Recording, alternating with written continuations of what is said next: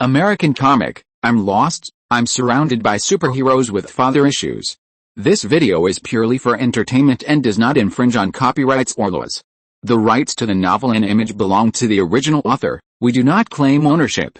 Don't like waiting and want to listen to this fanfic in full now? Subscribe to our Patreon, where you'll find the best fanfics. Chapter 401 Thanos, Peter, we are all burdened by love. What happened? Star-Lord looked down at his elemental gun in astonishment. His gun was not so powerful. Thor, who was standing next to him, looked up at countless buildings rising from the ground. Objects that originally existed in reality were constantly transformed into another form. It seemed that some kind of force had invaded reality, causing everything in reality to be distorted and changed. Feeling the familiar breath, Thor looked around and felt a little excited. Could it be that he was here? Ebony Maw felt the change in reality and condensed a ball of magical energy in his hands. Boom! But the next second he was grabbed by the vines rising from the ground and smashed heavily to the ground. Black Dwarf was attacked by the robot transformed from the street lamp. He used the mechanical arm guard to block the robot in front of him, and with a bang, he was smashed away by the robot attacking from other directions. Has this world gone crazy? Rocket Raccoon looked at the robot transformed from the street lamp and asked Star-Lord in shock. Star-Lord was also confused. Seeing Gamora lying on the ground, he immediately moved in front of her and helped Gamora up from the ground. Are you okay, Pa? As soon as Star-Lord finished speaking, Gamora slapped him in the face with her backhand. I told you, if I'm caught by Thanos, kill me. Gamora angrily questioned the other party. Why don't you do it? Star-Lord, who was slapped, stammered and didn't know how to answer. On the other side, Thanos, who was shot by the elemental gun, stood up from the ground. Looking at the transformed reality in front of him, he shook his head. It's a very mediocre trick. As he raised the Infinity Gauntlet in his left hand, the red reality gem emitted a dazzling light. The transformed environment in front of him, as if it had touched the tide, slowly faded and returned to its original appearance. The complex roads on the city streets returned to their original appearance, and the coating on the surface of the reinforced protective buildings disappeared. The vines entangled with Ebony Maw turned into ashes. The robots that were attacking Black Dwarf also turned back into street lights and trash cans. After Thanos raised his hand, he activated the power of the reality gem to restore everything to its original state. Come out, we can be enemies openly, Thanos said to the void after shattering the fantasy. In the stunned eyes of Star-Lord and others, two people slowly appeared in the air. Peter and Wanda appeared in front of everyone. Thor on the ground saw Peter appear and clenched his fist. He knew that only Peter had the ability to change reality. After Peter appeared, he slowly fell from the air. Looking at Star-Lord with a dull look, he looked at Thanos with a serious face. Originally, he was going to take Quicksilver away with Wanda back to the Marvel world. After Wanda used her mobile phone to contact Quicksilver, she confirmed that the other party was with Captain America for the time being, so she stopped caring about her brother and didn't want to take her brother back to the farm. Later, when Peter was about to contact Nick Fury, he heard the movement here. He rushed here with Wanda, and the scene he saw was Thanos catching Gamora. Knowing that Gamora was the key to the Soul Stone, Peter naturally would not let Thanos succeed. So he used the Sandman sandbag to summon the things in the dreams of mortals to reality. By the way, he used the ruby to transform reality. It's you. Seeing Peter appear, Thanos' expression became a little serious. You killed General Corvus Glaive and captured Proxima, he asked Peter. Why do you want to stop me?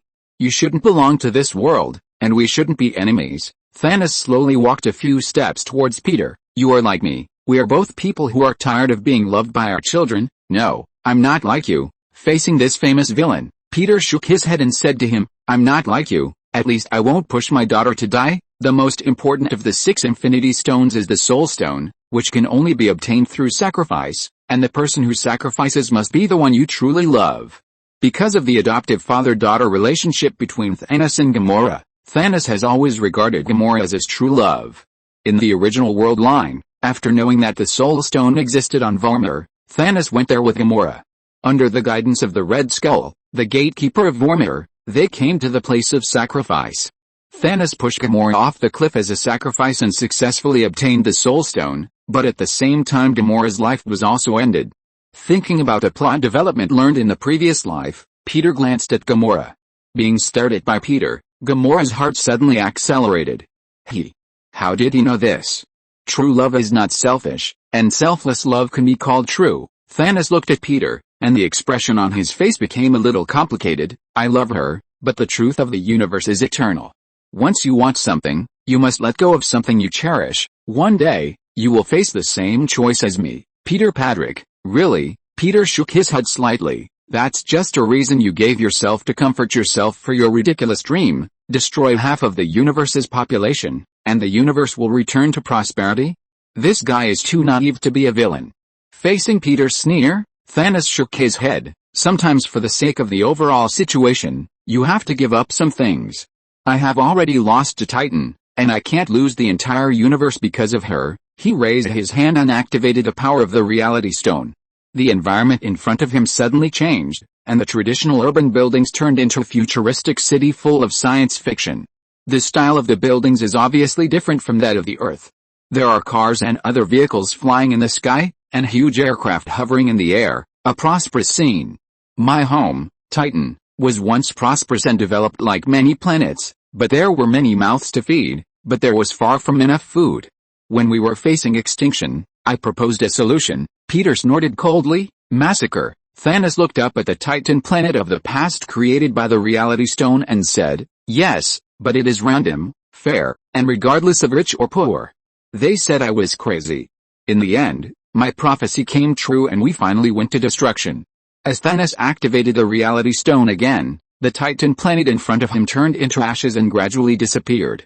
In the end, it became a dilapidated, desolate, and urban ruin surrounded by death and loneliness. Can you save your planet by murdering billions of lives? Peter said to him, then planets like this should just die? Facing Peter's sarcasm, Thanos was unmoved. Now, as long as I gather the 6 Infinity Stones, they will be reduced to ashes with just a snap of my fingers. I think this is a mercy. The most difficult decision requires the strongest heart. Peter Patrick. If you stand in the same position as me, we are no different. If we have to sacrifice a loved one in order to save everyone, even if it is painful and reluctant, we will raise our hands. No, of course we are different. Thanos. Peter slowly raised his left hand. I'm not a merciful person like you. As Peter raised his hand, a rumbling sound came from the sky. Thanos looked up and found that Peter used the power of a sandbag to conjure up the satellite on Titan and slammed it towards him. Boom. A deafening sound rang out, and the satellite smashed Thanos down heavily. The ground collapsed, and countless nearby buildings began to collapse, and the rumbling sound shook the air. Gamora and her companions looked at Peter in shock as he used a satellite to bombard Thanos. How was he done? Rocket Raccoon swallowed his saliva and complained to Star-Lord, okay, your third father, now that he can beat Thanos, I don't object to you finding a new father. Boom. The next second, the Titan satellite was blown away by a powerful force.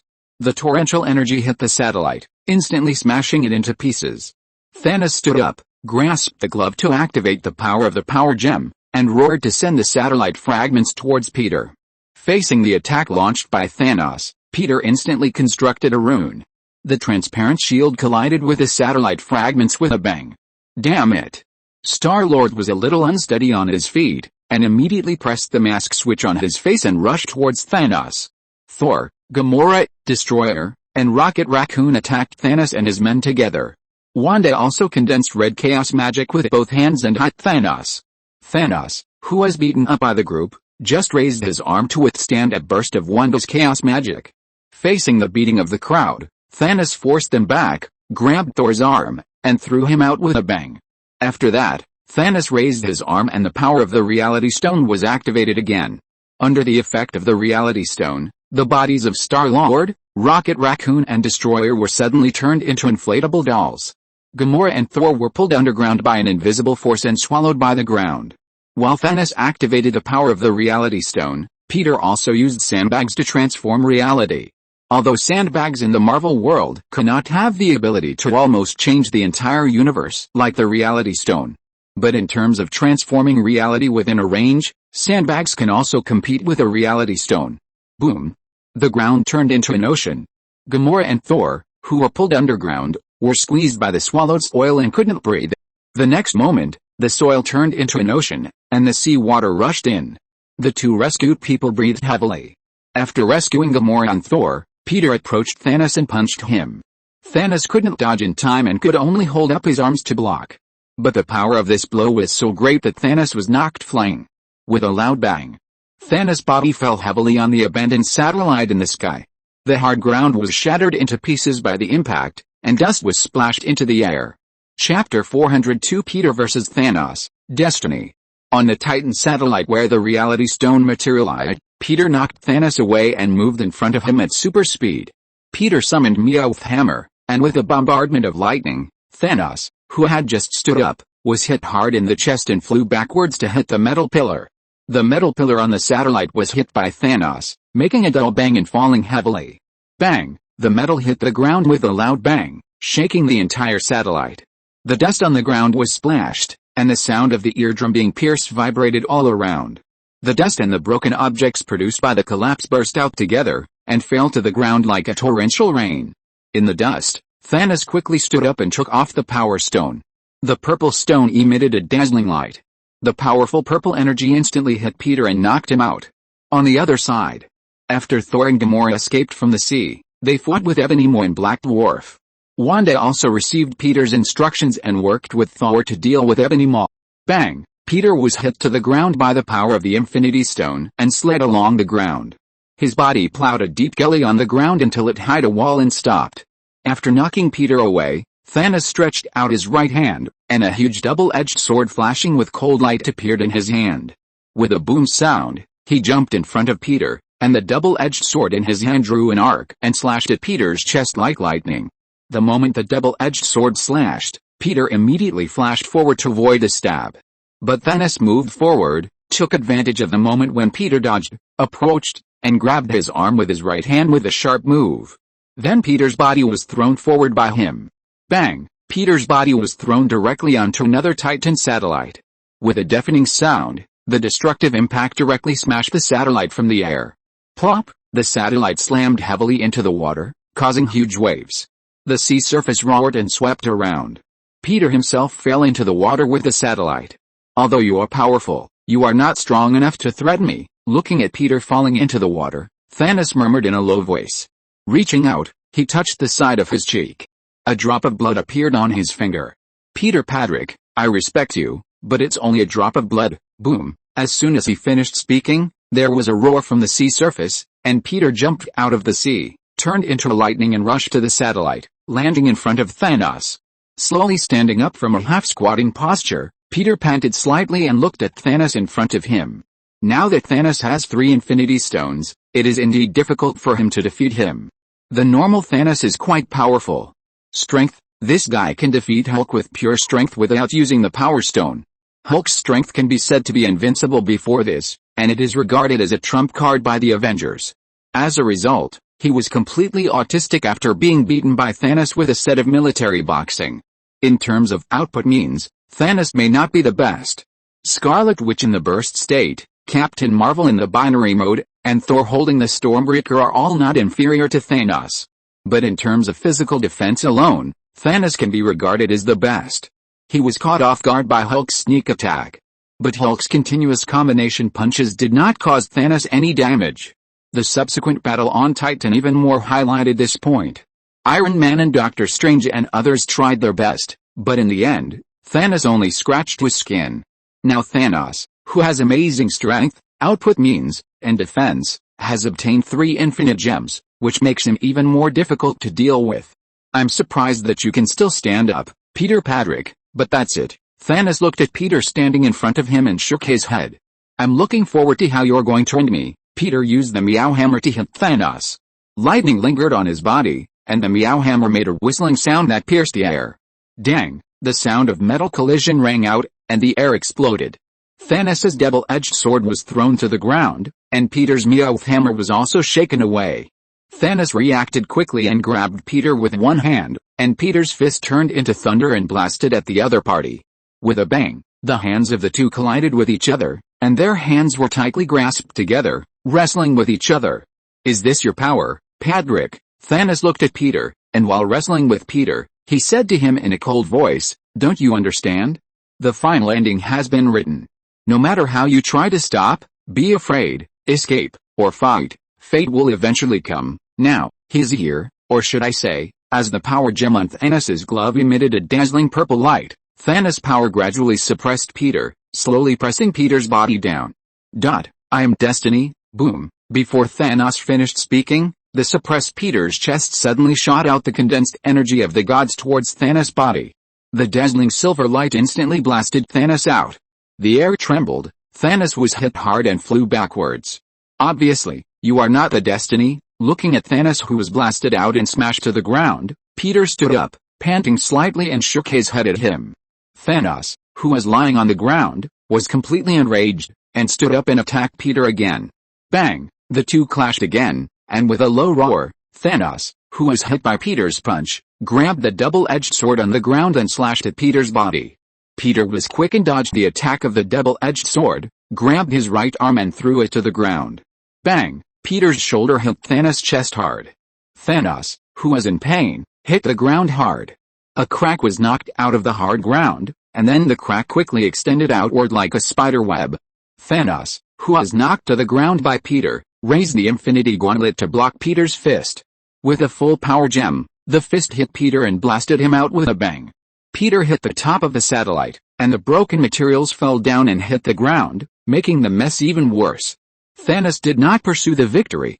He stood up and looked at Peter, who was knocked out and fell to the ground, and said, "I can fight with you like this all day, Peter Patrick, but there is no point." As he spoke, he raised the Infinity Gauntlet, and the purple power gem burst out with a dazzling light.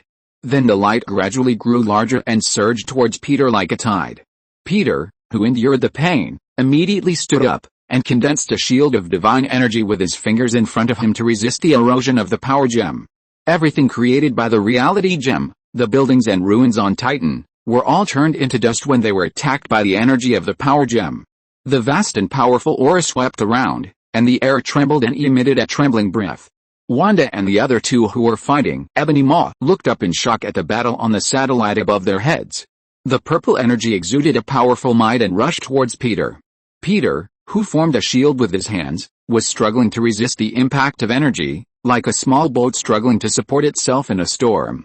No, seeing this, Wanda abandoned Ebony Maw, who was fighting with her, and flew to the satellite at the fastest speed. With her hands, she formed red chaos magic and hit Thanos from behind.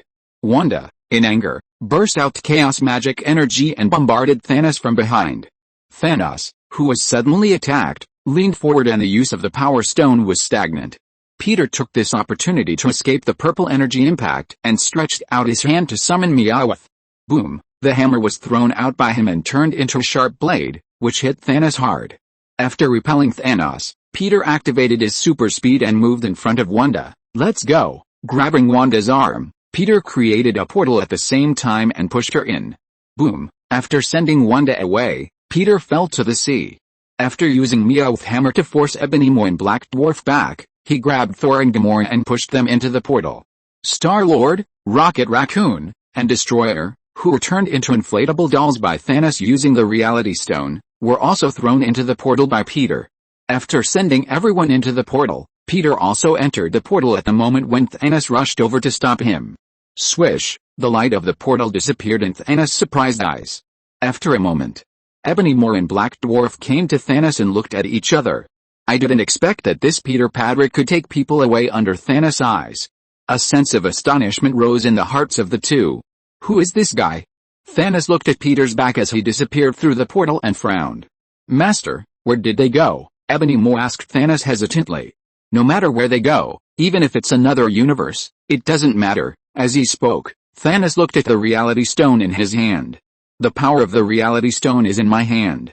It is not impossible to use it with the Space Stone and the Power Stone to open the multiverse and find Peter Patrick. He wants to bring the stones to his universe, but he doesn't understand the power of the Reality Stone, and doesn't understand what it can do." Shaking his head, Thanos used the Space Stone to open the space channel and prepared to leave here.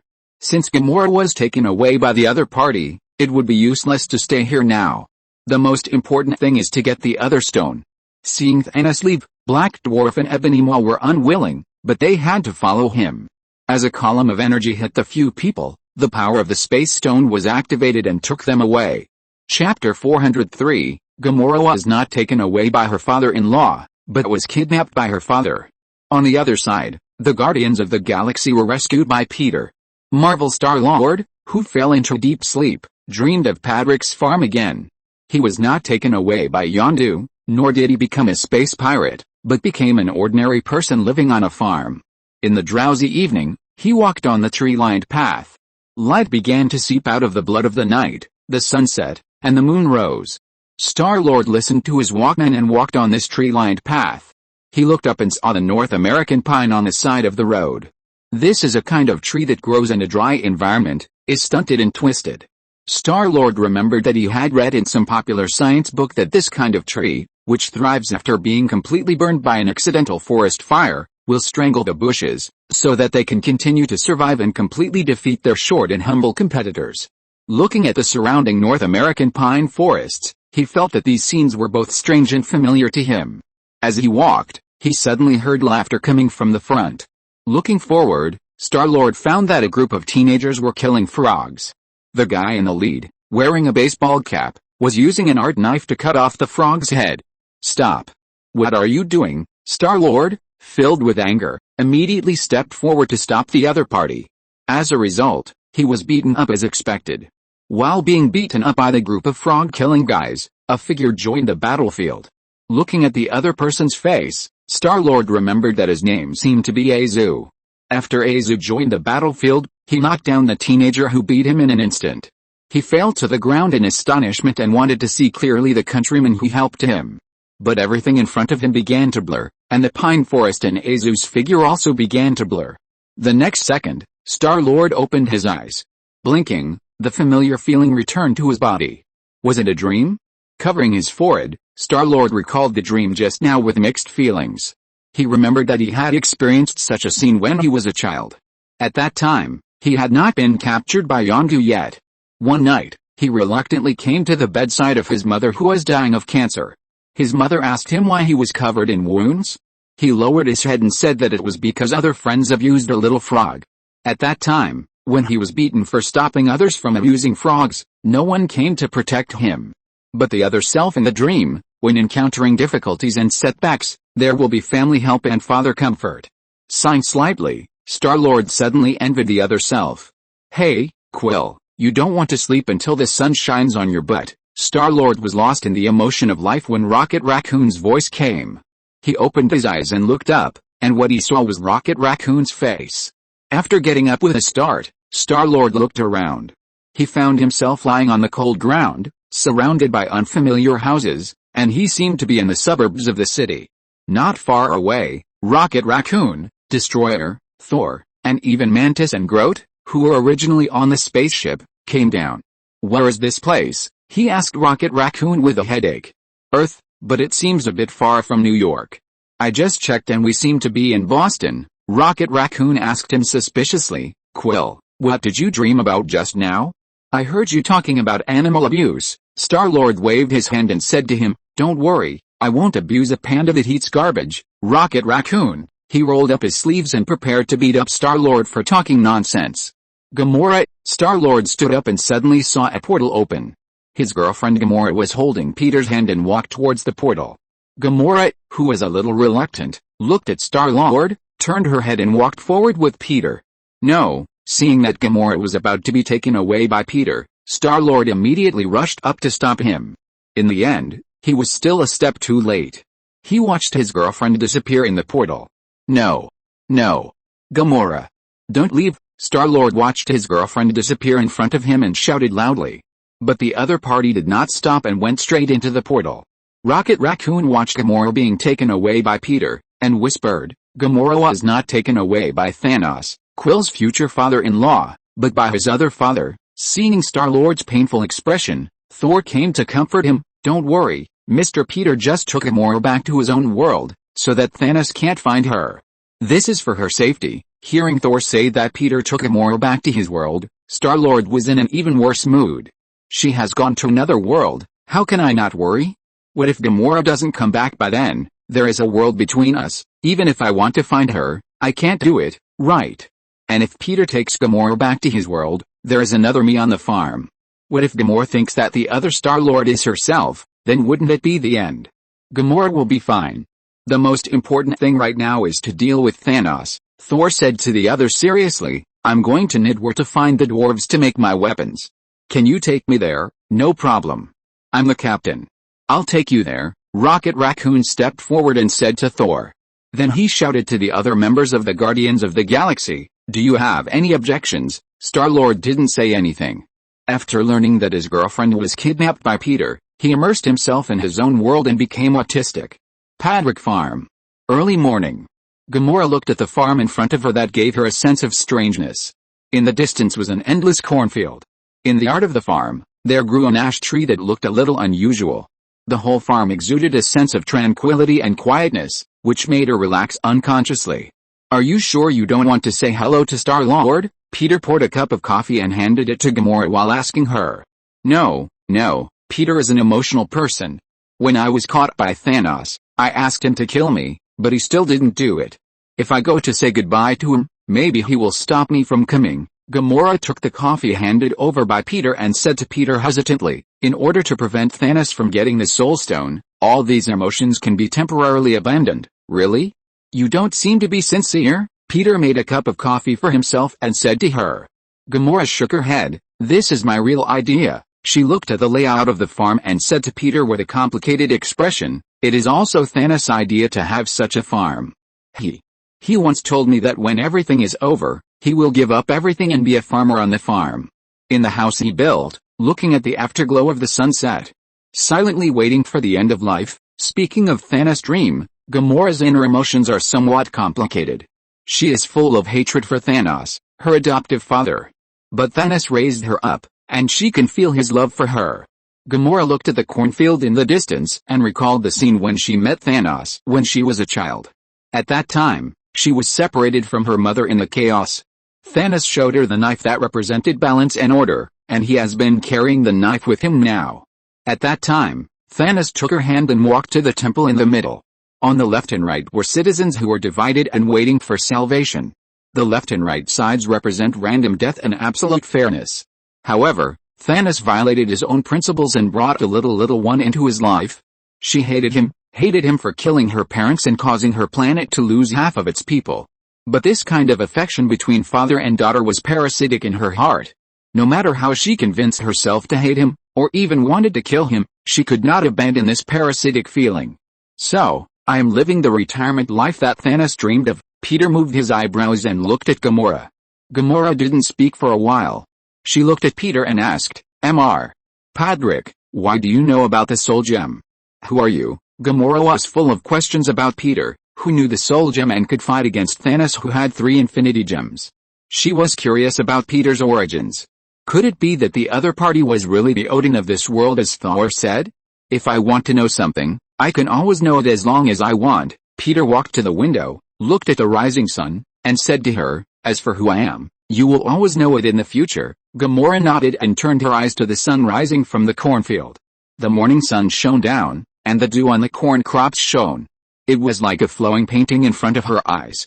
The golden sun spread all over the earth, covering everything with gorgeous colors, which made people feel relaxed and happy. She would not let Thanos see this scene. Gamora said to herself secretly in her heart, because that means that he has completed his plan to destroy half of the creatures in the universe. And I will never let that happen. Sir, Gamora was lost in thought when Wanda's voice came from upstairs. Seeing Peter coming back, Wanda went downstairs to greet him. When Peter was fighting Thanos before, he used the portal to transfer all the people to the DC world. After that, he placed Wanda in his room, and then sent Star-Lord and others back. These people are an important force in resisting Thanos in the Marvel world.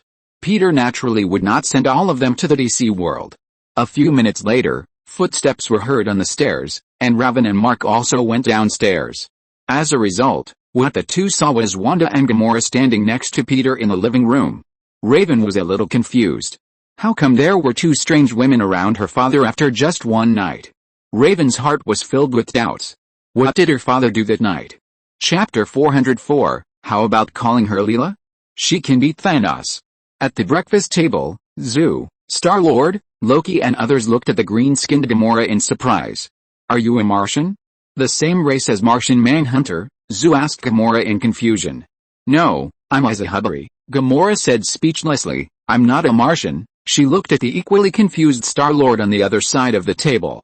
She didn't expect that there was a Star-Lord in this world. The two look very similar, both with a figure that was infinitely close to obese and a temperament that could make a fool of itself at any time. Star-Lord scratched his head, and he also felt that Gamora looked familiar. He seemed to have dreamed of her when he was dreaming.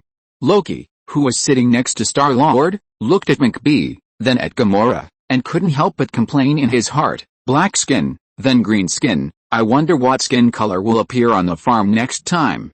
My own farm is really a racially diverse farm. Raven, who was eating toast, was not very interested in Gamora. She was more interested in Wanda, who was sitting next to Peter. She always felt that the other person was a magician of the same type as herself. When she thought of a beautiful young magician with magical powers next to her father, Raven felt uneasy. She always felt that her position was replaced by someone else. Raven, who was wary and hostile to Wanda, asked her, "Who are you, Wanda Maximoff? Let me make it clear in advance that I am not a Martian, but an Earthling." Wanda replied, "My mother is a gypsy, you are a descendant of gypsies, so you are a witch." Raven continued to ask her, "I am not a witch, I am a member of the Avengers." Wanda also felt Raven's hidden hostility, and she looked at the other person. Although she could feel Raven's hostility, she didn't care because the other person was a child. Avengers? Are they powerful? Raven put down the toast in her hand and continued to ask Wanda, "I think Dad can beat the Avengers you mentioned by himself." Wanda was not going to pay attention to this annoying little girl. Picking up the milk, she suddenly felt a spiritual force probing her. Her spiritual world seemed to be peeped at by someone else, and a spiritual force seemed to be entering her body. Wanda originally mastered telepathy because of the Mind Stone. Although Raven's spiritual power was strong, Wanda was not afraid. Looking at Raven, she also used her spiritual power to probe her. They both entered each other's spiritual world at the same time and peeped into each other's memories. Raven saw Wanda being imprisoned for human experiments and then fighting with the Ultron. Wanda saw Raven making trouble in the underworld. After peeking into each other's memories, they were expelled at the same time. Bang! Part of Raven's external soul was squeezed out, and she herself could not control her body. Her arm touched the tableware on the table and fell to the ground. The strands of chaos magic released by Wanda rebounded onto the table, and with a crash sound, the food and plates on the table were knocked away. The sudden scene stunned everyone. Peter glanced at the messy dining table and looked at Wanda and Raven with a bad face. "Wanda, Raven, you two better explain to me." After scolding the two and cleaning up the things in the living room, Peter called a meeting of family members. He told everyone about Thanos' invasion of the Marvel world. After hearing everything, several people fell into silence.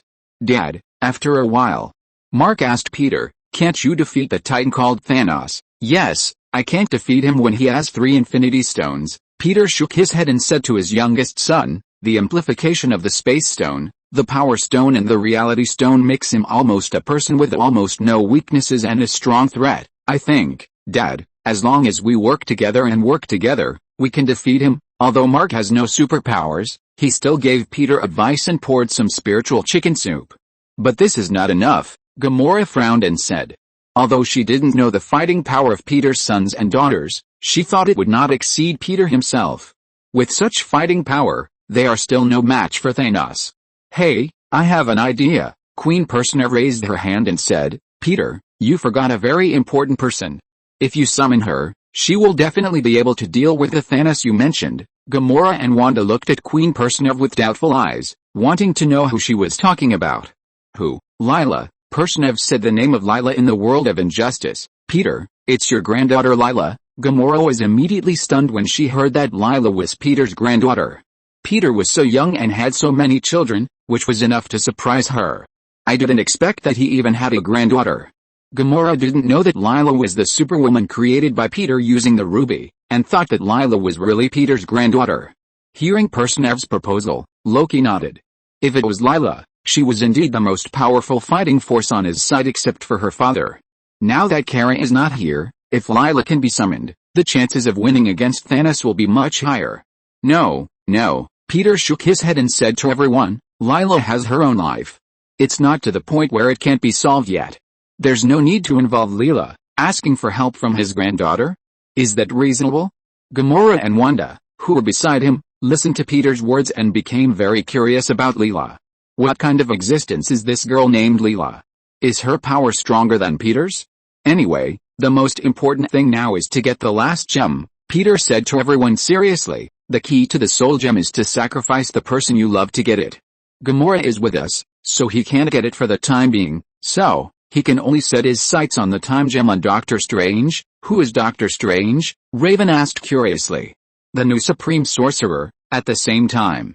In the Marvel world, Stephen Strange, who became the Supreme Sorcerer from a surgeon and inherited the mantle of the Ancient One, is in the Sanctum Sanctorum in New York. Strange was originally an excellent neurosurgeon. With his superb medical skills, he was praised by the outside world as God's gift to the surgical world. But the good times didn't last long. An unexpected car accident ruined his medical career. His hands, which he relied on for survival, were shattered and fractured, and he could no longer pick up a scalpel. After that, he traveled around the world just to heal his hands. Finally, he met the Ancient One in the Himalayas and was accepted as a disciple by the Ancient One. He began to learn mysterious spells and magic and became the supreme magician of the generation, Doctor Strange. Using magic to draw a rotating portal, Strange went to the streets of New York. At this time, the streets were deserted, and pedestrians were walking in twos and threes. Tony Stark, Tony, who was talking to his girlfriend Pepper near a street cafe, heard someone calling his name. He looked up and found that it was a tall and thin man in a red cloak and a strange uniform walking towards him. Looking at the rotating portal behind Strange, Tony and Pepper stayed where they were. Strange coughed. I forgot to say, congratulations on your marriage. Tony Stark faced the strange man he didn't know and pointed to the portal behind him. Sorry, are you selling tickets? We need your help. Strange ignored Tony's bad mouth and said to him, it's no exaggeration to say that this matter concerns the fate of the entire universe. We? Tony asked in confusion. Who are we? As soon as he finished speaking, Dr. Banner, Hulk, walked out of the circle. Hi, Tony, Pepper. Tony looked at his old friend and was stunned. Dr. Banner walked towards the two and gave Tony a hug. Tony, who was a little unnatural, patted his shoulder. Nice to meet you, old friend. After exchanging a few words with Dr. Banner, Doctor Strange told Tony about Thanos. He now has 3 gems and is the most threatening person in the entire universe. If he gets 6, Tony, it will be a disaster, Banner said to Tony. Really? Since he wants 6, why don't you destroy this one? Tony pointed to the Eye of Agamotto on Doctor Strange's chest. Eye of Agamotto, the carrier of the Time Stone, because we swore to protect it, Strange said with a serious expression. We must make sure it doesn't fall into the hands of others. This gem is our last chance to fight Thanos, then conversely, it may also be his best chance to fight us. Tony asked Strange, what is your duty? Besides pinching balloon animals, Strange looked at Tony, who made him unhappy, and replied, protect your reality, asshole. Seeing that the two people who just met were about to quarrel, Banner came out to stop them and said, hey, can you stop quarreling? Thanos has arrived on Earth. Wait. When did Thanos come? Tony asked him puzzledly. Strange said, last night, some buildings in Brooklyn collapsed and many people were injured. The reality there was modified. It must be that Thanos used the Reality Stone, and another existence with the Infinity Stone that could resist Thanos repelled him. Who? Tony asked in surprise. Is there anyone who can defeat Thanos who has 3 gems? You know that man. His name is Peter Patrick. Strange, who used the Time Stone, looked back and saw the battle that happened last night. What? Boom. Before Tony could ask what happened, there was an explosion on the street. The crowd screamed in fear and fled in all directions. If you're listening to this novel on a channel other than Fanfic World, it means they downloaded and uploaded it without effort. We cordially invite you to visit our channel, Mundo Fanfic Novelis. There you'll find the original version of this story and you can explore many other novels of various genres. We're waiting for you to immerse yourself in a world of incredible novels. Chapter 405, Peter vs. Doctor Strange. Who is the villain? Bang! The car crashed into a nearby lamppost, making a loud bang. The sound of explosions could be heard faintly in the distance, and the crowd on the street ran in panic in the direction of the few people. Tony quickly helped up the woman who fell on the road due to the car crash. Are you okay? The woman thanked Tony in shock and left as quickly as possible. Looking at the car that hit the lamppost and the driver trapped inside, Tony quickly called Banner. Hurry up, Banner, help save people. Banner hurried over to help and carried the injured person out of the car. Looking at the place where the explosion was heard in the distance, Tony Stark asked Pepper to hide and he wanted to go over to take a look.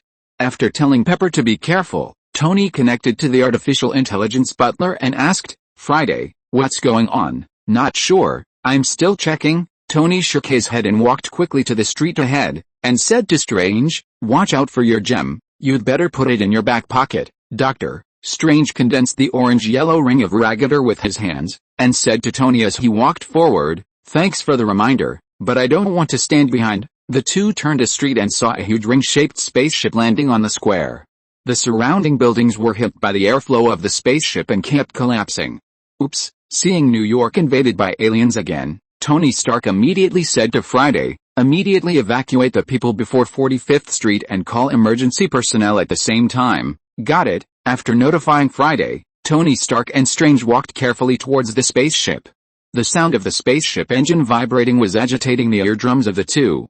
The two had just taken 2 steps when a beam of light descended from the ring-shaped spaceship, and 2 figures fell with it. Ebony Maw and Black Dwarf came to Earth again and stood in front of Tony and Strange. However, this time the goal was not Gamora, but the time stone in Strange's hand. "You should be honored." Ebony Maw held his hands elegantly in front of him and said to Tony and Strange, "Because you are going to die at the hands of Thanos' child." Tony looked at the weird-looking Ebony Maw and sneered at him. "Sorry, the zoo is closed today, and ugly monsters like you are not allowed to be exhibited." Ebony Maw immediately retorted after hearing this. He pointed at Tony and asked Strange, "Gem Guardian, I want to ask, is this chattering animal speaking for you?" "Of course not, no one can speak for me. This city and planet do not welcome you." Strange took a fighting stance. At this time, Dr. Banner also rushed over. "Okay, now it's up to you, Bruce. Turn us into Hulk." Tony signaled Dr. Banner to quickly transform into the Hulk and smash the 2 aliens in front of him. Banner looked at the Black Dwarf who was walking towards the 3 of them, clenched his fists, and tried hard. As a result, after a long time, his face was red and his neck was thick, but the Hulk didn't come out. Seeing Banner looking constipated, Strange and Tony looked at each other. Tony coughed and said to the constipated Banner, "Okay, buddy, you can stop. You made me lose face in front of the wizard." Banner apologized to Tony. "Sorry, it's not that I don't want to, it's that he doesn't want to come out." Okay, I know your difficulties. You can take a taxi and leave, and pay attention to safety by the way." Tony asked Dr. Banner to retreat quickly. A little frustrated Banner, after spitting out a word could only retreat and leave the battlefield. After Banner left, Tony and Strange faced Ebony Maw and Black Dwarf and prepared for battle. When the battle between the 2 sides was about to break out, a portal suddenly appeared in the eyes of Tony and others. Both Ebony Maw and Tony stopped and looked at the portal in amazement.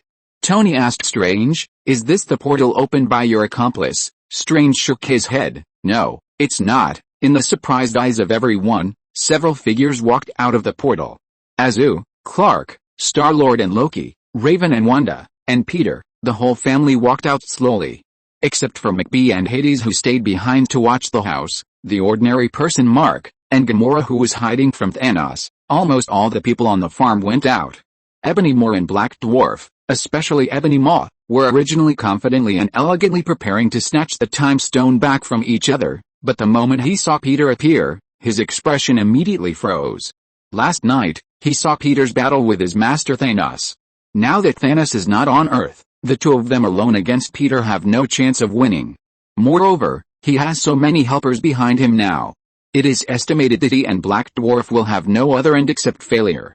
Putting down the hands that were elegantly clasped in front of their chests, Ebony Maw and Black Dwarf looked at each other. Both of them understood what each other wanted to express in their eyes. The next second, in the shocked eyes of Tony Stark and Strange, a beam of light was projected from the ring-shaped spacecraft. The 2 disappeared directly on the spot in full view of the public. Tony Stark was stunned by the 2 signals. "You invaded the Earth with great fanfare and made such a big commotion, but when you saw Peter Padrick appear, you ran away without any hesitation. Is this Thanos' subordinate?" Tony felt contempt in his heart. Seeing Ebony Maw and Black Dwarf running away so singularly, Peter was also stunned. Looking at the spaceship taking off, Peter said to Azu, "The spaceship is in your hands, John. Don't let them leave easily. Leave it to me, Dad." Azu looked up at the aircraft, put on an inward-facing flying posture, and flew up with a whoosh sound, chasing the flying spaceship. Seeing Ebony Maw and Black Dwarf running away, Tony coughed and walked towards Peter. "Hey, Mr. Patrick, long time no see," and Clark, he pointed to Clark next to him, "is the anti-meteorite radiation armor I made for you nice?" Clark thanked Tony. "Thank you, Tony, I have no problem using it." Clark's words were polite. In fact, he had hardly used it. Wanda also stood up to greet Tony. Strange, who was next to him, breathed a sigh of relief when he saw Peter appear. The Ancient One had mentioned Peter to him. He looked at Raven, who was wearing a purple robe and a hood beside Peter. Raven recently asked Persephone to make a uniform for her. "This little girl is Raven." The Ancient One asked him to pay attention to the existence that could cause turmoil in the entire universe. "Are you Doctor Strange?" Peter asked him while Strange was thinking. "Yes, I am Strange. You are Peter Patrick, right?" Strange stretched out his hand to Peter. "I heard the Ancient One talk about you. I guess the Ancient One's opinion of me is not very good," Peter said to him, while stretching out his hand to shake his hand.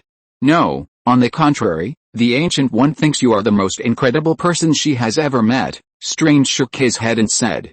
"Really?" Peter nodded and said regretfully, "But next time, I guess you won't think so." He said to Strange, "Now the time stone is in your hands, Doctor. It is not safe. I have the responsibility to protect it." After hearing this, Strange took a step back vigilantly.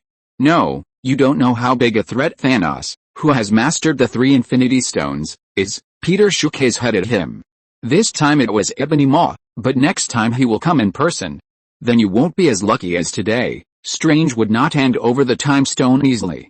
"Anyway, guarding the time stone is the task given to me by the Ancient One." Peter sighed regretfully. "I'm sorry, Doctor." As he spoke, he reached for the Eye of Agamotto on Strange's neck. Strange, who had prepared in advance, immediately threw out a magic rope and wrapped it around Peter's wrist. At the same time, his magic spell was instantly cast, and a burst of flames hit Peter heavily. Facing Strange's attack, Peter stretched out his arm to block himself and resist the impact of the flames. Strange pulled back and threw out the orange-yellow ring of Ragador in his hand. The rapidly rotating ring of Ragador made a whistling sound. Peter's divine energy condensed in his hand, and with a bang he shattered the ring of Ragador. The magic energy shattered by Peter overflowed into the air, making it all explosion. After shattering the ring of Jagador, Peter casually manifested a sharp stone spear from the dreams of mortals and threw it at Strange. The stone spear collided with the seraphim shield created by Strange, making a loud bang. The seraphim shield shattered instantly, and Strange immediately fell backwards uncontrollably. Because the Vishanti protection spell cast in advance blocked most of the impact for Strange, he quickly stabilized his body while flying in the air. Strange, who was panting heavily, looked at Peter in shock. He didn't expect that the attack Peter casually cast would be so powerful. Seraphim Shield, this is his strongest defensive spell. Looking at Strange, who was in shock, Peter shook his head at him. "Don't waste your energy, Doctor Strange, you can't stop me." Bang! The next moment, Peter flashed at lightning speed, passed through the Seraphim Shield, and grabbed Strange's neck. In Strange's shocked eyes, he threw him out. Then Peter approached Strange, who hit the wall and grabbed the Eye of Agamotto on his neck. Chapter 406 Spider-Man shows up. Everything goes as planned. Tony Stark, who was standing next to him, was also a little confused when he saw Peter attacking Strange. "Hey, can't we solve it peacefully?" Tony put his hands to his mouth and shouted to Peter in a trumpet-like voice, "Although this wizard is a little stubborn, I think I should be able to convince him. Give me some time, Peter." When Tony was persuading both parties to solve the problem peacefully, Peter's right hand had already reached for the Eye of Agamotto. But before his hand touched the gem, a pair of spider webs shot onto Peter's hand and entangled his arm. Peter raised his head and looked up, and a red figure swung by. In the surprised eyes of everyone, Spider-Man Peter Parker landed on the scene swinging on the spider silk. "It seems I came at the right time." Peter Parker looked at Peter, who was attacking Strange, and said with a little pride, "You are the villain boss from outer space, right? I am Spider-Man, and the city cannot tolerate you destroying it here." Tony looked at Spider-Man, who suddenly broke into the scene, patted his forehead, and asked him speechlessly, "Kid, where did you come from?" "We were going to the Museum of Modern Art." Spider-Man looked at Peter. "Don't worry, Mr. Stark, leave him to me. He was just on the school bus with his classmates to visit, and when he saw the huge spaceship appear in the city center, he immediately rushed over." After arriving at the scene, he saw Peter and his group appearing from the void and attacking Strange. He thought Peter was an invader from an alien spaceship. Before Tony could explain to him, Spider-Man suddenly shot Spider Silk at Peter. Before Peter could make a move, Loki used his staff to send a magical energy towards Spider-Man. Bang! Spider-Man was caught off guard and was instantly rushed out.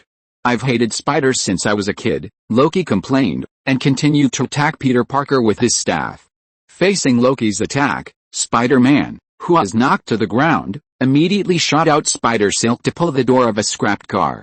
With a bang, the car door blocked Loki's magic energy impact and was knocked into the sky. Spider-Man also stood up from the ground and shot Spider Silk at Loki. "Kid, you should be smarter next time and don't make things worse." After complaining to Spider-Man, Tony Stark had to join the battlefield. After all, he couldn't watch Spider-Man, who was still a child in his eyes, being beaten up by Peter's family. He knew that the people of the Padrick family were not easy to deal with. The armor made of nanomaterials instantly covered his body. Tony Stark finished putting on the armor and flew into the sky to support Spider-Man. However, he was attacked by Raven as soon as he flew out. Raven released a ball of black energy with both hands and rushed towards Tony. The black energy formed a crow shape, roaring and rushing towards Tony's armor, knocking it to the ground. Raven took off her hood. Although she was young, her eyes flashed with a calmness that did not match her age. Although Tony Stark was not an enemy, she did not care whether the person was an enemy or not as long as he threatened her father. "Okay, little Raven, you made me angry. I'm going to spank you." Iron Man, who stood out from the soil, shouted at Raven. Whoosh, he flew towards Raven. Clark and Star-Lord, who were standing next to Raven, naturally would not stand idly by and attack Tony. Peter, on the other side, saw Raven and the others fighting with Iron Man and Spider-Man, but he did not care. Azu went to chase Ebony Maw. As long as Azu did not join the melee, he would not have to worry about these children killing Tony and Spider. After looking at a few people, Peter cast his eyes on Strange in front of him. Reaching out his hand, he grabbed the other party. Unexpectedly, a rotating yellow teleportation circle suddenly appeared behind Strange. With a whoosh, the teleportation circle instantly absorbed Strange. Peter subconsciously wanted to grab the other person's body. The next moment, Strange's cloak flew into Peter's hand with a clatter. The cloak seemed to have vitality, tightly binding Peter's two hands together. When Peter broke free from the control of the cloak, the teleportation circle was also closed. Grabbing the struggling cloak in his hand, Peter frowned as he looked at the place where the other person disappeared. On the other side, on the snow-capped mountains, Strange fell on the snow with a plop, splashing a large piece of snowflakes. Wang, who was sturdy and looked like a Chinese, closed the teleportation circle and helped Strange up from the ground. "Are you okay, Steven?" Shaking his head to shake off the snow on his head, Strange looked behind him. The cloak was now caught by Peter. He looked at his chest again. The Eye of Agamotto was still there. This was the only good news. "Not good, Peter Padrick, his power is beyond my expectation." Strange covered his aching forehead and said to the king. The king listened to Strange's words and his expression became a little serious. He was the librarian of Kamartaj's collection of mysterious books. He not only had to decide who is worthy of reading the private collection of the Ancient One, but also prevented the sacred spell from falling into the hands of evil. After Strange came to study under the Ancient One, the king became his teacher. "So what should we do next? Although Peter Padrick is powerful, we can't give him the Eye of Agamotto," the king said after helping Strange up. "I need to see a result." After thinking for a while, Strange made a decision. He said to the king, "King, don't let others disturb me." Looking at Strange's serious face, the king probably guessed what the other party wanted to do and nodded. Strange glanced at the Eye of Agamotto on his chest and sat cross-legged on the ground. He pinched the spell hand seal with both hands and used the Eye of Agamotto to peek into the future. As the Eye of Agamotto continued to rotate, the obscure and vast power of time emanated, and Strange's body was constantly shaking. At first, the shaking was not very serious, but in the end, it was like Parkinson's disease. After twitching for a while, Strange let out a loud cry, and his slightly suspended body fell down. The king hurried over to support him.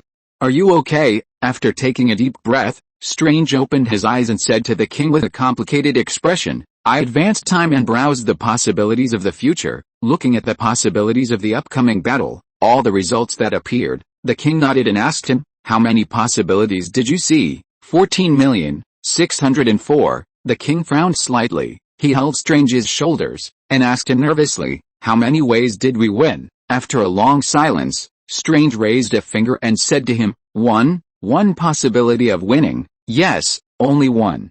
Standing up, Strange looked at the snow-capped mountains with a complicated look. "There's only one key, New York." After Strange was rescued by Wong, Peter did not intend to waste time here. Looking at Spider-Man and Tony Stark fighting with Raven and the others, Peter activated the power of the Sandman sandbag. The ground where Spider-Man's feet landed instantly turned into a pond.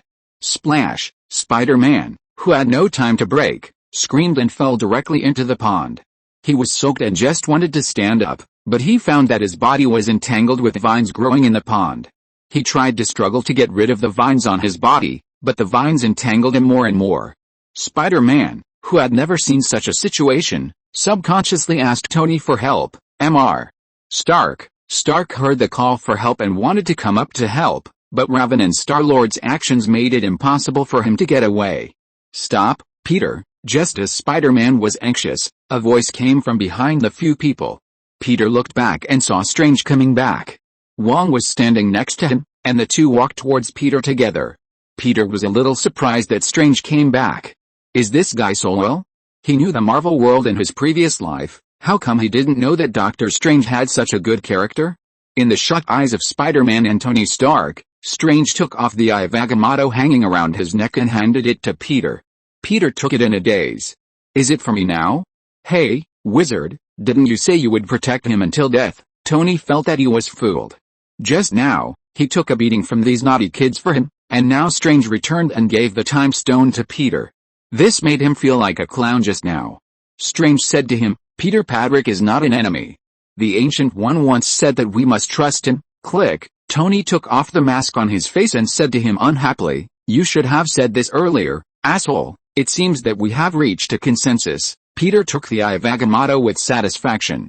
Then he asked Loki to bring the Infinity Gauntlet he took from Odin's treasure house last time. Under the gazes of Tony and Strange, Peter crushed the shell of the Time Stone. The green Time Stone slowly floated in the air. Peter gently held the Time Stone and placed it on the Infinity Gauntlet on his left hand.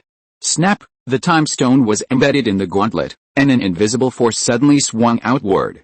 Closing his eyes, Peter felt the feeling given to him by the Time Stone. "Wow, it's so cool. Is this your equipment, sir?" At some point, Spider-Man, who was untied by Peter, came over and stared at Peter's Infinity Gauntlet. Chapter 407, Azu, go and kill them. Azu, me? Sir, or is this your new weapon? Spider-Man Peter Parker, not at all embarrassed and humiliated by the beating, stared curiously at the Infinity Gauntlet on Peter's hand. "It's neither a weapon nor an equipment, but a machine that snaps fingers." Peter shook his head and said to Spider-Man. At the same time, he looked at Tony Stark. "Is this your child?" Facing Peter's teasing, Tony coughed unnaturally. "No, of course not. I have a good relationship with him." "Really?" Peter pretended to be puzzled and asked him, "But why did I hear that Spider-Man is Iron Man's godson?" Tony replied, "I don't have the habit of adopting godsons, unlike some people." After joking with Peter, Tony's anger at being beaten by Peter's son and daughter gradually disappeared.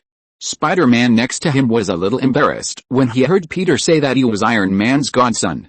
"Perhaps you have heard fake news under the banner of Spider-Man, sir." Spider-Man tried to explain his image problem to Peter. "I know a newspaper called the Daily Bugle, which often discredits Spider-Man's image." "Really?" Peter nodded and said, "But I know some other Spider-Men, and their personal image is generally better than yours." "Really?" Spider-Man looked at Peter in shock. "Can you introduce me to other Spider-Men?" Hearing that there are people like him, he immediately became excited. As for other Spider-Men who are better than him, he automatically ignored them. "You will always see them in the future." Peter shook his head at him and said. This guy seemed to have summoned the other two Spider-Men with the help of Doctor Strange in the later period. On the other side, Clark breathed a sigh of relief when he saw Doctor Strange handing the Time Stone to Peter. If it is not necessary, he does not want to conflict with Tony Stark. The two fought side by side in the Battle of New York last time. Very good, a perfect ending.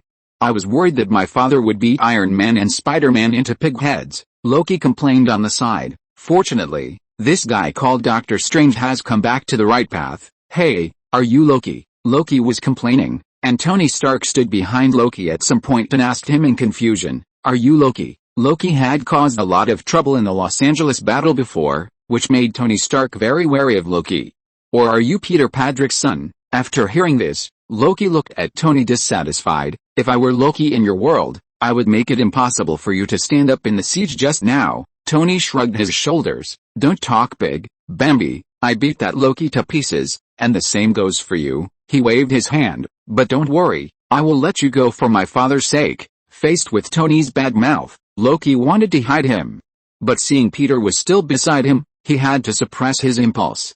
Looking at the Stark group building in the distance, Loki immediately had an idea in his mind. Raven felt a little regretful when she saw Strange handing the time stone to Peter. She finally encountered an opportunity to use her magic to her heart's content, but she didn't expect it to end so soon. Looking at the surrounding environment, Raven looked at Wanda. It would be great if she could fight with this woman. Of course, the premise is that her father can't know. Raven's little head was thinking about it, and Doctor Strange walked towards her. You are Raven, right? Strange walked to Raven and asked her. Yes, I am Raven. The daughter of Peter Patrick. Raven looked at the strange-looking man in front of her with suspicion. The Ancient One once told me that she had seen you when you were a child. As he spoke, he took out a book and handed it to Raven. The Ancient One said that this book was obtained during a visit to England. If you enter this world, she hopes that I will give it to you. Raven was a little surprised when she heard what Strange said. She remembered that she was held by her father and met the Ancient One on the rooftop of a house in New York. Is the Ancient One really gone? Raven asked in a somewhat depressed mood. She had a good impression of this female wizard whom she had only met once, although she didn't talk to her much at that time. Yes, she is the guide of my magic path and taught me the true meaning of life, Strange said with a complicated expression. Raven nodded and took the book from the other party. The book with a simple and black appearance seemed to be a spell book. The text inside was written in the symbols of the Druid religion. Raven had learned about this ancient text from Peter. Although she couldn't write, she could recognize a few words. It seems that she has to follow her father and learn this Druid text in the future, otherwise she won't be able to read this book. Raven thought secretly in her heart. Peter on the other side was a little surprised to see that the Ancient One had left a gift for Raven. He thought that the Ancient One asked Raven to practice with her as a joke. Unexpectedly, Ancient One has always been thinking about Raven, and even left a magic book for Raven. Peter wondered if Raven would replace Strange and become the supreme sorcerer of this universe if he had agreed to her request. Wearing the Infinity Gauntlet, Peter was lost in thought. Boom! The next second, Azu fell from the sky. The ground was shaken slightly by him. Azu, who landed in a handsome posture, stood up slowly, threw the severed arm of Black Dwarf in his hand to the ground, and said to Peter, "Sorry, Dad." Ebony Maw and Black Dwarf ran away, but Black Dwarf's arm was cut off by me. Azu threw his trophy to the ground with some pride. He didn't care whether the hideous monster claws would scare people. Peter was stunned and looked at Black Dwarf's flat arm, which seemed to be cut off by a laser. It's easy to guess that Azu used thermal vision to cut off the opponent's arm. After a moment of silence, Peter wanted to ask, "Why did you take the other person's arm back after you cut it off?" Seeing the expectant eyes that Azu glanced at him from time to time, Peter quickly understood what the other person wanted. It was nothing more than hoping that he would praise him. "You took the arm back just for this?" Although he complained in his heart, Peter would not discourage Azu's enthusiasm, so he coughed and said to him, "Well done, John." "No, I didn't do enough, Dad. I'm sorry. I should have killed them all, but I was unlucky," Azu said with a seemingly sincere expression. "Peter, you are panting when I say you are fat. Very good, then the task of dealing with Ebony Maw and Black Dwarf next time will be handed over to you, John." This time it was Azu's turn to be silent. Ebony Maw knows magic, and it is a bit difficult for him to deal with such. Just now, it was because of the interference of Ebony Maw's magic that he got into trouble. "No problem, Dad, I will definitely kill these two guys," Azu immediately said confidently. Although it was a bit troublesome, since my father believed in me and bet on his reputation as the son of Peter Patrick and the eldest son of the Patrick family, he would definitely kill these two guys. At the same time, in the vast space, Thanos' fleet was docked here. Thanos, who was in the main ship, saw Ebony Maw, who came in with a dusty face, and Black Dwarf, who had a broken arm. "Please forgive our incompetence, Master, we didn't bring the time stone back." Ebony Maw lowered his head and apologized to Thanos. Thanos looked at Black Dwarf's broken arm, shook his head and said, "I saw it, it was Peter Patrick who stopped you. We all know that the final goal of both sides is the time stone, so he will not miss this opportunity." Thanos looked at the 3 gems on his glove. He thought he knew me well enough, but he knew nothing about the power of the gems in my hand. Slowly raising the Infinity Gauntlet on his left hand, it swung outward with a blue energy. Ebony Maw and Black Dwarf immediately felt a powerful force gathering around them. The obscure and profound aura gathered, and even Ebony Maw, who was proficient in magic, could not understand its mystery at all. Although the Reality Stone is powerful, it is sometimes destructive to the user itself, Thanos slowly said to the two. However, with the assistance of other Infinity Stones, it can also produce unexpected effects. As he spoke, the projections of countless worlds gradually unfolded around Ebony Maw and Black Dwarf. The space seemed to be opened up, and scenes were projected into the air. Ebony Maw looked at the picture in front of him in shock. He saw Thanos in the pictures of countless worlds. "What is this?" Ebony Maw asked in a lost voice. "With the help of the Reality Stone, I can now communicate with other selves in the multiverse and exchange my ideas with them. Obviously, for the same thing, I made different choices in different universes, which made me start to reflect." Thanos slowly walked down from the throne he was sitting on. For those with fragile spirits, constant thinking can only deepen their self-doubt, questioning whether all their choices are correct, but for some people, it will only make them stronger. Thanos looked at the projections of countless worlds unfolding in front of him and continued, "In some universes, I believe that if half of all life is destroyed, the other half will thrive, but in other universes, I believe this is impossible. As long as people remember the glory of the past, there will be people who cannot accept reality. They will resist. The only thing they can do is to use the Infinity Gauntlet to disintegrate the entire old universe, and then spend the rest of their lives in gratitude for the new life." Who is right? Who is destiny? Chapter 408 Ruin. Dad, no matter how mature a child is, he is still a child in front of his parents. "I am Destiny," holding the Infinity Gauntlet. Thanos stared at the countless parallel worlds unfolding before his eyes, and spoke in a deep voice that made the air tremble slightly. "I in different universes made different choices when encountering the same thing, and these choices also created different results," Thanos said as he turned to look at the projection of the parallel world in front of him. In this world, Thanos merged with Venom and became Thanos Venom. Kill. Turning his gaze to another world, he saw another world, Captain America Thanos holding a vibranium shield, and continued, "Lies." Then he cast his gaze to the projection of another parallel world, where he saw Thanos wearing the same uniform as Doctor Strange. Destruction. I talked to these different worlds, gained endless knowledge and information, and saw how these different desires led me to new life, or an end. Snap. Then he used the Infinity Gauntlet to snap his fingers. The projections of countless parallel worlds in front of him began to collapse continuously. The energy of the blue reality gem surged like a tide throughout the spaceship. Through the Reality Stone, I saw myself in different universes, understood what possible choices I had in facing each thing, and all the devastation it caused. This allowed me to make my own choices, choices that I will never regret, because I have regretted it before. After Thanos finished speaking to Ebony Maw and Black Dwarf, he turned and slowly walked towards his throne. "Ebony Maw, I order you to lead the army to launch a general attack on the Earth, attract the attention of Peter Patrick and the Avengers to you, and entangle them, especially Peter Patrick." His eyes gradually became serious. "Since Patrick hid the Mind Stone and Gamora in his universe, then I will skip him. The Soul Stone and the Mind Stone exist in more than one time and space." Thanos, who had communicated with his selves in countless parallel universes, already had an idea about how to carry out the next plan. From a parallel universe, he learned about the Pym particles. Dr. Hank Pym, who invented the Pym particles, once used them to invent a machine that travels through time and space in a parallel universe. Pym particles have the property of quantum entanglement, which allows objects to be transmitted between different time and space. It achieves the effect of time travel by shrinking objects to the extreme and making them enter atomic black holes or space-time turbulence. He only needs to get the Pym particles on the Earth, use his own knowledge, and the knowledge obtained by communicating with the parallel universe, so that he can build a time machine, travel to the past timeline, and snatch back the other Infinigems.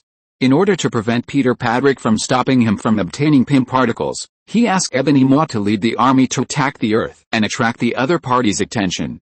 Yes, my master. After receiving Thanos' order, Ebony Maw bowed slightly to him, and then turned and left with Black Dwarf.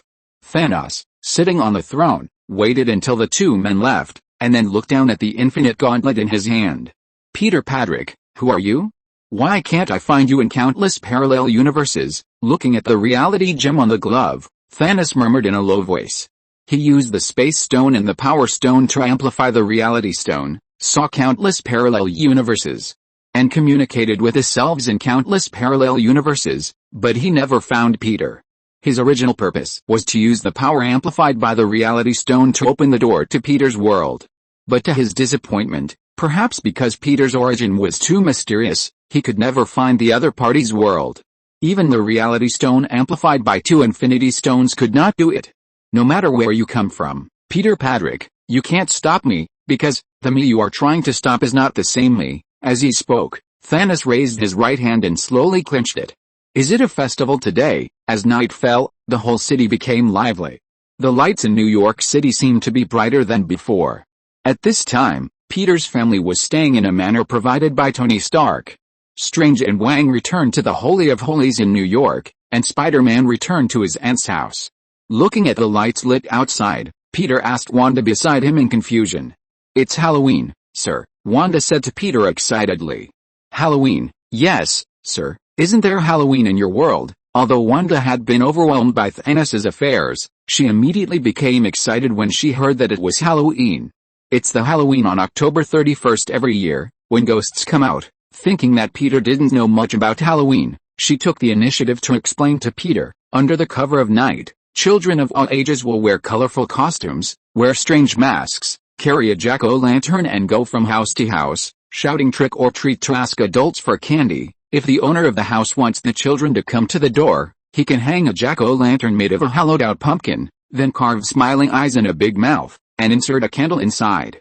Otherwise, the door should be closed tightly, and it is best to turn off the lights at home, otherwise the children will come and knock on the door without even a piece of candy prepared, which will be very embarrassing. Seeing that Wanda kept talking, Peter coughed and interrupted her. Okay, Wanda, I know what Halloween is. There's Halloween in my world, too. Peter had just finished speaking when Raven, who had appeared behind Peter at some point, wearing a purple robe, said to Wanda, and Halloween in our world is very lively. Raven, who suddenly appeared, was not only wearing a purple robe, but also dragging a black cloak behind her. Seeing Raven secretly appearing behind him, Peter picked her up. Raven, did you know that today is Halloween here? Peter asked her, pulling the clothes behind her.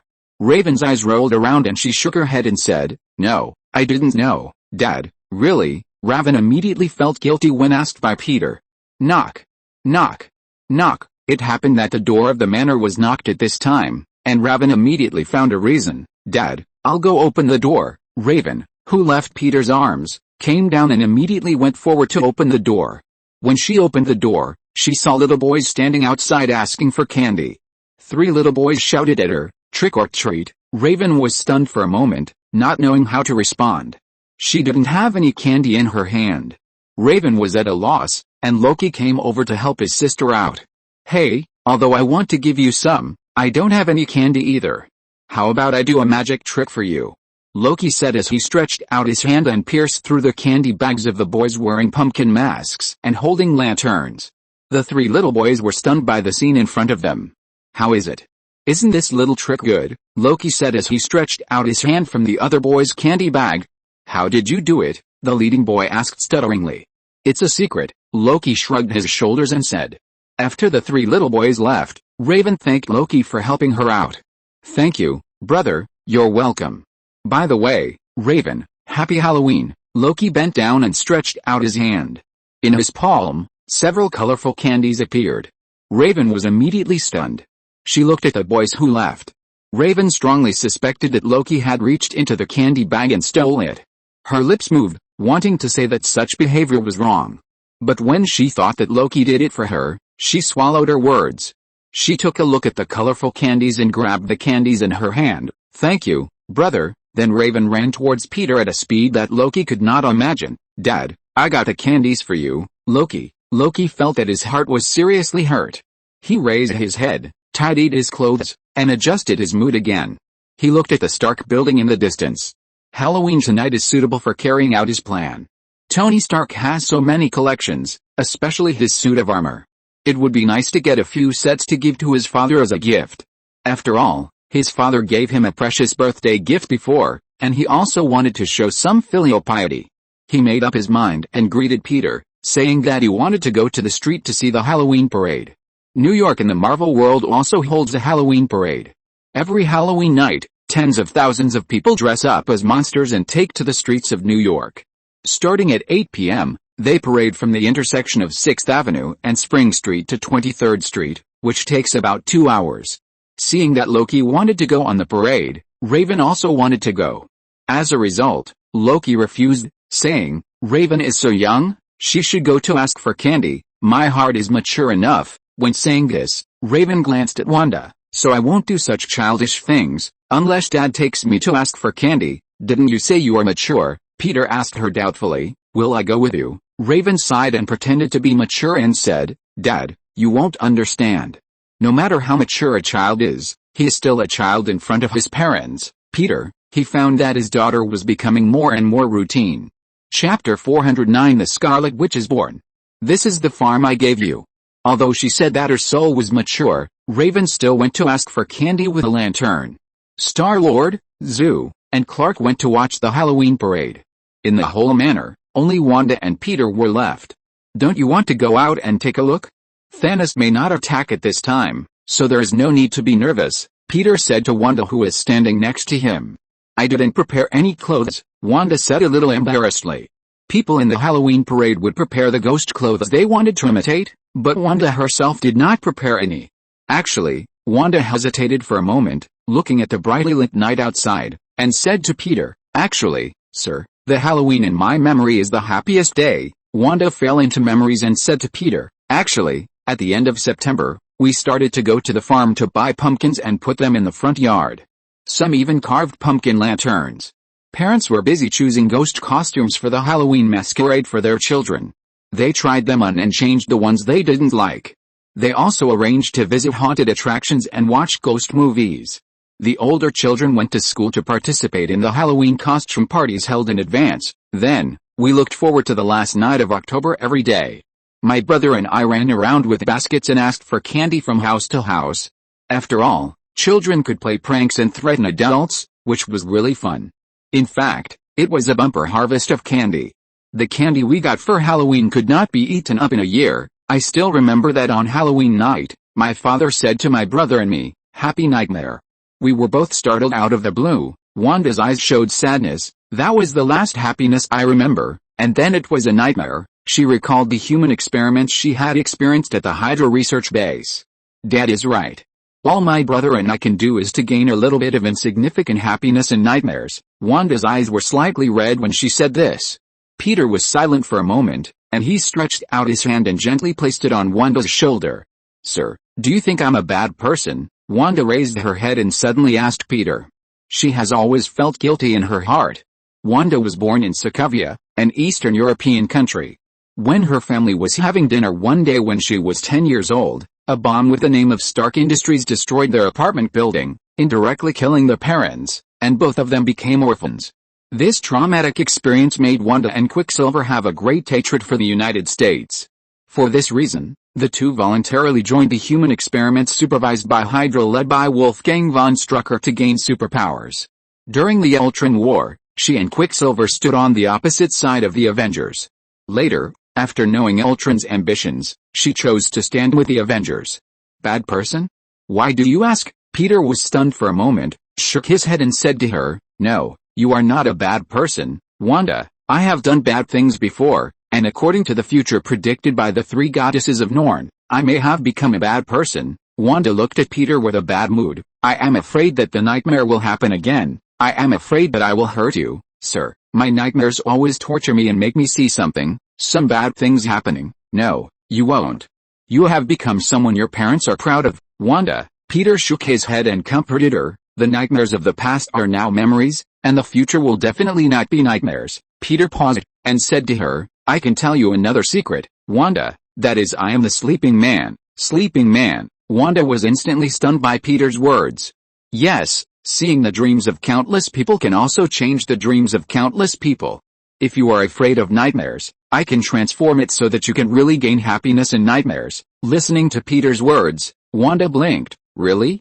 Sir, of course, tonight, you can wait for the night to fall asleep. Wanda stared at Peter's eyes, nodded for a while, and said to him, I believe you, sir. I also have a secret to tell you. What? Wanda took a deep breath. On Halloween, my body is full of magic. Wanda said that she would become very powerful on Halloween. Peter didn't doubt what Wanda said. Wanda's body contains the power of chaos, and when she is extremely emotional, the magic may become active.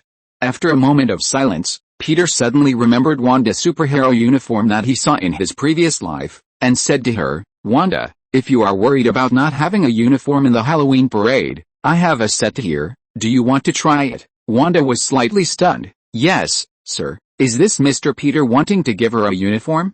Wanda was a little nervous, but full of anticipation. Peter, who was being watched by Wanda, stretched out his hand and snapped his fingers. The power of the ruby was activated, and in Wanda's astonished eyes, she suddenly had a uniform on her body. A red uniform, a red crown, and a red cape. Wanda changed into her classic red uniform in an instant. Looking down, Wanda looked at the uniform Peter had created for her, her face full of surprise. How is it? Peter asked her after taking a look at her own achievements. I like it very much, Wanda said happily. This was not a polite remark. She really felt that this uniform suited her, as if she had worn such a uniform before. It was just that she looked slightly towards her chest, and the chest area of this uniform seemed a little low. If you like, you can wear it to the parade, Peter suggested to her. Can I invite you, sir? Wanda invited Peter to go with her. No, I don't have to. I'm not interested in such a parade. Peter waved his hand and refused. Wanda did not give up, and pulled Peter's hand hard, pulling him out of the manor. Standing on the street in the city, Peter was held by Wanda's hand, looking at the bustling street in front of him. Both sides of the street were crowded with men and women, old and young, black and white, ugly and handsome people, 3 layers inside and 3 layers outside, huge crowds of people, thousands of people, large groups of men and women wearing strange masks or painted with weird faces, constantly joining in. Peter and Wanda finally found a seat that was not too good or too bad, leaning on the temporary guardrail set up by the police. After standing for a while, suddenly heard the sound of drums and trumpets, and several teenagers on skateboards came whistling away, and then saw the skulls, witches, demons and monsters held high floating over. There were all kinds of people in the parade, with strange costumes and strange looks. There was even a young woman with a naked upper body covered with oil paint, showing her body to people openly. In a convertible, 2 women stood shirtless and waved to people. Wanda looked a little embarrassed, grabbed Peter's hand and turned her head away. A passerby dressed as the Grim Reaper saw Wanda's outfit and curiously asked her what role she was playing. Wanda glanced at Peter, a smile appeared on the corner of her mouth, and replied to him, I am a witch, Scarlet Witch. The lively Halloween was finally over, and it was already late at night. Peter and Wanda had returned, and Zoo, Clark, and Star-Lord also returned to the room to rest. Standing in the courtyard, Peter looked up at the dark night. After participating in the Halloween parade at night with Wanda, Peter's nerves, which had been a little tense in the face of Thanos, also relaxed a lot. He lowered his head, stretched out his hand, and the green time gem slowly floated up. He got the time gem, and Thanos would target him whether he wanted to snatch the gem or get Vision and Gamora from him. He estimated that Thanos' army might arrive on Earth soon. He could choose to leave directly. But whether it was Thor, or Nick Fury, Jane Foster, and Wanda who had worked for him before, all of these people were in this world, and he still couldn't just leave. He was thinking with his head down, and suddenly found that something was wrong with the manor. Peter looked up and was shocked to find that the manor in front of him was being changed. A crimson energy flooded over the surface of the manor like a tide. The place flooded by the crimson sea water became another look. The houses and buildings became the layout familiar to Peter, and the barns and cattle pens appeared in his sight. The park tractor also appeared in the backyard. In the center of the courtyard, there was even a birch tree exactly the same as the one on Patrick's farm. Peter looked at Tony Stark's manor in front of him in shock, turning it into his own Patrick's farm. The powerful magic modified reality and directly copied this manor into farm 1-to-1. And pumpkin lanterns were placed outside the farm. The door was decorated with spider webs, demon signs, ghosts or stone walls, instantly creating a terrifying and interesting atmosphere. Some shining bat, ghost or skeleton-shaped lamps were hung on the corridor, and the night was instantly lit up. Surprised, Peter walked to the familiar corridor and reached out to touch the warm lamps. This should be the reality distorted and modified by Wanda's chaos magic. Wanda had told him before that her magic power was huge on Halloween. It is very likely that Wanda, who was in a dream, unconsciously emitted chaos magic, which transformed the manor into farm. He also said that he wanted to change Wanda's dream, but he didn't expect Wanda to build an identical farm for him in the Marvel world. Peter was moved and smiled bitterly. The next day, early in the morning, bang, Star-Lord turned over and hit the door panel from the floor, making a dull sound. He opened his eyes in confusion and covered his aching forehead. He suddenly found something wrong. Chapter 410, Ms. Marvel is on the road, let's see who can get more people to move. Star-Lord stood up and looked at the floor under his feet. He remembered that he went to bed yesterday, so how come he woke up lying on the floor? And this room looked so familiar. Why are you in my room, Star-Lord? Star-Lord was looking at the familiar layout of the room when he suddenly heard Azu's voice behind him. Looking back, he found that Azu had stood up from the bed. Azu, who was wearing shorts, and Star-Lord, who was shirtless, looked at each other. Wang Difa, Azu frowned and asked Star-Lord, what are you doing? Wait, Star-Lord pressed his forehead with his hand. Something is wrong. He pointed to the furniture in the room and asked Azu, is this your room? Of course, I've been sleeping there for more than 10 years, don't I know? Azu glared at Star-Lord. But he soon realized that something was wrong. Wasn't he sleeping in Tony Stark's manor? Why did he suddenly go home? Confused, Azu activated his perspective eyes and looked into the distance. The city he was in was still the New York of the Marvel world.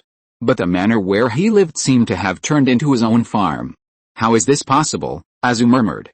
The next second, he left the room at super speed and came to the courtyard in an instant. The familiar birch trees and barns in the courtyard appeared in his sight. What the hell is this? Outside the farm gate, Loki, who sneaked out and transferred the Iron Man suit from Stark Tower to the Asgard treasure house, looked at the farm in front of him with shock. He never thought that after he went out at night, the manor would become Patrick's farm when he came back. Did he go to the wrong place? Loki cast his eyes on the pumpkin lantern at the door. The fence at the door was decorated with spider webs, demonic symbols, ghosts and stone walls. What he saw now was not only Patrick's farm, but also a Halloween limited edition. He walked into the farm blankly and saw Azu, who was confused. He asked him, what happened, John? I don't know. Azu said that he didn't know as much as he did. The two walked into the living room and saw Peter had come down from upstairs and was talking to Wanda sitting on the sofa. Dad, what happened? Why did Tony Stark's manor become a farm? Azu came up and asked Peter in confusion. Peter did not answer directly, but glanced at Wanda, who was fidgeting. Wanda was also a little confused at this time. After she followed Peter to visit the Halloween parade last night, she went to sleep in a good mood after returning to the farm. As Peter said, she did not have a nightmare today, but a beautiful dream. In the dream, she and her brother Quicksilver participated in Halloween at Patrick's farm. The farm was decorated with a strong atmosphere of Halloween. She experienced the happiest Halloween festival. Everything was perfect until Wanda woke up and saw the farm that was distorted and changed into Halloween limited edition, and then she knew that she had made trouble. She knew that on Halloween, the magic power in her body would become restless and her magic power would be enhanced. Unexpectedly, this enhanced magic directly changed the reality and transformed Tony Stark's manor in her sleep. Although she had apologized to Peter, Wanda was still a little uneasy. Nothing, I just renovated the manor to make it look like Halloween. Facing Zu and Loki's doubts, Peter made up an excuse to say that the changes in the manor were caused by himself. At this time, Raven, Clark and Star-Lord also came down from upstairs. Did you transform the manor into a farm, Dad? Raven asked Peter in surprise. Yes, although I like it too, Mr. Tony Stark. Raven was a little worried that the owner of the manor, Tony Stark, would cause trouble. Have you forgotten that Dad is also a rich man? Even if I buy the manor, it will be okay, Peter comforted Raven. Okay, Raven nodded and looked at the furnishings of the farm. She suddenly found that the farm exuded a familiar atmosphere. It seemed to be somewhat similar to the magical aura she had detected in Wanda's body. Raven looked at Wanda with a suspicious look. Wanda's guilty expression quickly aroused her suspicion. Could this really be caused by Wanda? Raven was doubting Wanda when she suddenly felt a slight vibration from the ground. It seemed that something had collapsed in the distance.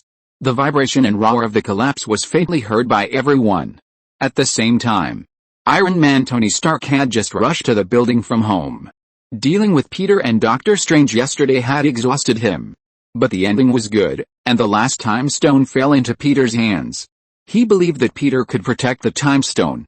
At least he was more reliable than Strange, who looked unpleasant. Wrapping a warm towel around his neck, Tony walked into the private elevator of the Stark building and pressed the floor button for him in the elevator. The gym was a bit deserted, and Tony Stark walked through the gym on the first floor and went upstairs. After going upstairs, he sat on the soft chair at the bar. The automatic bar brought him a glass cup reflecting the sunlight, which contained water with ice and Taparaba extract. The cushion on the seat was adjusted according to his body shape and weight. "Sir, there are signs of intrusion in the laboratory in the building," Friday reported to him. "What?" Hearing Friday's words, Tony immediately stood up and walked quickly to the laboratory. "Why didn't the alarm system sound?" "I'm testing, sir." "Damn, what's missing in the testing laboratory?" Soon Friday's voice came. "Sir, 2 sets of Mark 43 armor were stolen, and a set of Mark 44 armor also disappeared. Is Mark 50 still there?" "Yes, sir." Hearing Friday say that the latest Mark 50 was still there, Tony breathed a sigh of relief. Mark 50 is his latest developed armor, which is a big upgrade compared to the previous model. In order to deal with Thanos, he also modified Mark 50 last night, changing the previous streamlined shape, and the palm cannon on the palm has also become a super beam hand cannon that can be opened and closed. As long as the information of Mark 50 is not leaked, the matter is still within control. "Send me the video of the laboratory." Tony wanted to see who had such great ability to enter the laboratory without being noticed. "Okay, sir." The wall in front of him seemed to disappear all of a sudden, replaced by a series of images. In a moment, the image changed and turned into a surveillance video of the laboratory. After staring at the video for a long time, Tony did not find anything unusual. Impossible. Could that hateful thief fool the surveillance? Tony looked at the surveillance and murmured in a low voice. "Sir, there is an emergency on 25th Avenue, he was thinking, and the voice of Friday suddenly came. Tony immediately asked Friday to connect the video of the scene. Boom, boom, boom. In the video, the whistling spaceship with tail flames fell in the middle of the city like a meteor. The shock wave caused the nearby buildings to collapse, and smoke and dust quickly spread all around. The crowd was caught off guard and screamed in fear and fled. The flames generated by the explosion ignited the cars near the spaceship. Deafening sounds rang out one after another. In Tony's shocked eyes, the hatch of the spaceship slowly opened, and Ebony Maw and Darkstar, who was equipped with mechanical prostheses, walked out of the spaceship. Countless alien soldiers stood behind the two. In another spaceship, a large number of ferocious vanguards rushed into the city first. Vanguards are creatures created by Thanos through genetic engineering. They are loyal to him and are ruthless. They are good at fighting and also collect intelligence. There are still several spaceships parked above the city that have not landed. A murderous atmosphere immediately surrounded the entire city. Damn it, Tony Stark cursed inwardly, stood up, and quickly walked to his armor. As he gave the order, the red and black Mark 50 suit immediately covered his body. Crack, the heavy footsteps of steel sounded, and the next moment, Tony flew out of the building with a boom in his suit. Brooklyn, New York. A stealth fighter was penetrating the clouds and rushing to the location of Thanos' army. Nick Fury, who had not been seen for a long time, walked behind Maria Hill in the co-pilot seat and asked her, "How long will it take?" "We'll be there soon, sir." Nick Fury nodded, sat down, and took out an hourglass from his pocket. There was a grain of sand in the hourglass in his hand, which was a prop for calling Peter. Originally, he wanted to keep the most urgent situation and contact Peter. But he didn't expect Peter to arrive here without his own contact and fight with Thanos.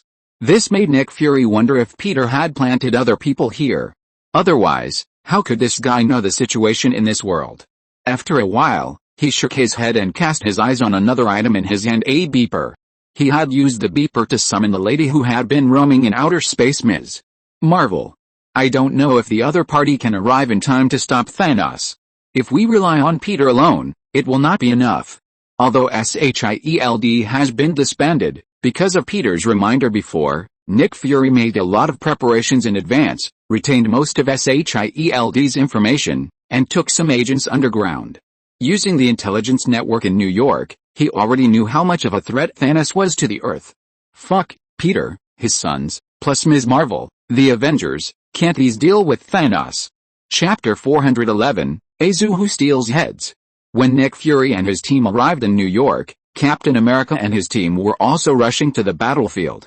Captain America, Black Widow, Falcon, Quicksilver and others were in the plane, watching the report from the scene. In the news broadcast, the crowd fled in panic. The tall buildings collapsed, and the smoke and dust spread outward. The police chased by the monster retreated while resisting the attack. It seems that Thanos is really here this time. Falcon frowned as he looked at the Thanos army on the scene. We have to speed up. Captain America withdrew his eyes from the live news broadcast and said to Black Widow, contact Tony and tell him that we will be there soon. Are you sure? Black Widow looked at him in surprise. I thought you would never see each other again. After the Civil War, the Avengers split up, and Captain America left New York with Black Widow, Falcon and others, and parted ways with Tony Stark. Now seeing that the captain wanted to take the initiative to contact Tony Stark, Black Widow looked a little surprised. Captain America stood up and said to her, the most important thing now is to resist Thanos' army. We can put our personal affairs aside for now. Hey, guys, you can take a look here. Falcon's words attracted the attention of several people to the monitor. As a result, everyone saw that the monster that was indiscriminately attacking the citizens was instantly surrounded by a ball of purple energy. With a boom, the monster surrounded by purple energy turned into flesh and blood in the next second. A figure wearing a purple cloak flashed in the picture captured by the camera. That is, staring at the picture in front of him being bombarded by purple magic, Captain America was stunned. Is this Peter's family coming? A few minutes later, Captain America, Falcon, Black Widow, and Quicksilver quickly gathered together after getting off the plane. Looking at the monsters rushing in front of him, Captain America, as the leader of the team, raised his shield and pointed it at the enemy standing in the front and gave orders. Okay, everyone, fight separately. Falcon, you are responsible for air support. Quicksilver, check if there are any injured people nearby and transfer the citizens out of the battlefield. Do you understand? Got it, Captain, I'll do it in a minute. Quicksilver saluted Captain America like a Boy Scout, and whoosh turned into a flash of lightning and rushed out. Boom. Boom. After fighting separately, the tall and strong alien rushed towards Captain America immediately after seeing him. No matter where you come from, this is not a place for you to stay. After saying this to the enemy, Captain America threw the shield in his hand directly. Bang! The vibranium shield hit the tall and strong alien soldier hard. Black Widow and Falcon also quickly fought with the alien soldiers. Captain America and his group who suddenly joined the battlefield quickly attracted the attention of Ebony Maw in the distance. Ebony Maw moved to the vicinity of Captain America and raised his hand forward. Captain America also quickly noticed Ebony Maw's approach. In his sight, Ebony Maw just waved his hand, and the fallen trees turned into vines and rose from the ground. Ebony Maw, who possessed powerful magic, controlled the vines to hit Captain America's shoulders. Before he could react, Captain America was hit hard into the air with a bang. Unable to use the force and with his shield knocked away, he had to stretch out his arms and use his arms to block the next vine attack. But he underestimated the power of the vines. A dull sound came, and Captain America's arm was like being hit by a high-speed car. A burst of severe pain came, and his arm felt numb. At the same time, his body immediately fell to the ground uncontrollably. At the moment when his body was falling and was about to be tied up by the vines, a boom sound of air explosion came. A figure flew over and caught Captain America who was rushing to the ground. It seems that your strength has declined, Captain. Tony Stark, wearing the Mark suit, rushed over to catch Captain America and said to him, you owe me a favor this time. Captain America didn't expect Tony Stark to save him. You owe me a favor last time, Tony. I was merciful when I beat you, Tony replied unyieldingly. No, that's too bad. Bragging is not your habit. I almost knocked out your teeth last time, Centenarian. Although they said unpeaceful words, the two veteran comrades immediately understood each other's thoughts tacitly. Get ready for landing, Captain. Tony took Captain America and dodged the vines and flew to the ground. Bang! Captain America jumped off the armor he was holding, picked up the shield, and threw it at Ebony Maw. At the same time, Azu, Clark, Star-Lord, Loki, Wanda, Raven and others, after clearing out the miscellaneous soldiers in other areas, also rushed to the area where Captain America and Ebony Maw were fighting. As for Peter, he was the first to arrive at the battlefield, but after finding that Thanos did not appear in New York, he went with Doctor Strange to look for the other party's trace. If Thanos did not appear, he always felt that the other party was brewing some conspiracy. So Peter handed over the Thanos army that appeared in New York to Azu and others to deal with. Bang! Tony Stark, who was attacking Thanos' army, was suddenly attacked during the flight. Black Dwarf suddenly rose up, making an explosion in the air, jumped into the air and blasted him down directly. Damn it, Tony cursed angrily, and immediately opened the shoulder cannon on his shoulder, shooting at Black Dwarf continuously. Boom! Boom! Boom! In the deafening sound, Black Dwarf, whose mechanical arm turned into a shield, was hit and retreated again and again. The roaring Black Dwarf used his other hand to pick up a car on the side of the road, and boom threw Tony out. Tony, who fell to the ground, immediately stood up, and after pulling away, his palm continued to fire energy cannons. Black Dwarf, with his thick skin and flesh, rushed towards Tony despite his attack. Dang! Using his arm to block Black Dwarf's attack, Tony Stark used his damaged right hand to attack the opponent's heart at a faster speed. Bang! Tony's palm cannon hit Black Dwarf's armor fiercely, knocking him out. Black Dwarf, whose head was a little dizzy from the shock, just stood up from the ground and saw a red thermal vision coming at him. Black Dwarf, who was wearing a combat protective suit, was directly bounced away by the thermal vision. With a fierce bang, Black Dwarf flew out like a cannonball. He was knocked out and broke the street lamp, knocked down a car, and finally plowed a deep ditch on the ground, rolling into the building. Azu, who used the thermal vision to knock Black Dwarf away, flew into the building in a whoosh in Tony's astonished eyes. His feet landed heavily on the ground. Looking at Black Dwarf lying in the ruins, Zu walked over and stepped on his chest. You ugly damn guy, I let you escape last time, but you won't be so lucky this time. Black Dwarf still had strength left, and staggered to his feet and tried to attack Zu. As a result, Zu grabbed his throat at lightning speed. With his eyes emitting hot rays, Zu pierced the opponent's eye sockets directly. Don't you guys understand? The only true God in Destiny, there are only two people. Plop! Zu let go of his hand and let the opponent's body fall heavily to the ground. He said to the opponent coldly, that's my father and me, on the other side of the battlefield. Raven, Wanda, and Captain America are fighting Ebony Maw together. Although Ebony Maw is no match for Peter, his attainments in magic are obviously stronger than those of Wanda and Raven now. Controlling the vines, Ebony Maw first knocked Captain America away, and then attacked Wanda. Wanda's body tilted slightly to one side to avoid a vine attack. But countless monsters rushed towards her in an instant. Bang! Wanda was unable to dodge and was hit hard by the car controlled by Ebony Maw's telekinesis, and the whole person flew out instantly. Ebony Maw controlled the vines and flew to Wanda like lightning, wrapping her body. Seeing Wanda in danger, Raven immediately helped. Although she didn't like Wanda, she would not stand by and watch her die. A ball of purple energy rushed towards Ebony Maw. Ebony Maw created a magic shield with one hand to resist Raven's attack. But the next second, a flash of lightning rushed over, making a loud boom sound, and Ebony Maw flew backwards diagonally. Azu, who was flying at full speed, hit him directly. Taking advantage of the victory, Azu rushed directly to the point where Ebony Maw fell. The moment he landed, the amazing force directly caused the ground to collapse. With the sound of explosions nearby, Azu shot at Ebony Maw who had just climbed up. The power was transmitted all the way to his fist, hitting Ebony Maw's face hard. Ebony Maw had no time to react and was slapped away again. On the collision path, any obstructing objects were smashed directly. When Ebony Maw landed, the ground was undulating like waves. Azu, who had beaten Ebony Maw so hard that he couldn't stand up, fell in front of him with a bang. Hot vision instantly shot out of his eyes, and in the eyes of Ebony Maw's fear, his head moved instantly. Bending down, grabbing Ebony Maw's head, Azu flew away with a whoosh. Hey! Seeing Azu grabbing the head, Raven shouted at him unwillingly, John, she didn't expect her eldest brother to be so shameless. She was about to defeat Ebony Maw, but Azu suddenly jumped out and snatched the head. Riven knew without thinking that Azu must have kept Ebony Maw's head and handed it to her father after the battle to prove that he killed Ebony Maw. Raven thought that everyone would work together to fight against Thanos' army, but she didn't expect that her brothers were more cunning than the others. She even saw Loki sneak out last night. These unreliable guys don't act like brothers at all. If you're listening to this novel on a channel other than Fanfic World, it means they downloaded and uploaded it without effort. We cordially invite you to visit our channel, Mundo Fanfic Novelis.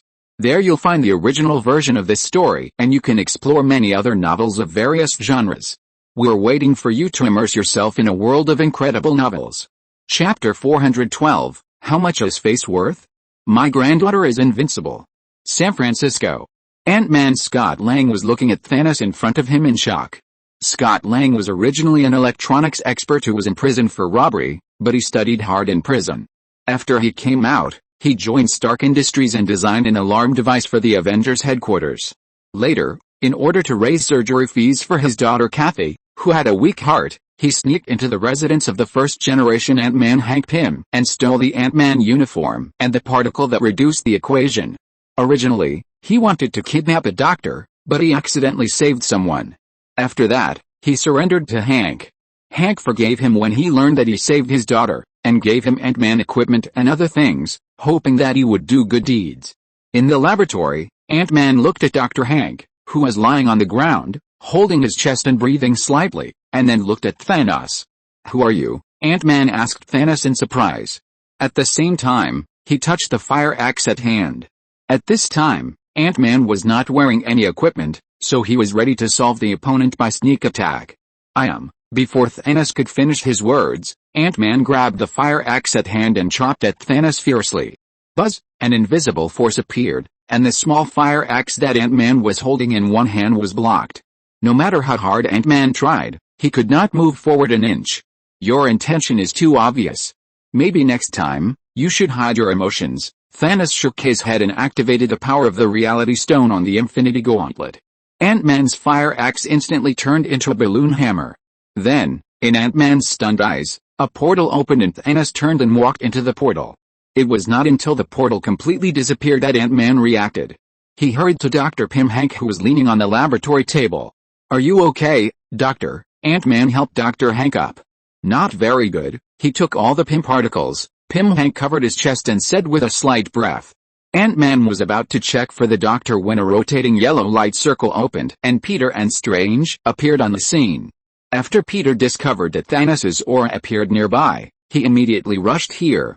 But looking at the mess at the scene, he knew he was late. "Who are you?" Ant-Man asked in confusion after seeing Peter and the others. "Is today a special day? Why are there strange guys appearing one after another?" "I'm Strange, and he's Peter Patrick. We are tracking Thanos' whereabouts. Obviously, we're late." Looking at the messy laboratory, Strange sighed and said. Peter frowned and asked Dr. Hank, "Are you Pym Hank?" "Yes, I'm Pym Hank, a doctor of biochemistry." Putting on the glasses he had just dropped on the ground, he asked Peter, "Do you know the guy who stole the Pym particles?" "I know him, but I'm not very familiar with him." Strange did not hide anything and told the two about Thanos. Hearing Strange talking about Thanos collecting gems, Pym Hank's expression became serious. "I roughly know what he wants to do," Pym Hank said to Peter and Strange. "If he is really as difficult to deal with as you said, he may have known that Pym particles can open quantum channels. He stole the Pym particles. He should be trying to build a time machine." Ant-Man next to him interrupted, "But this is impossible, Doctor. Didn't you say that a time shuttle not only needs Pym particles, but more importantly, a navigation device to locate time travel?" After hearing this, Strange frowned and replied to Ant-Man, "Thanos himself is a scientific genius. It is not an impossible task for him." Peter listened quietly to the conversation between the few people. After a moment of silence, he said with a serious expression, "Thanos tried to use the time machine to go back to the past. The mind gem is hidden in my world, and the soul gem has not appeared yet. He can travel back to the past, get these two gems and then deal with me." Strange's tone also became a little heavy. "I guess yes, this should be Thanos' purpose. For this reason, he can even throw out his army as bait to attract our attention." Both sides fell into silence and no one spoke. Peter frowned and fell into deep thought. If Thanos had the 5 gems in his hands, he would be even more difficult to deal with. He only had the time stone in his hand now.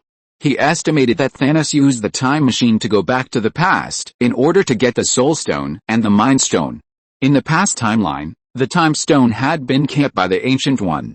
Unless Thanos could defeat the Ancient One, he would definitely not be able to get the Time Stone. Instead of fighting with the Ancient One, it would be better for him to come back to him to snatch the Time Stone after holding the 5 Infinity Stones. If he were Thanos, he would definitely be more willing to deal with himself instead of the Ancient One. Doctor, have you seen the infinite possibilities of the final battle in the future? Use the Time Stone. After a while, Peter suddenly asked Strange, have you seen that way of winning? Hearing Peter's words, Strange's eyelids jumped. He quickly pretended to know nothing. No, I didn't. After staring at Strange's eyes for a long time, Peter turned his head. He always felt that this guy was hiding something.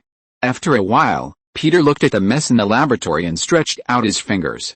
The green time stone appeared between his 2 fingers. I can also see infinite possibilities in the future, but I believe I can create a victorious ending myself. Without looking at the ending of the script, Strange did not speak, and quietly looked at the time stone in Peter's hand. In the ending he saw, the key to Peter's victory was the time stone. The final ending was really as he said to Tony Stark at the beginning. The time stone became the key to the final fight against the 5 stones.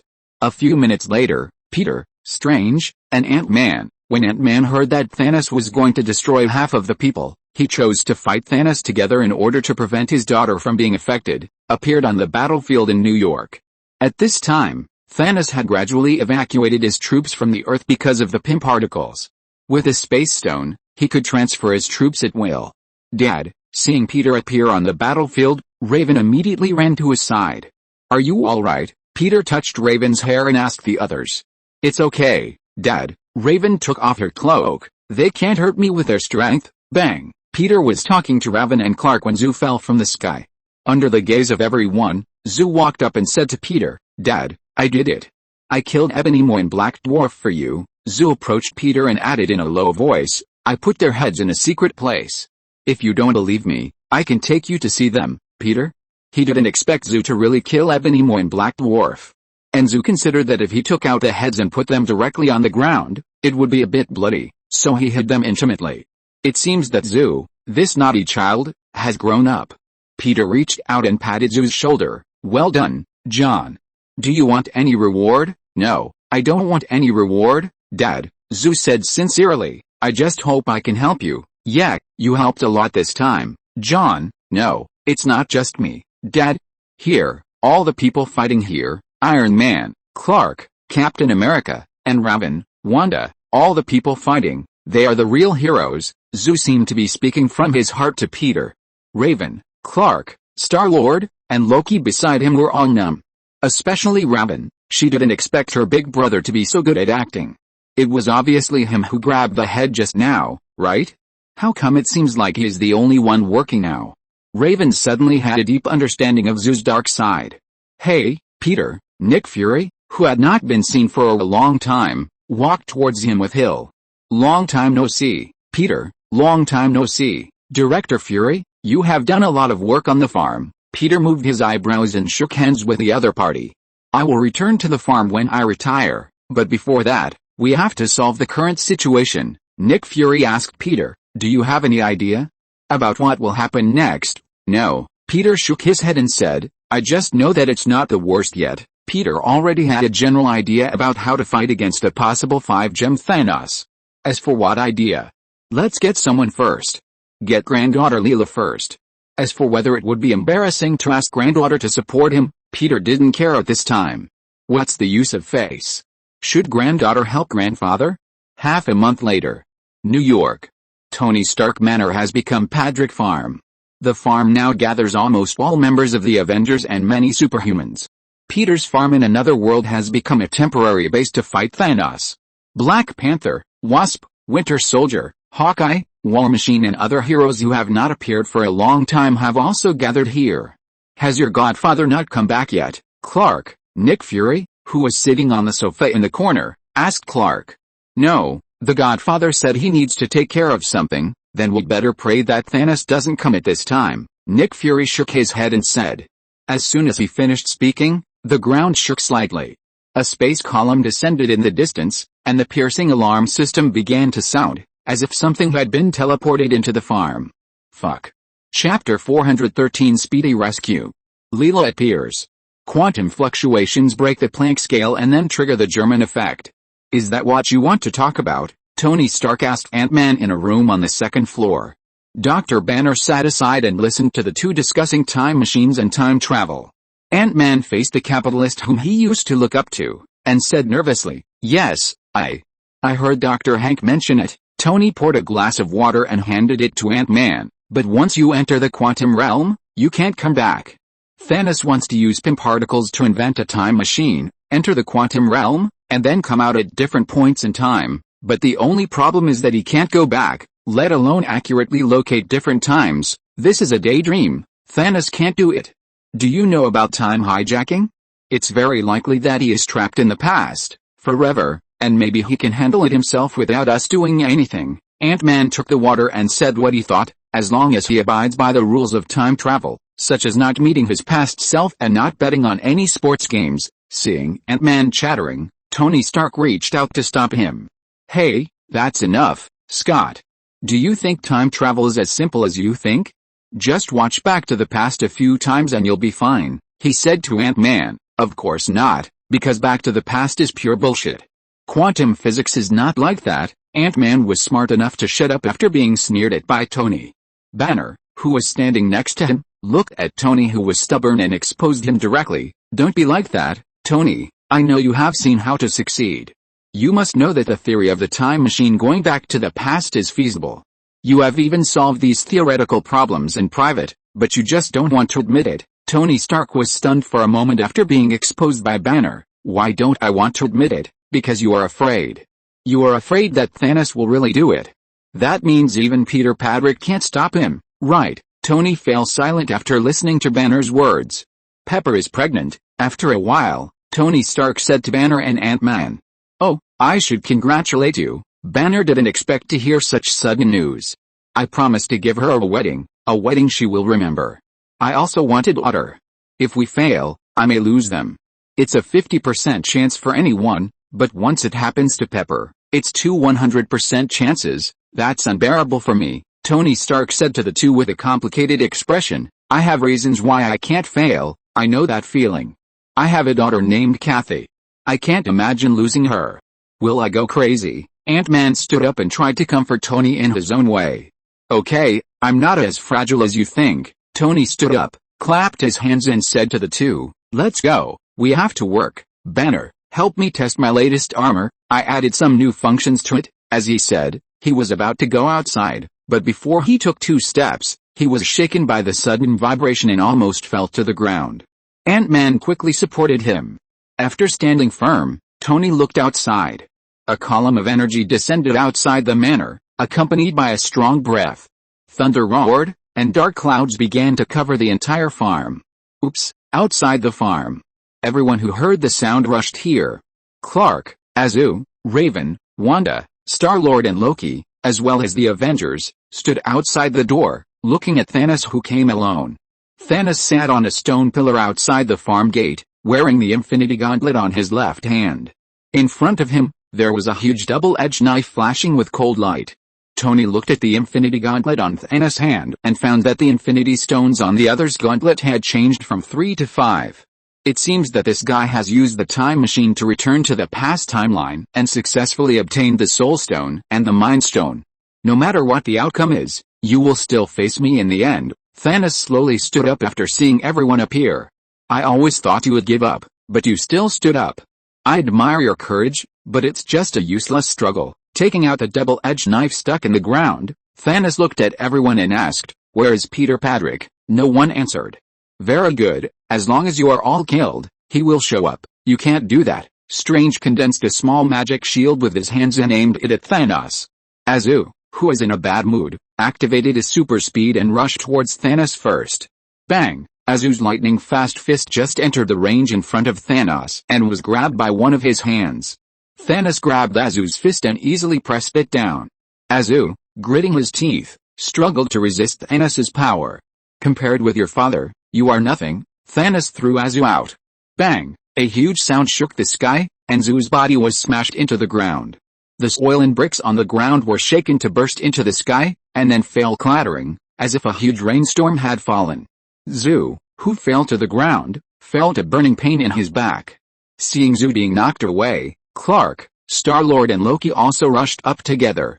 Seeing Thanos take action, the rest of the people no longer talked about the ethics of the underworld, and directly launched a group fight against Thanos.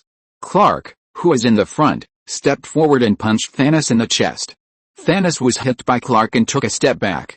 While retreating, he held the Infinity Gauntlet with both hands, and a vast force turned into a shock wave and swept towards the crowd. Strange immediately created a magic shield to resist the energy of the power gem. But it only lasted less than a second before the shield was broken by the power gem. With a boom, the powerful energy rushed out all the superheroes behind him. After using the power gem, Thanos' momentum was much stronger. The air around him seemed to be affected as well, and the fluctuating airflow trembled faintly. Wanda, who felt the uneasy atmosphere, looked up at Thanos. Wanda, focus, Captain America, who was still standing in the field at this time, shouted to her. Bang! Thanos suddenly jumped up and slashed at Captain America with the knife. Captain America raised his shield to resist the opponent's attack.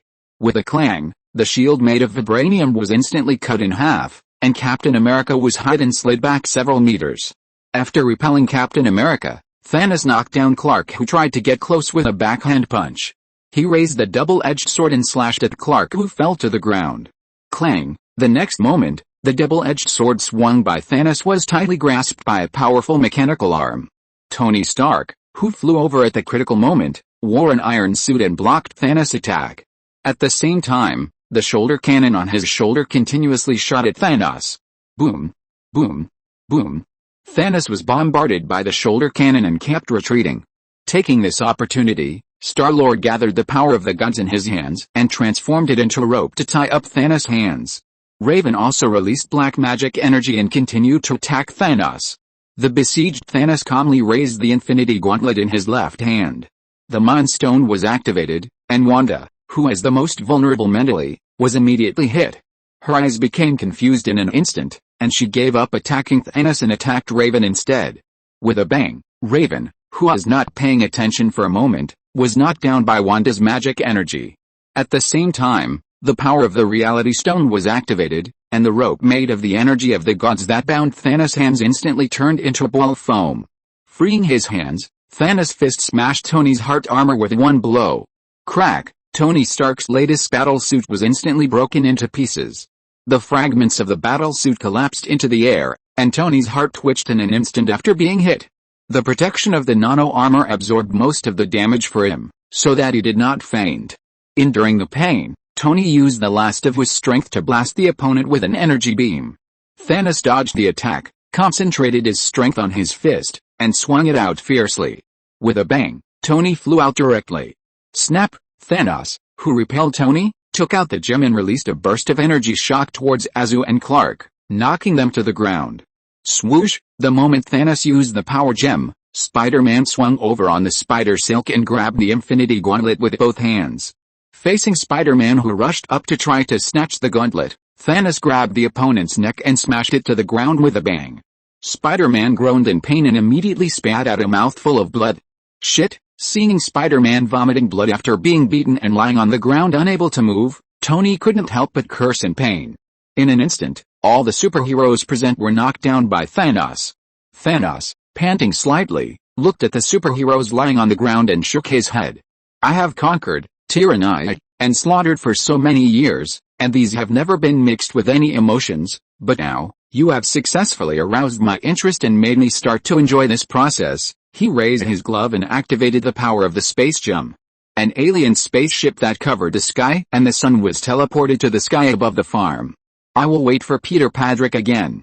If he doesn't show up, all the ants on this earth will be killed by me, Thanos said as he turned around.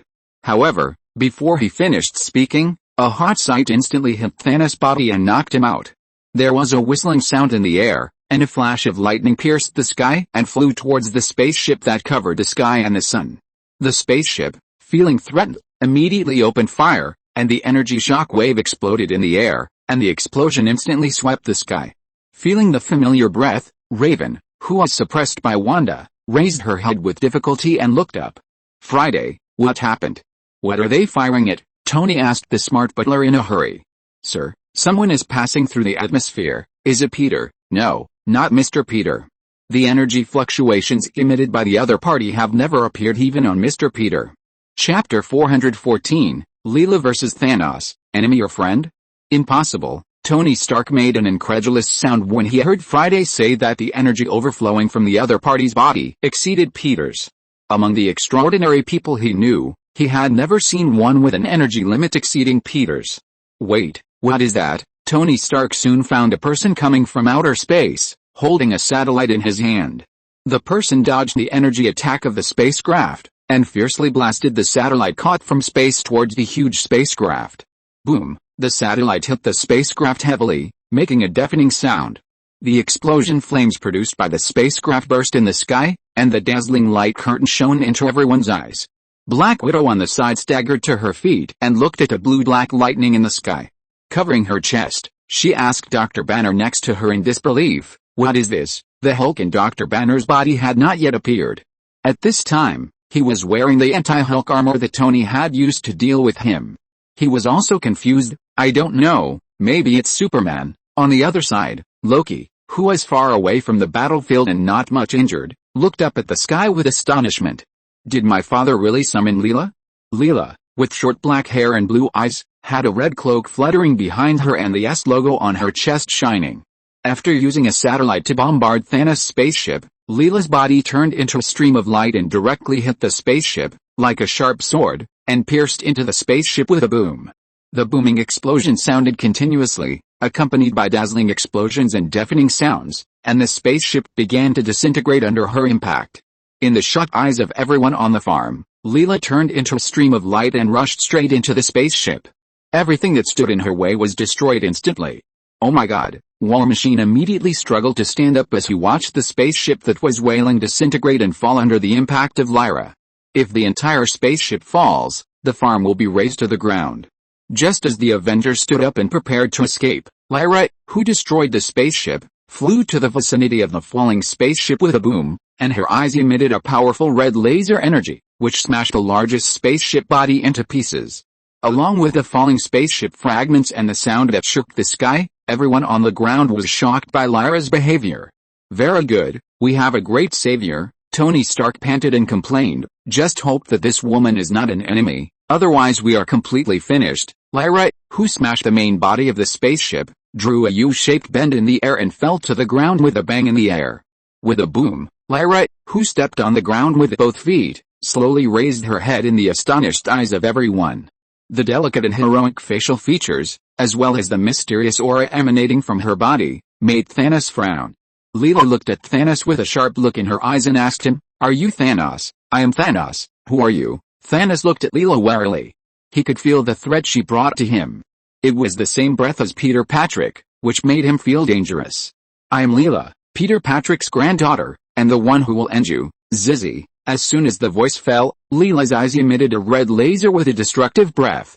Thanos raised his double-edged sword to block, but was still knocked out directly. Bang! Thanos' body crashed through the wall of the farm's barn and crashed into the barn. A big hole was smashed on the ground of the barn, and Thanos' back hit the ground heavily, breaking it into pieces. After knocking Thanos away with one blow, Leela moved to Thanos' side like lightning. With just one blow, her fist hit the opponent who stood up. Bang! Thanos' chin was hit and he was knocked back. Facing Lila's attack, Thanos retreated while raising his arm to unleash the power of the Power Stone. A vast and powerful energy instantly rushed towards Lila. Lila's eyes released a heat vision that burned the air and shot towards the shock wave emitted by the Power Stone. With a boom, the two energies collided with each other, making a deafening sound. The sights collided with each other, and the whole air was burned. The surrounding space trembled slightly. Even though they were far apart, Tony Stark and others could feel the fluctuations in the air. Thanos gritted his teeth and used the Power Stone to fight against Lila, and his heart was full of shock. He never thought that there was someone in this world who could fight against the Power Stone. Peter Patrick's granddaughter, what kind of existence is this woman? I have peeked into countless parallel universes and talked to countless selves, but why have I never discovered this existence called Lila? Lila, who shot out heat vision on the other side and fought against Thanos' Power Stone, gradually felt that she was defeated. As a nightmare creature, Lila was born from the Sandman Ruby. The Sandman poured almost all of his magic power into the ruby. The resulting Lyra has half of the power of the Sandman. And because she is a nightmare, her control of the power of the Sandman is even better than Peter. The power given to her by the Sandman's power even exceeds that of Zoo at this stage, and even exceeds Peter in terms of pure energy output. Converting the power of the Sandman into amazing and far superhuman strength and endurance to pain, awesome physical damage resistance, flying ability, heat vision and freezing breath and other superhuman abilities almost makes Lyra a mature Superman. And she is a Superman with super high magic resistance, even similar to Clark's idealism in some aspects. Despite this, facing Thanos with a power gem, Lyra still cannot suppress him. Lyra, whose eyes shoot out heat vision to counter the power gem, feels exhausted and keeps increasing her output. Seeing that Lyra can persist in the fight for so long, Thanos gradually becomes anxious.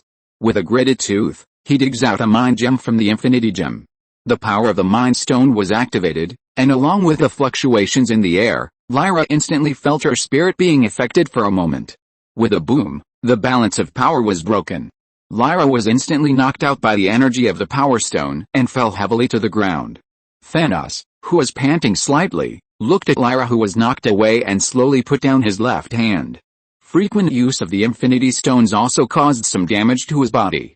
Walking out of the barn, Thanos had not had time to check on Lyra's situation, and with a whoosh, a stream of light hid him. Thanos, who was hit hard on the chin, flew backwards. Before Thanos landed, Lyra moved in front of him again, and a laser shot out of her eyes.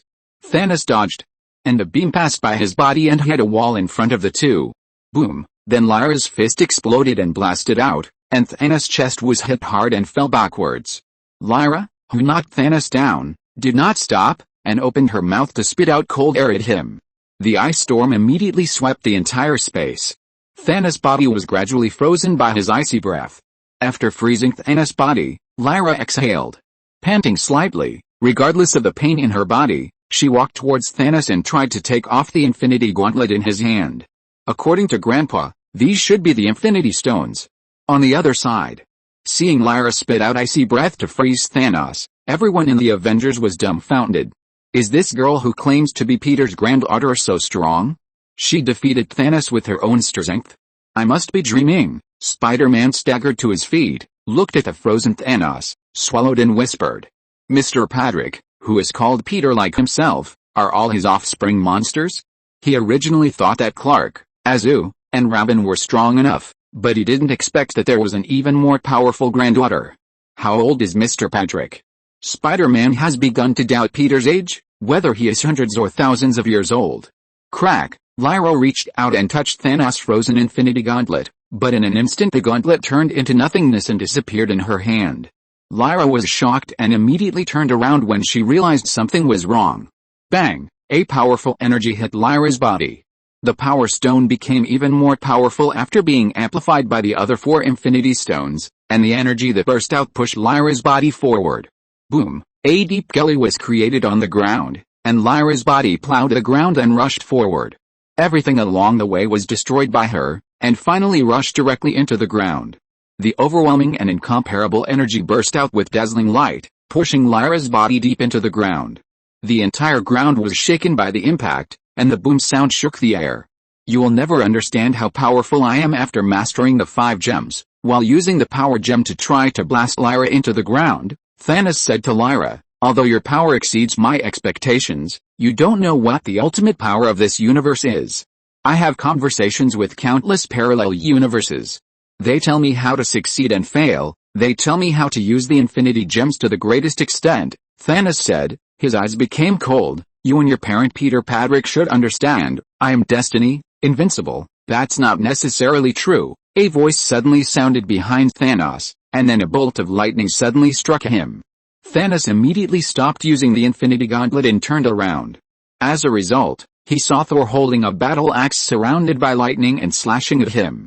Chapter 415 Summoning the Complete Clark, the Invincible Young Man Mark. Thor suddenly appeared, holding an axe and slashing at Thanos. Thanos immediately used the Reality Stone to create a shield to resist Thor's attack. The axe surrounded by lightning directly pierced through the shield and chopped at Thanos' head. Thanos reacted quickly and summoned a double-edged sword to block Thor's axe. Dang! A sharp collision sounded. Both sides were shocked and took a step back. Thor's eyes flashed with silver light, and he raised the storm axe again with hatred and struck Thanos. The storm axe he held was forged for him by the dwarf king Eitri. Before that, the Guardians of the Galaxy sent Thor to the dwarf planet Nidavi. The process of forging the storm axe was full of dangers. When forging the storm axe, Thor placed himself under the high temperature of hundreds of billions of degrees on the neutron star and started the furnace with his hands, almost losing his life. Finally, Tree Man Groot connected the still-burning, unformed axe together, and then cut off the tree arm himself to use as the axe handle, and the storm axe was successfully made. The storm axe made of the power of the neutron star core was extremely powerful, and it immediately broke the shield created by Thanos using the gem. Dang! The storm axe collided with a double-edged sword again, and Thor gritted his teeth and tried to suppress the blocking Thanos. With a boom sound of air explosion, Lyra, who was hidden to the ground, flew behind Thanos, strangled his neck, and grabbed the Infinity Gauntlet on his arm. On the other side, the members of the Guardians of the Galaxy who had rushed back to Earth with Thor looked at Lyra who was clamping Thanos, and their expressions were full of disbelief. Rocket Raccoon, who was in the spaceship, put down the biscuits in his hand, swallowed his saliva and asked Star-Lord, "Who is that girl? She can resist Thanos alone." "I don't know. If I knew who she was, I wouldn't show such an inexperienced expression like you," Star-Lord complained to Rocket Raccoon. "What should we do? Go and help them?" Nebula frowned and asked Star-Lord and others while watching the battle on the scene. "No, I don't think we can participate in this level of battle. I'm afraid we will cause trouble if we go there," Rocket Raccoon said to Nebula. "Wait until Thanos is almost exhausted, then I will use the cannon to blow his head off. I can't wait that long." Drax the Destroyer didn't wait for Rocket Raccoon to finish, and was ready to settle accounts with Thanos. Seeing that the Destroyer was about to attack Thanos, Rocket Raccoon and others had no choice but to pack up and go down with him. While preparing weapons, Star-Lord said to Rocket Raccoon, "You have to understand him. He is in an extremely bad temper now. He wants to kill Thanos when he sees him." "Don't you want to kill him?" Rocket Raccoon asked Star-Lord. "Of course, I want to, too, even though he is Gamora's adoptive father and my future father-in-law." Rocket Raccoon nodded. "That's right, Quill. Your two fathers have already died because of you, and it doesn't matter if there is one more now." Star-Lord, he found that the raccoon was a bit mean today. If the occasion was not inappropriate, he would have slapped him in the face. In the farm, facing the siege of Thor and Lyra, Thanos gritted his teeth and shouted angrily. His right fist turned into lightning, and hit Thor's chest. At the same time, his head knocked back. And with a bang his head hit Lyra, knocking her back and making her stagger. After forcing the two to retreat, Thanos grabbed Lyra's arm, and the power gem was activated instantly, and with a bang he smashed her into the living room of the farm. With a bang, the roof of the farm was knocked through, and Lyra's body smashed the TV in the living room to pieces, and her back hit the floor and instantly smashed it. At the other end of the scene, after taking a look at the messy farm, Zoo's anger was instantly aroused, and he rushed towards Thanos again. Clark, Star-Lord, and Loki also besieged Thanos together. Raven, who had been suppressed by Wanda's chaos magic and could not move, used the power of her soul to form a magic shock and finally broke free from control. With a bang, after Raven broke free from control, she flew into the air and released a ball of black magic energy. Wanda, who was controlled by Thanos' Mind Stone, immediately released a wave of chaos crimson magic with both hands to resist Raven's attack. Raven then moved behind Wanda and punched her in the back, knocking Wanda to the ground. Looking at Wanda lying on the ground, Raven's little face was tight and she uttered a sentence, "You know? I've wanted to beat you up for a long time." Wanda wanted to stand up unwillingly, but Raven naturally would not give her a chance. The power of her soul formed a black existence that exuded a powerful aura and entered the other party's body. Wanda's spiritual world was invaded by Raven, and the control of the Mind Stone over her instantly weakened a lot. She stood there, her confused eyes became clearer, and her original attacking movement stopped. On the other side, after Zoo and others endured their injuries and joined the battlefield, the Guardians of the Galaxy also launched an attack on Thanos. Bang! With a punch, Zoo flew away, and grabbed the handle of Thor's Stormbreaker that was chopped at him. Thanos hit Thor's face with his elbow, and then grabbed the arm of the roaring destroyer, who jumped over and smashed him towards the Guardians of the Galaxy. After repelling several people, Thanos raised his arm and activated the power of the Reality Stone. The huge Titan satellite appeared in the sky and smashed towards Zoo and others with a boom. The farm made a deafening sound, and the barn and the living room were hit and collapsed with a loud bang. Zoo and Clark were also buried by the satellite. Seeing Zoo and Clark buried, the confused Star-Lord was punched away by Thanos. After a fierce battle, only Lyra and Thor continued to stand and fight Thanos. Thanos, who had 5 gems, still did not lose to Thor and Lyra in the face of the siege, and even gradually suppressed the two. With a bang, Thanos caught Lyra's fist, and drew out his double-edged sword with his backhand, slashing at Thor's Stormbreaker. Thanos, amplified by the power gem, directly shocked Thor back. At the same time, he raised his arm, and with a hum, the mind gem was activated under the amplification of other gems, and the yellow energy quickly attacked the surroundings. Lyra, who felt a moment of trance, was grabbed by the neck by Thanos and smashed to the ground. With a boom, the ground shook violently. Thanos was about to take advantage of the victory and reached out to grab Lyra, but the next second, a silver god energy forced him back. In the eyes of everyone who was both surprised and happy, Peter's figure appeared in front of Thanos. Bent down and pulled Lyra up. "Are you okay, Leela?" Peter asked Leela, who was a little embarrassed and had dust on her face. "I'm fine, Grandpa." Leela was a little embarrassed when Peter wiped the dust off her face. "You did a good job, Leela," Peter said to Leela. Leela was brought back from the Injustice world yesterday. Leela was busy cleaning up the newly emerged criminal gangs in Metropolis. After hearing that Peter needed her, she immediately followed him to the Marvel world. Peter didn't expect that Leela could force Thanos to this extent. She is worthy of being his granddaughter. "Dad," seeing Peter appear, Raven immediately approached him. Looking at Raven, who subdued Wanda, Peter touched her hair. "You did a good job too, Raven. You surprised Dad." Being praised by Peter, Raven's mood immediately improved. Loki and Star-Lord, after seeing Peter, also stood up and came to his side. Peter touched their heads. "You finally showed up, Peter Patrick." Thanos looked solemn as he watched Peter appear. "You know that escaping will not stop your fate of destruction." "No, I'm not escaping. I just want to thoroughly study something," Peter said as he stretched out his hand and snapped his fingers. After the snap, the farm that had been smashed into ruins by the satellite began to recover. It was as if the time rewind button was pressed, and the farm began to recover its original appearance in a way that time was reversed. In the shocked eyes of Thor, Raven, and Lyra, the farm returned to its original state, and Azu and Clark, who were trapped in the ruins, stood up again. "Is it time?" Thanos looked at Peter restoring the farm and restoring the injured Clark and Azu, who were trapped under the satellite ruins, and asked him with a frown. "Yes, time. The time stone allows its holder to control time at will, to control the past, present and future." Peter looked at Thanos and said slowly, "A week ago, I suddenly discovered that the flowers in a garden on the farm were unusually beautiful. Not only did they grow fast, but they also bloomed beautifully, and the flowers never faded. The flowering period is obviously only one day, so why is a moment of eternity retained forever?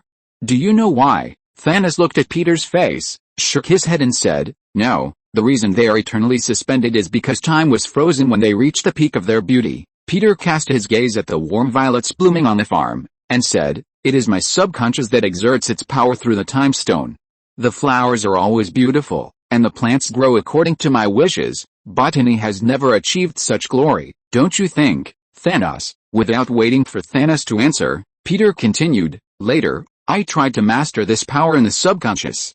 If people can also be accelerated to grow by the time stone like plants and release beautiful moments, I think that is not impossible." As he spoke, Peter looked at Clark, who was lost in thought. "Clark, do you believe in the Godfather?" Clark was stunned for a moment, then nodded and said, "Of course, I believe in you, Godfather." He suddenly had an incredible idea in his heart.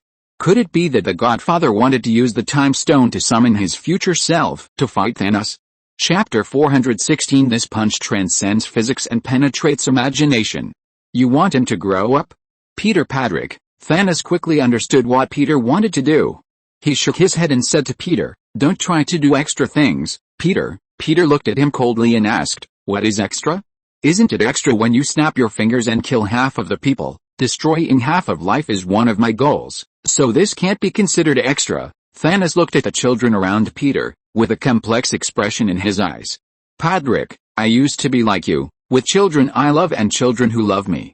If it weren't for this, I would be like you, on the farm, with the company of my family, sitting in the room I built and watching the sunrise quietly. There was a trace of pain in his eyes, and he looked down at the soul gem in his hand. For this soul gem, he went back to the past and killed Gamora in that time and space. The soul gem requires the sacrifice of a loved one.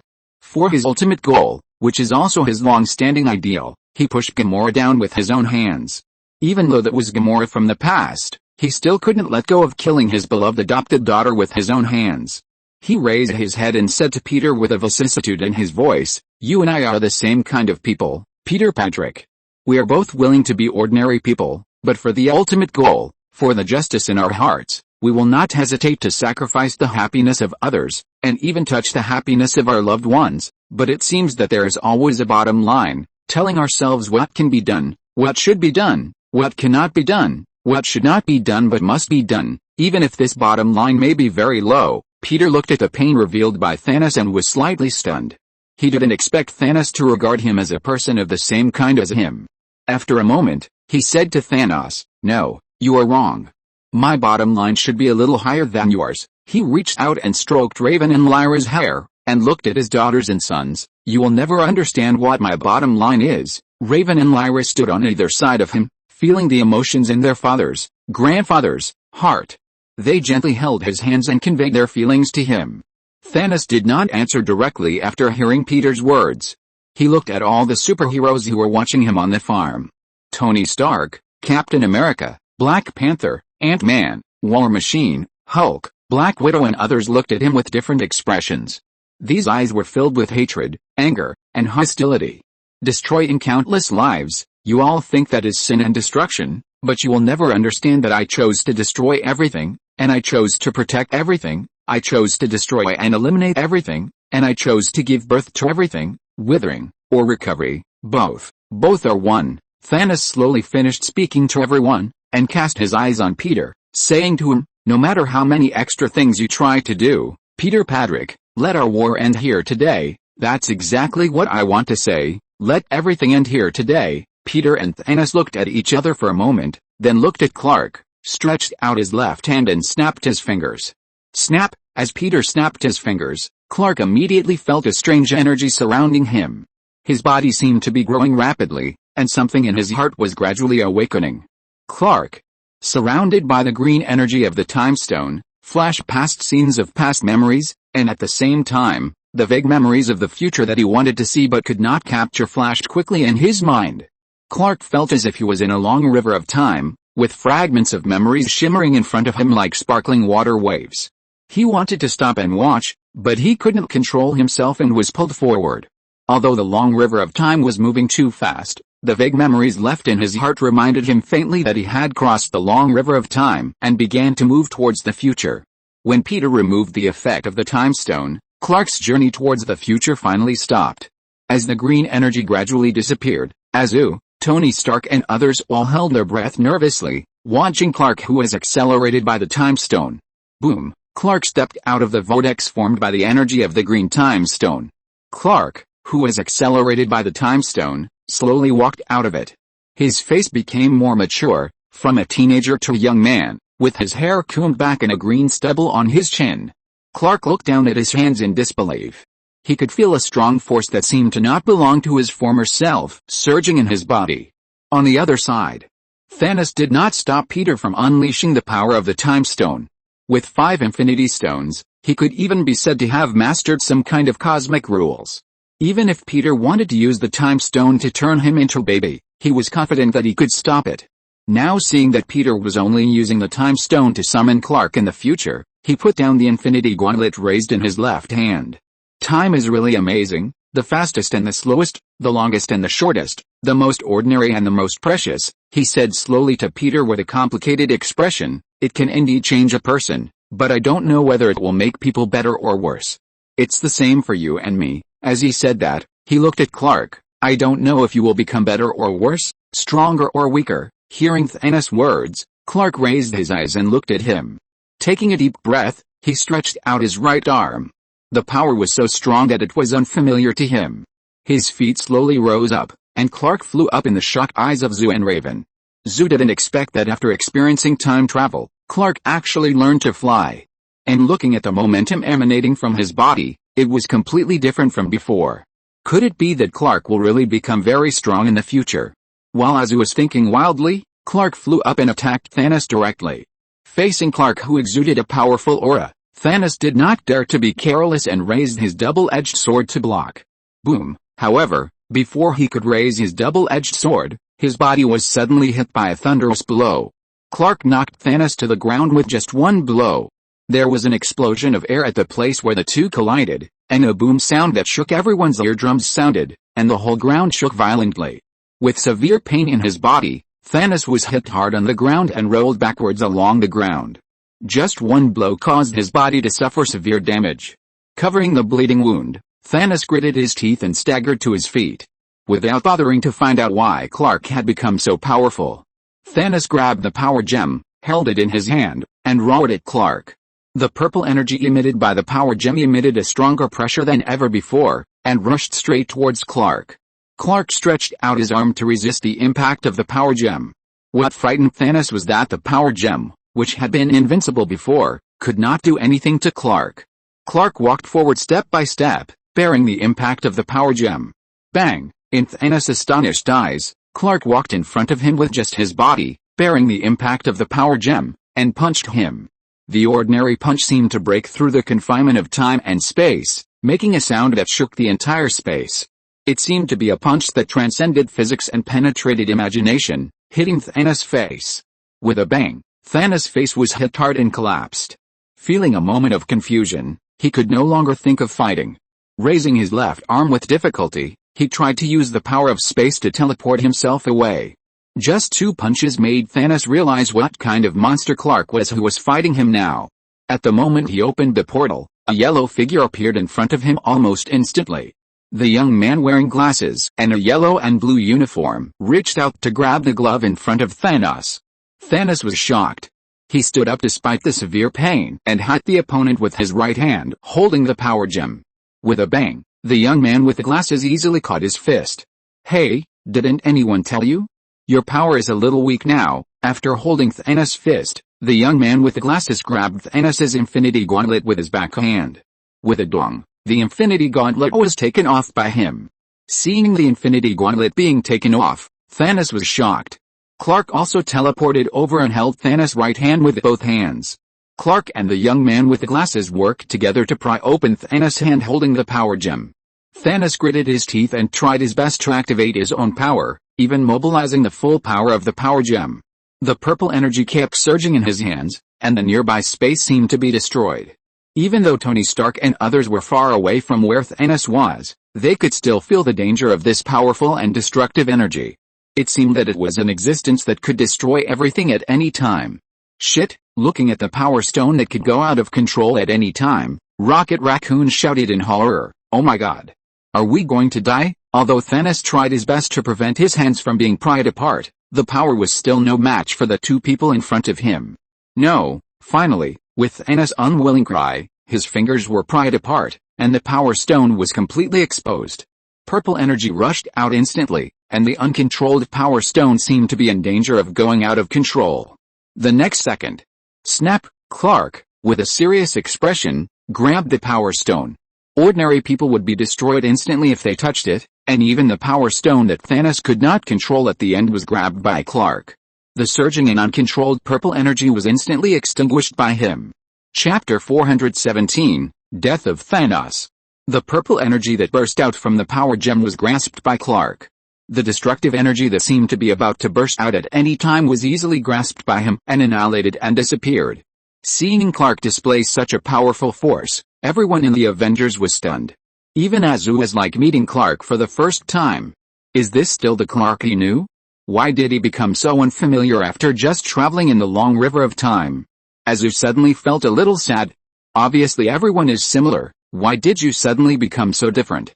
Now Azu has a mentality of I am afraid that my brother will suffer, and I am afraid that my brother will drive a Land Rover. However, When he thought that Clark's family had a farm and his position as the heir of the farm would not be threatened too much, Azu felt much better. However, then, Azu looked at the young man with the glasses standing next to Clark with a suspicious look. For this guy who suddenly appeared, Azu always felt that the other party was familiar.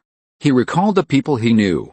After a careful search, he did not find anyone similar to the young man with the glasses in front of him. It seems that no one he knows can compete with Thanos, who holds 5 Infinity Stones.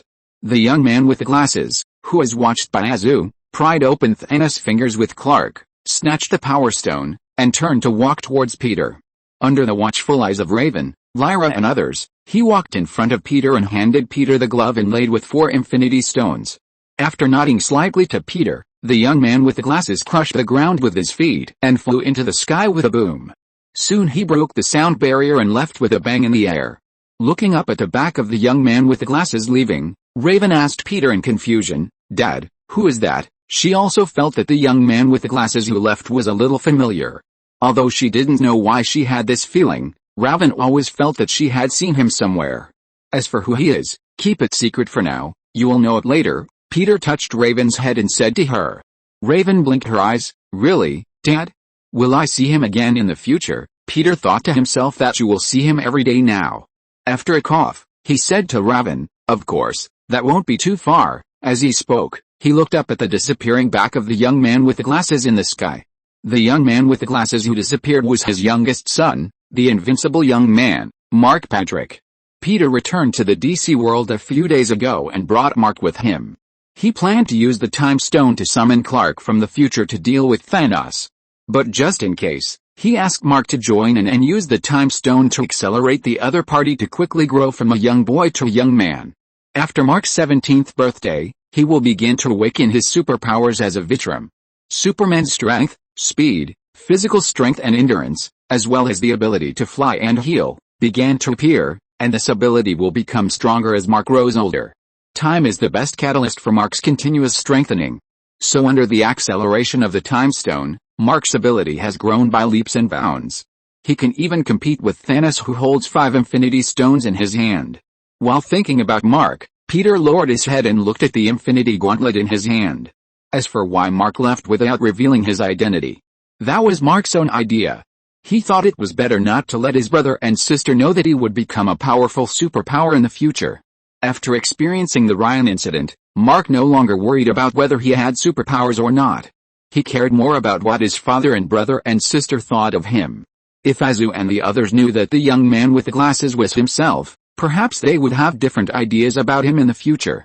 After Mark proposed to Peter not to reveal his identity, Peter nodded and promised to keep it a secret for him. Thinking about Mark, Peter put on the Infinity Gauntlet and took out the Time Stone. The Infinity Stone, emitting a glittering green light, was suspended between his fingers.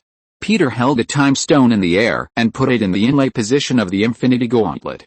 Snap! As the Time Stone returned to its place, a green energy emanated from the glove, and it swung around with a hum. After inlaying the Time Stone, Clark walked to Peter holding the Power Stone. "Godfather, good job, Clark, now I believe you can push Apocalypse." Peter put his hand on Clark's shoulder and said to him with relief. He really didn't expect Clark to beat up Thanos. It seems that if Clark is there to deal with Darkseid in the future, it will save a lot of effort. "Apocalypse?" Clark asked Peter with some confusion. "Godfather, what does that mean?" "Nothing. Is there anything wrong with your body?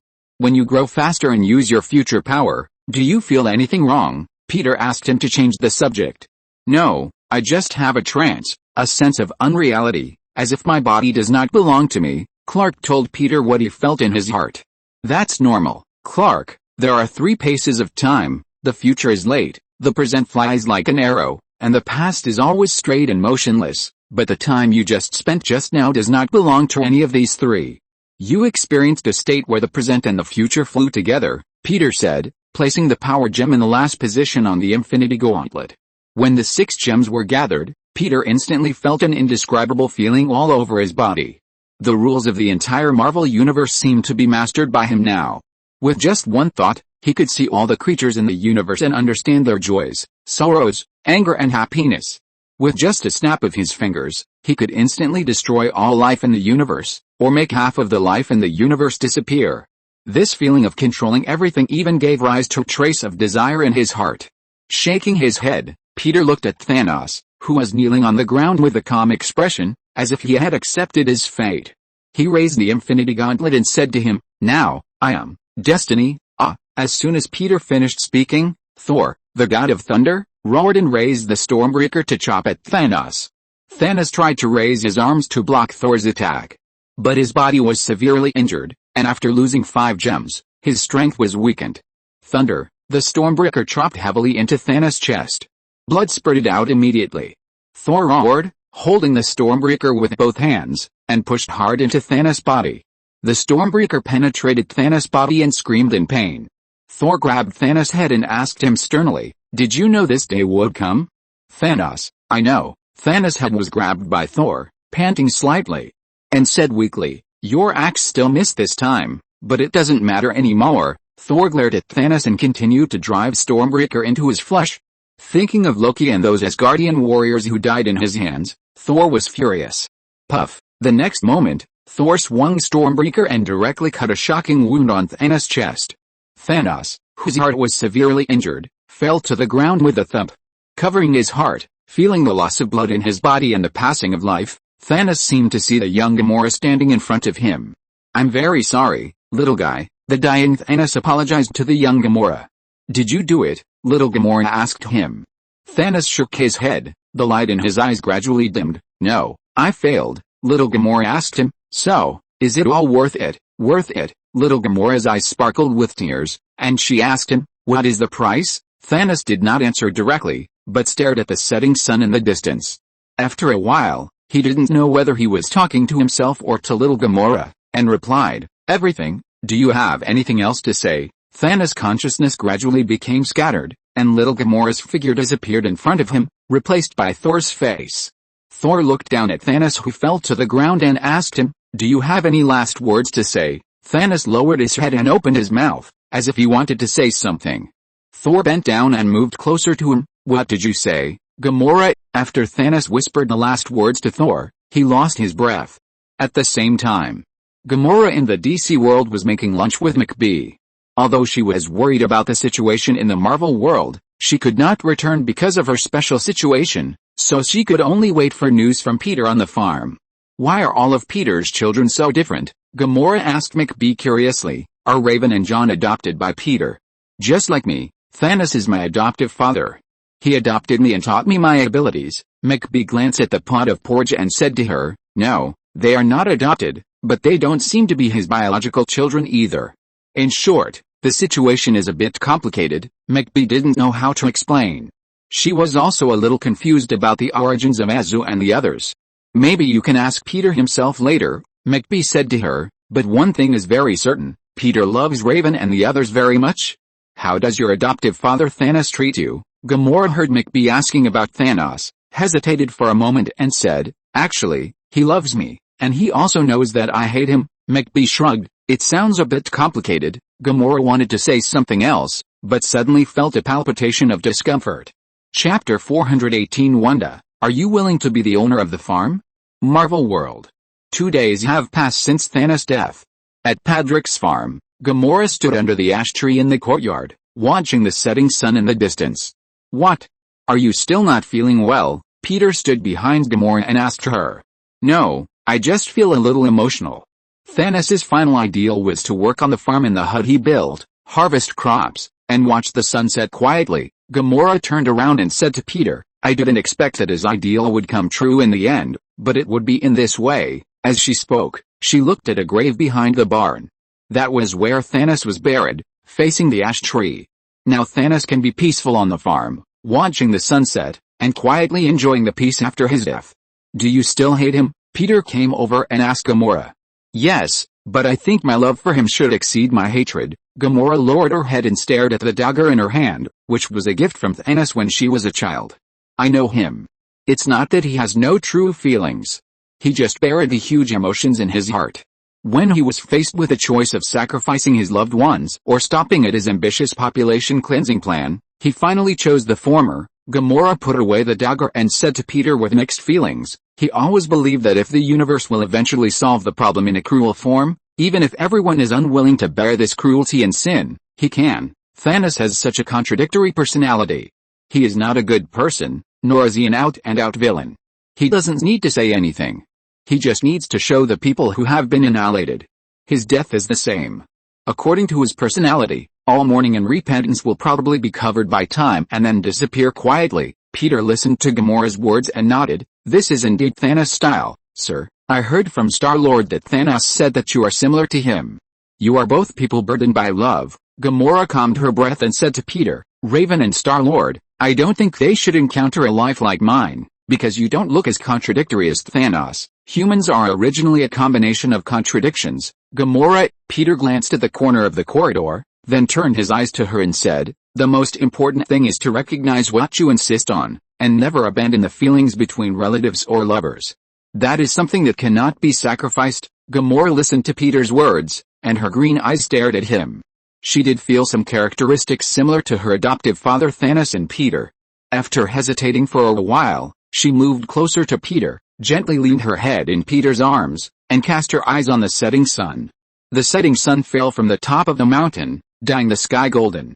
The cornfield swayed in the evening breeze, a beautiful scene. Peter saw Gamora approaching and was stunned for a moment. Then he saw the expression on Gamora's face, and did not speak, but cast his eyes on the sunset with her. At the corner of the corridor on the other side, Star-Lord from the Marvel world, who was hiding behind the corridor, looked at his girlfriend, leaning on the arms of her father in another world, and he felt unwell. Rocket Raccoon beside him quickly comforted him. Don't be impulsive, Quill. If you jump out now, it will only embarrass everyone. Marvel Star-Lord looked at his best friend in shock. What did you say? Gamora is my girlfriend. Why should I be embarrassed? Because that's your father. No, he's not my father. He's my father in another world. Don't lie to yourself. You must know him. I heard you talking in your sleep at night. Don't you want him to be your father? Rocket Raccoon came up and exposed his inconsistency. I just dream about him occasionally, Star-Lord said in a low voice. Hey, men, shouldn't we be discussing my girlfriend now? She's leaning on another man's arms. This is no small matter. Rocket Raccoon nodded repeatedly. I know, men, I know you want Gamora to lean on your arms more.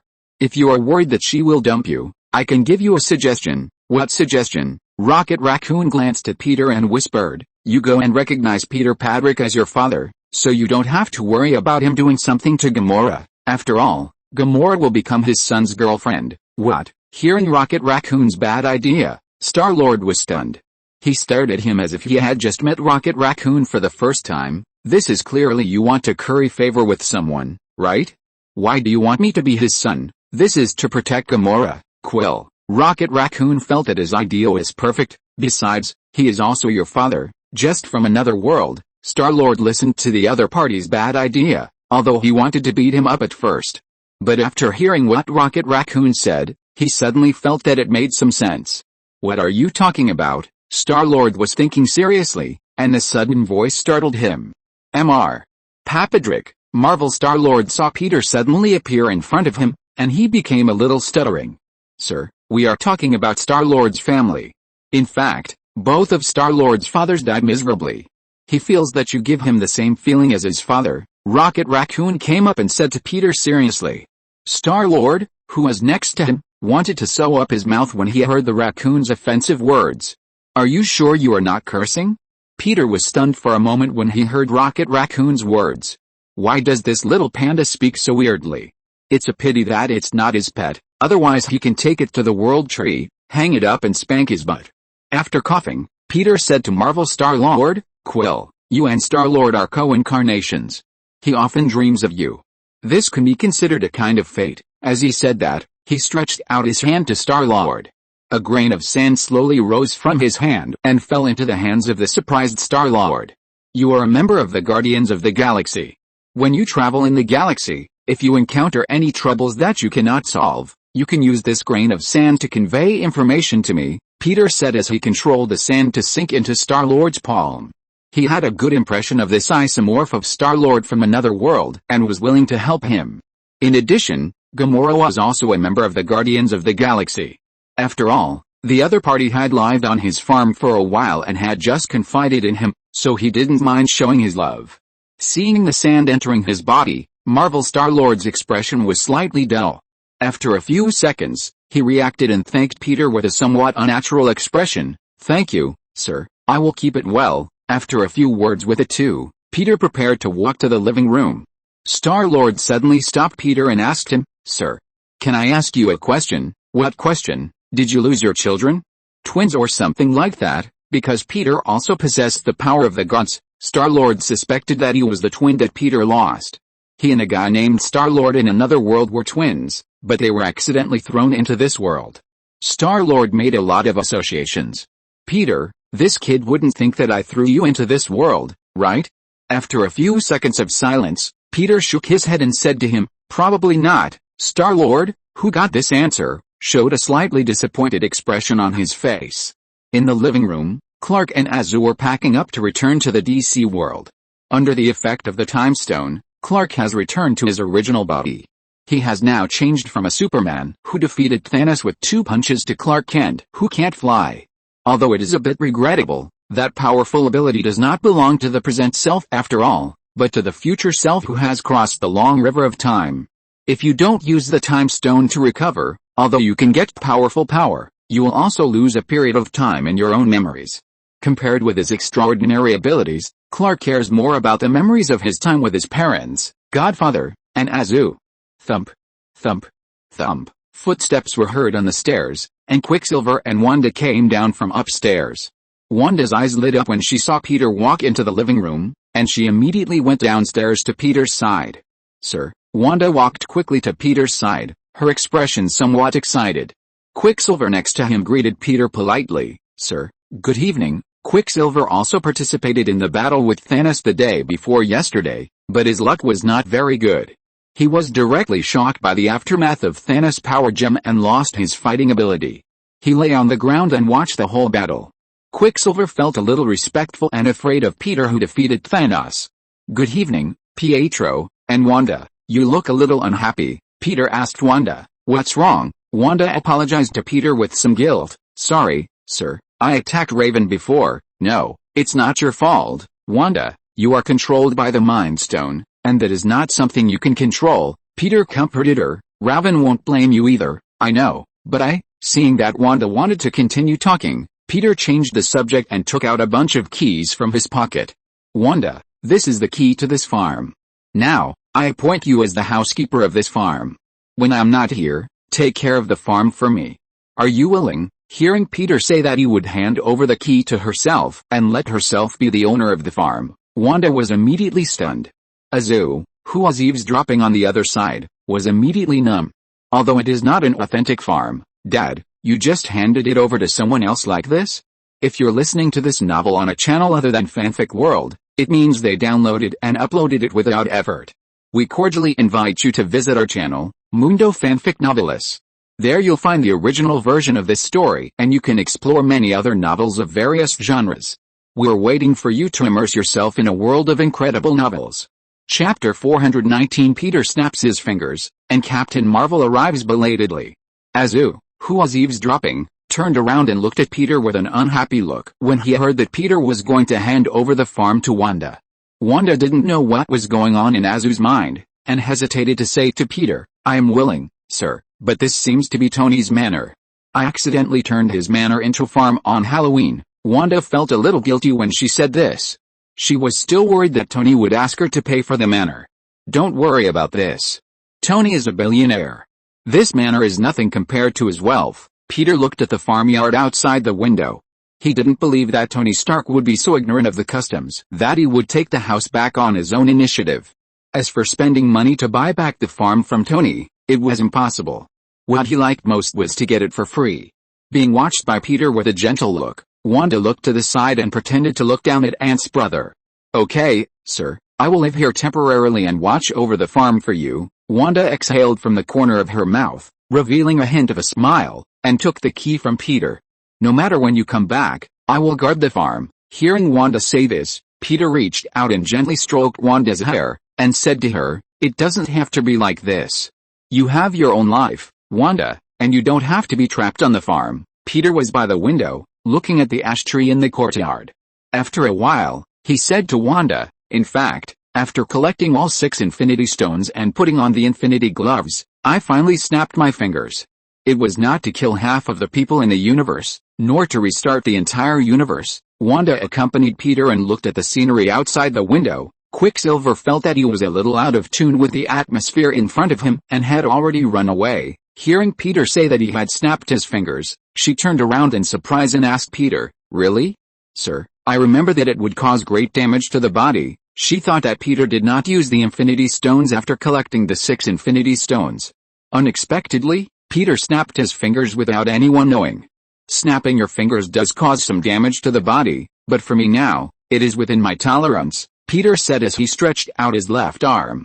His arm suffered severe burns after snapping his fingers. And this kind of burn is difficult to heal in a short time.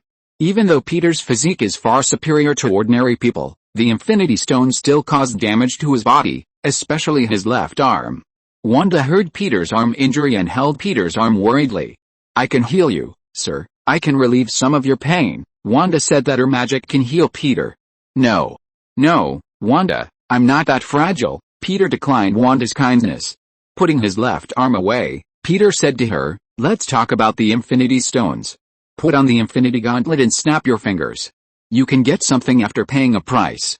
Unfortunately, it is not a universal wish-making machine.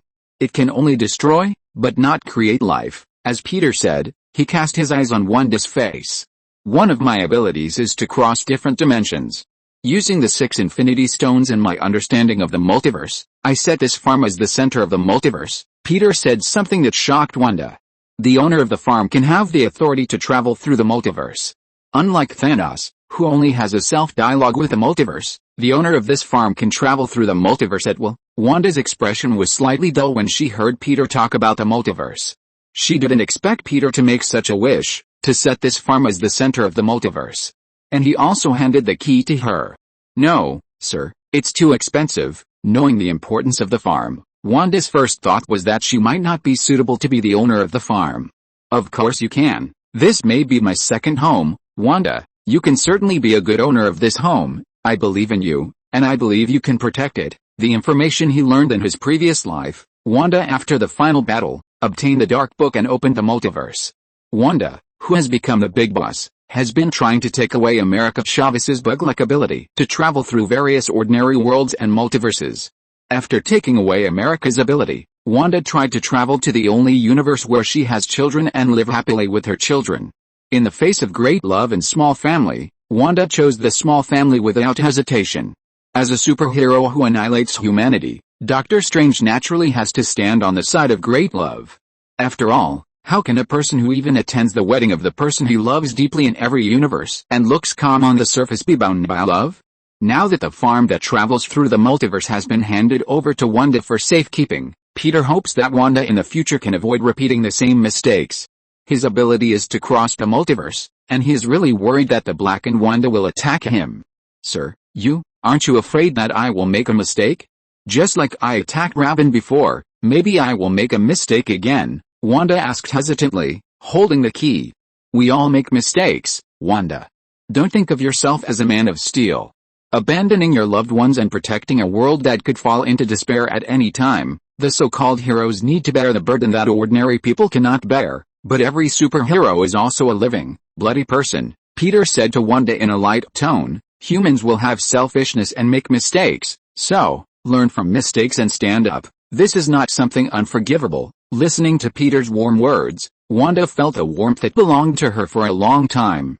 When she was a child, she and her brother sat at the dining table, and her father talked to her like this, right? Although the memory has begun to be a little fuzzy, but I will never forget that feeling.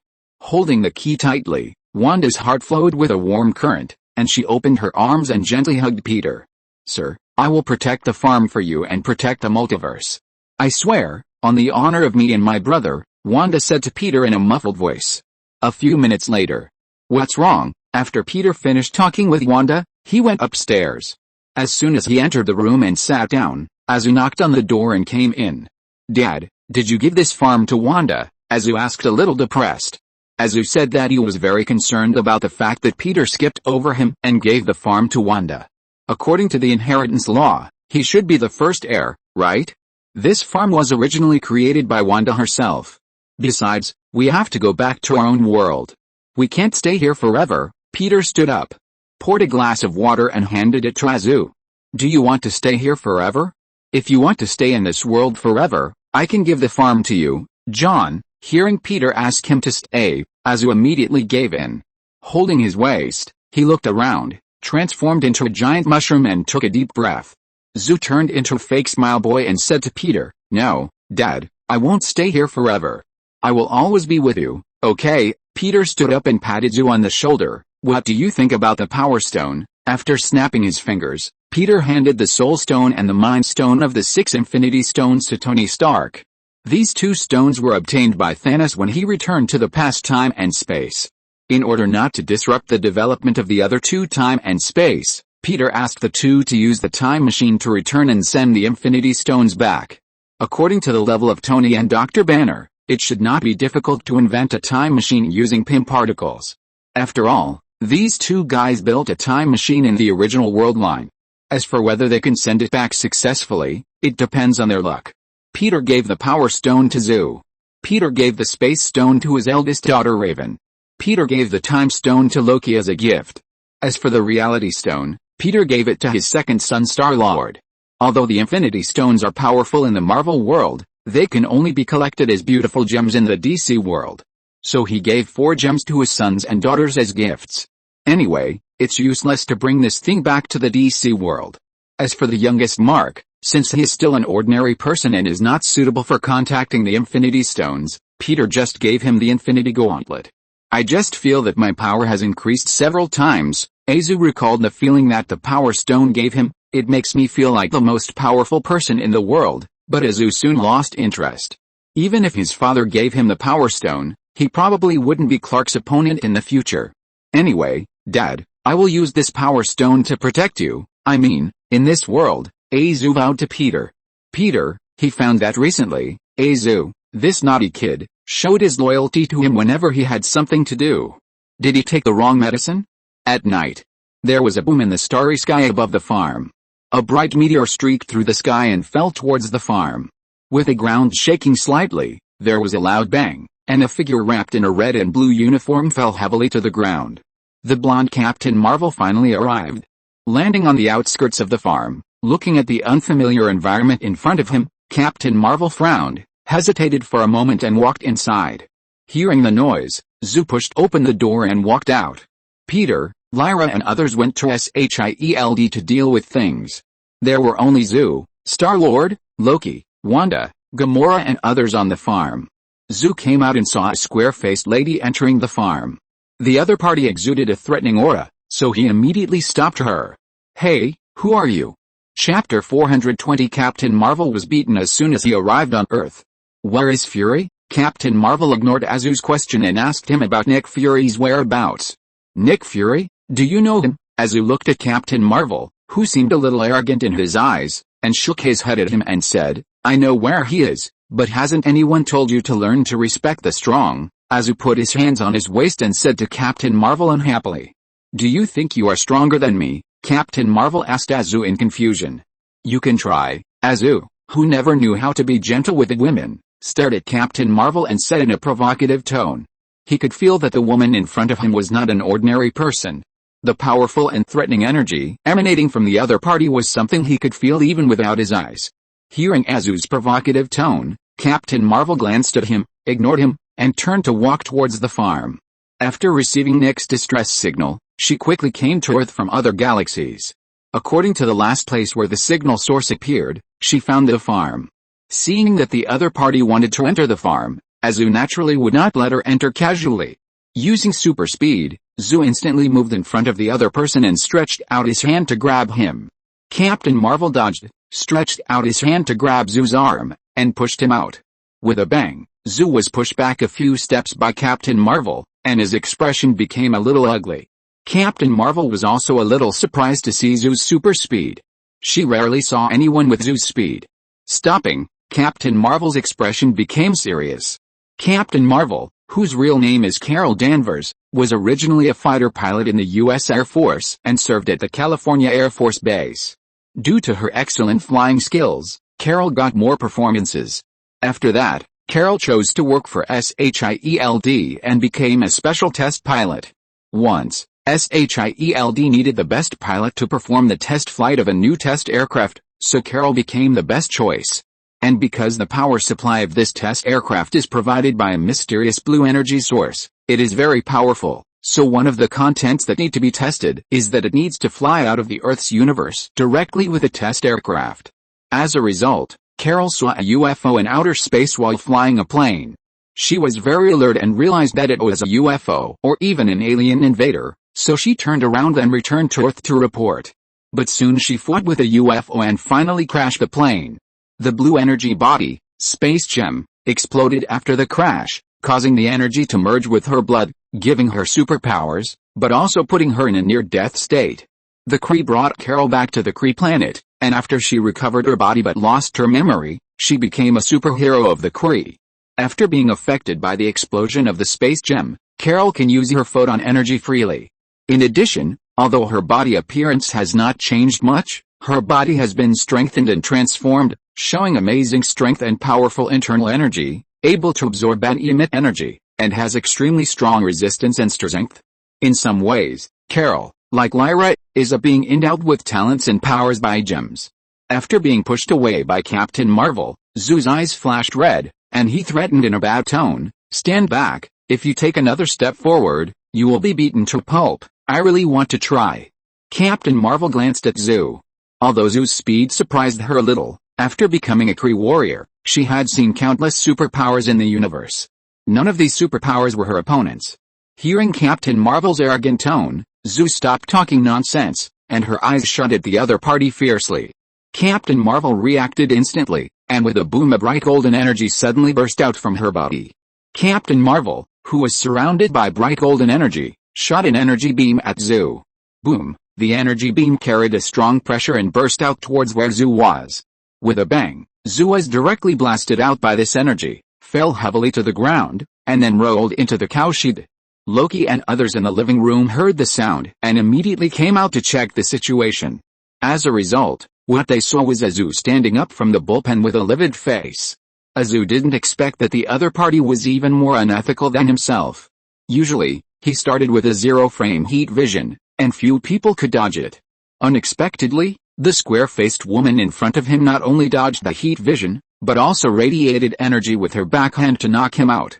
Feeling embarrassed, Azu didn't care whether the other party was a man or a woman. Then, under Captain Marvel's calm eyes, Azu clenched his fist with his arm and raised his left arm. Super speed was activated instantly, and with a bang, Azu's fist hit the opponent's arm at the speed of lightning, knocking Captain Marvel, who was unable to react, to the ground. Captain Marvel struggled to stand up, and just as he tried to fight back, he was hit again. Azu's fist hit Captain Marvel's chest. The air in his lungs seemed to be sucked out at once, and Captain Marvel tried his best to hold back and prevent himself from coughing violently. Staggering back, Captain Marvel ignored the pain and looked at Azu in shock. She could never have imagined that the opponent's speed would suddenly become so fast. Purple energy filled his arm, and Zu threw another punch at Captain Marvel. Standing up and dodging Zu's attack, Captain Marvel was surrounded by bright silver energy even more. She was angry and embarrassed by Zu's two punches, and she no longer held back. With a boom, powerful energy suddenly burst out, and Captain Marvel's body turned into a stream of light surrounded by energy and rushed towards Zu. Zu immediately felt a strong sense of oppression coming towards him. With his left hand, he grasped the seal shell that wrapped around the power gem, and Zu crushed it and held it in his hand. Ignoring the damage caused by the power gem, Zu punched again, and with a bang sound, he hit Captain Marvel in the flash form again. With a boom, a burst of purple energy burst out instantly. The turbulence caused by the space rushed to the surroundings, and the shock wave swept across the entire farm. Seeing that the aftermath of the fight between the two was about to destroy the farm, Wanda, as half the owner of the farm, reacted immediately. Wanda released chaos magic with both hands, manipulating it to form a thick barrier to resist the impact of energy.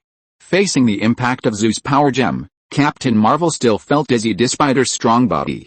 With a bang, she was hit and flew out, making a deafening sound and hitting a car parked near the farm. After knocking the car over, She continued to rush backwards without losing momentum until she hit a nearby metal fire hydrant and barely stopped. Captain Marvel, who fell to the ground, blushed. Not only was she humiliated, she also felt waves of pain. The next second, with a bang, Zhu fell from the sky and landed in front of Captain Marvel, who was lying on the ground in a mess. It seems that you are not stronger than me. Zhu crossed his arms, looked down at her and said, I have defeated countless guys like you. You are not the most special. Look at you now. You are just a weak and ordinary woman. Zhu looked at her and slowly raised his left arm. The only one who can stand above the sky is me. I am the real hero. He was beaten by Thanos before and could only watch Clark's depression in front of his father. Now it was all gone. After a cough, Captain Marvel finally caught her breath. When she wanted to stand up and fight Zhu again, she suddenly heard a voice coming from behind. What did you say? John. Hearing Peter's words coming from behind, Zhu was immediately stunned. Looking at his arm that was slowly losing energy, Zhu looked around in a panic, then he exhaled the air in his mouth deeply, and quickly changed his face in the astonished eyes of Captain Marvel. Hey, Dad. Zhu turned around with a smile on his face and looked at Peter and Nick Fury, who appeared behind him. Nick Fury glanced at Zhu, who was smiling, and then at Captain Marvel, who stood up. He didn't expect that Captain Marvel, who had just arrived on Earth, would be punched by Zhu. What hero were you talking about, John? Peter looked at the messy farm and Captain Marvel next to him, and asked Zhu with a bad face. He now regretted giving the power gem to Zhu. He had only been out for half a day, and this guy used the power of the power gem to give Captain Marvel, who had just arrived on Earth, a unique meeting. And he almost demolished a farm. Are you a husky? Destroy houses? How many times has this happened? He suspected that if he had come a few minutes later, the farm he had just entrusted to Wanda would have been completely demolished by this kid. Feeling the chill emanating from Peter, Zhu immediately realized that his father was really angry. I say, Dad, you are the real hero. You saved the universe. Zhu tried his best to look smiling and generous. Really, of course, I was just... He glanced at Captain Marvel, smiled unnaturally and said, I was just joking with her. Captain Marvel looked at Zhu's expression, which changed from the arrogant one just now to a gentle one. She was stunned by the other party's change of expression. This guy was so arrogant just now, but now he immediately became timid when he saw his father. According to her temper, she was going to stand up and continue to fight with the other party. But now that she was treated like this by the other party, she completely didn't know how to do it. I don't think you're joking, John, Peter said to him coldly. Go upstairs now. Chapter 421 Layla, Grandpa, I want to protect the farm too. After reprimanding Zhu and asking him to go back to the farm to reflect, Peter stepped forward. You are Captain Marvel, right? Peter said, extending his hand to the other party. Captain Marvel looked at Peter suspiciously, and slowly extended his hand to shake his hand. Peter just said a few words to stun Zhu, leaving a deep impression on her. Looking at Peter, she has been guessing his identity. It's me. Who are you? Nick Fury, who was standing next to her, took the initiative to introduce her. This is Peter Patrick, John just now as his son. If you are holding back a ball of fire in your heart now, I suggest you take a look at his face that seems to never change. Do you like to watch the fun so much? Fury, Captain Marvel looked at his old friend who he hadn't seen for many years, and his eyebrows moved. I may have a ball of fire in my belly, but you'd better give me an explanation of what happened. I will, but I must say, Carol, you are late. Nick Fury looked at Peter. Our problem has been solved. Thanos is dead. Thanos is dead. Captain Marvel was instantly stunned when he heard the news. Thanos' name is well known in the galaxy. She didn't expect Thanos to die on Earth. Yes, it was Patrick and his sons and daughters who did it. I suspect that he used the time stone to read the script, so he defeated Thanos, who had already collected 5 stones, Nick Fury said, while casting an inquiring look at Peter with a calm expression. Hearing Nick Fury say that Peter and his sons solved Thanos, Captain Marvel looked at Peter again with a surprised look. Why have I never heard of this person? After she lost her memory, she stayed on the Kree planet and was relatively well informed about the news in the galaxy, but she had never heard of the name Peter Patrick. So, did the Infinity Stone fall into your hands? After thinking for a moment, she raised her head and asked Peter. No wonder she lost to that arrogant bastard just now. It turned out that the other party used the Infinity Stone. She was given power by the Space Stone, And she could also vaguely perceive the other Infinity Stones. She quickly found a reason for her embarrassing defeat just now. Yes, Peter looked at the short-haired Captain Marvel and nodded. Compared to randomly scattering the gems in the universe and collecting them by ambitious people, I think it's better for me to keep them. After talking to Nick Fury and Captain Marvel for a few words, Peter walked towards the farm. Watching Peter enter the farm accompanied by Raven and Lyra, Captain Marvel's brows gradually frowned. He is very dangerous. Captain Marvel watched Peter's back disappear completely before saying to Nick Fury, I know, but Padraic is a trustworthy person. Nick Fury was silent for a moment and said to Captain Marvel, if you knew what happened in this war, you wouldn't ask whether he is trustworthy or not. So, what happened? Captain Marvel frowned and asked Nick Fury. She became more and more curious about what happened in this war with Thanos. And who is Peter Padraic, this mysterious guy? Night. After dealing with most of the things here, Peter prepared to send Lyra back to the world of injustice. Thanos is dead, things here have been resolved, and Lyra still has a lot of things to do in the world of injustice. Even though he was a little reluctant to let his granddaughter go, Peter had no choice but to send her back. Grandpa, can you accompany me to the street and then send me back? I haven't been here properly, otherwise I always feel that I have come here for nothing. Maybe I can bring some gifts to my father and Uncle Bruce. On the farm, Peter was slightly stunned when he heard Lyra say this. Of course, he reached out and gently stroked Lyra's hair. A few minutes later, the deserted streets of New York City were deserted, and the dim street lights lengthened the shadows of the two. Lyra was wearing a pair of long jeans and an open-chested baseball shirt on the upper body, which set off her slender and perfect figure. Grandpa, who was the Captain Marvel just now? Lyra walked a few steps along the street and asked Peter. You have some similarities. She is a superpower born because of the space gem. Peter briefly introduced the origin of Captain Marvel to her. Are we the same? Lyra was a little dazed. Exhaling, she stopped and said to Peter hesitantly, Grandpa, will you distinguish me from Raven and the others because I am special? Peter shook his head and said, No, of course not, you are unique. Leela looked into Peter's eyes. She felt that Peter now seemed to be gentler than before. Nodding, Leela approached and took Peter's arm. In her peripheral vision, she suddenly found a Merlot vending machine in front of the store. Maybe I should try the soda here, Leela said she wanted to drink soda. Peter would naturally not refuse, and walked to the vending machine. I remember there is a kind of Mountain Dew soda here, which Raven recommended to me. As he spoke, he put in a coin to buy a bottle of Mountain Dew soda and handed it to Leela.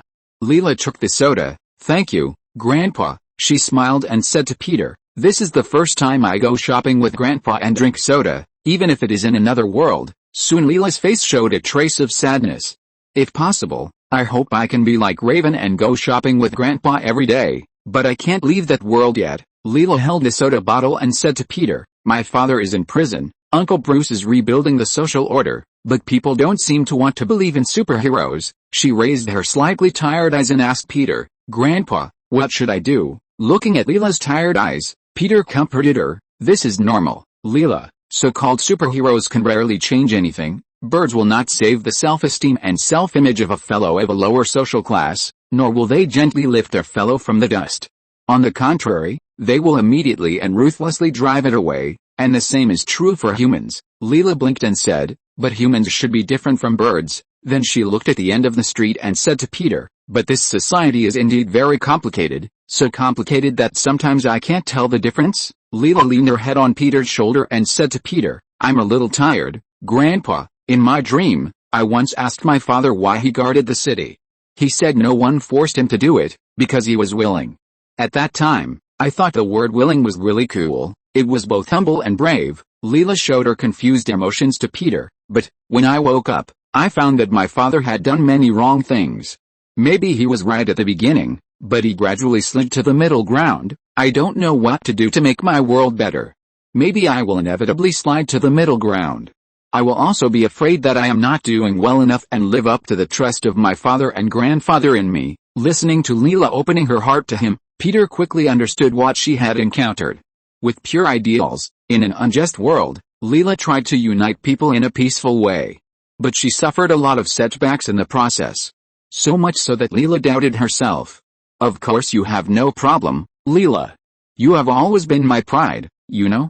When I saw you fighting Thanos for me and for those strangers, I knew that my Leela would never change, even if 1,000 years or 10,000 years have passed. She will not change, because your kindness and innocence are born from miracles. Peter kissed Leela's forehead gently, and miracles will never fade or disappear because of time. Listening to Peter's words and feeling the warmth that Peter conveyed to her, Leela hugged Peter tightly. It began to drizzle in the sky, and a car whizzed by the street. Through the misty rain, Leela opened her eyes and saw a row of electrical appliance cities located not far away. Then she looked into the distance, and the uniform high-rise buildings were like a dim farm fence, outlining the boundary between the jagged sky and the crops. Grandpa, I will return to the farm one day. Lyra looked at the skyline of the city in the distance and said to Peter with a sad expression, when the time comes, I will protect you, just like protecting the earth. Are you willing to wait for me? Peter nodded. Of course. Lyra's tone was full of determination. I will protect the farm for you like Wanda. Peter, if you are talking about a farm in the DC world, there are probably a lot of people who are worried about it. However, Peter didn't want to undermine the child's self-confidence. He didn't say what he was thinking, but just comforted her. Looking at the gradually dimming lights of the city in the distance, Peter's heart was also made a little sad by Lyra. The next day, Peter left the farm in the Marvel world and returned to his own world. Raven was the first to step into the farm. Suddenly, she found something wrong in the house. Dad, Raven shouted to Peter, there is another black man in the farm. He may be applying for a job. His body should be suitable for farm work. The Martian hunter, who had not appeared in the living room of the farm for a long time, was immediately numb when he heard Raven's words. How did Peter teach this child? How come this girl is the same as Zoo, thinking of working on the farm when she sees black people? Hey, your name is Raven, right? Martian Manhunter took a deep breath, calmed himself down, and asked Raven. Yes, who are you? Raven looked at him warily. This is Patrick's farm. Black people are not welcome, really. Isn't the female fox black? Martian Manhunter asked her. No, she is a hybrid of animal and human. Chapter 422 Kryptonians appear.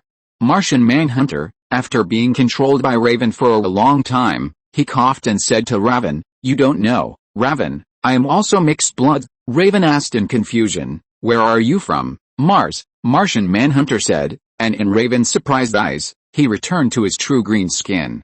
This is, Raven looked at the Martian Manhunter with a shocked look. She didn't expect that a living black person would suddenly become a green-skinned alien. Are you a Martian and a black person? Raven asked stutteringly. No, I'm a Martian, but I'm just disguised as a black person. According to your standards, I'm not completely black, just like the female fox, Martian Manhunter said to her with a smile. He was talking to Raven, and Peter, Azu and others also returned to the farm from the Marvel world. Peter was a little surprised to see Martian Manhunter suddenly appear on the farm. This guy hasn't been to the farm for many years. What a rare visitor, John Jones. Peter came over and said to him with emotion, I thought you died in the battle with a villain, and I sighed for a while. Facing Peter's teasing, Martian Manhunter didn't care. I did encounter some troubles when fighting a villain, and I was trapped for a few years, but now it's solved, Martian Manhunter said, and after seeing Azu, Clark and Star-Lord, he came up and hugged them warmly. Clark was a little excited to see his old friend who he hadn't seen for a long time. Mr. Jones, did you encounter any troubles? It's solved now, so don't worry. Martian Manhunter patted Clark on the shoulder. You have grown a lot taller, Clark, and you look more mature. Mr. Jones, are you an alien like Clark? Raven next to him asked bluntly. Aliens from other planets, the last survivors of a race, and the superpowers that seem to be born with isolation. Clark felt his heart hurt when he listened to Raven's childish words. What does the innate ability to be isolated mean? Aren't Zoo, Chloe, and Lana his friends? In addition, he has a godfather and parents who love him. How can this be considered isolated? Although he was always bullied in school, it's not like he has no friends. Martian Manhunter didn't notice Clark's emotions. He shook his head and said to Raven, although we are all aliens, we are not exactly the same. Clark grew up on Earth and has always felt that he is a human being. When I came to Earth, I was already an adult. No matter where I was born or what I was cultured, I am a complete Martian. I am and will always be an alien, which is what the writer Heinlein called, a stranger in a strange land. A stranger in a strange land. Raven repeated Martian Manhunter's words. Martian Manhunter looked at Peter. Okay, That's all for me. Peter, I heard that you are busy saving the world in another universe. Not bad. Although I'm not good at saving the world, I succeeded after all. Where are Mark and Vixen? Peter didn't see Mark and Vixen on the farm, so he asked Martian Manhunter.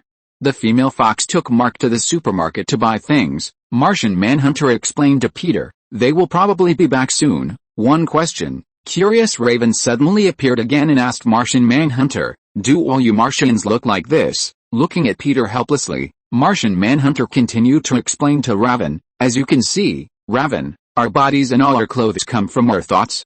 The form you see now is through transformation.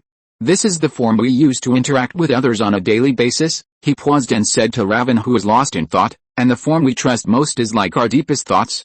We only share it with the people closest to us. Hearing this, Raven suddenly remembered that she had also dreamed of her body changing. There were several more eyes on her forehead, emitting a strange red light. If this was one of her forms, I'm afraid it could only be seen by her father. At dinner, Peter ate with his sons and daughters, as well as the queen of the underworld, McBee and Martian Manhunter. Martian Manhunter saw a blue, shining gem hanging on the necklace hanging around Raven's neck. Seeing that Martian Manhunter had been staring at her necklace, Raven took it off proudly and showed it off to Martian Manhunter. This is the space gem my father gave me. Space gem. Yes, using the space gem can teleport.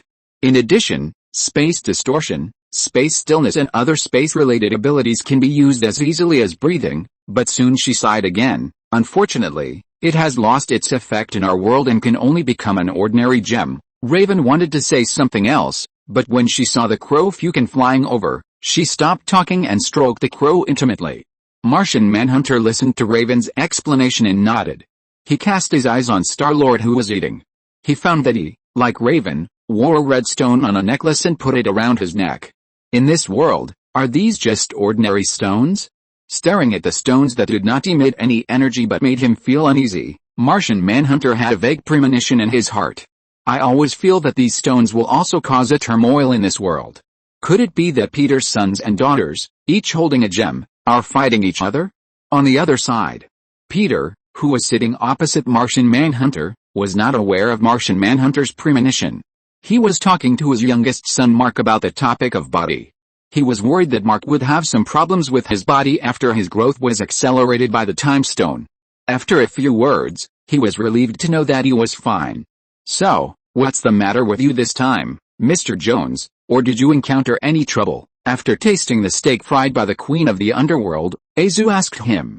No, I didn't encounter any trouble. At least I solved all the troubles I encountered. Martian Manhunter cast his eyes to the dark night outside the window. Your father once asked me to look for the crashed Kryptonian spaceship in the Arctic. Recently, I found a spaceship under the ice, but I can't enter it.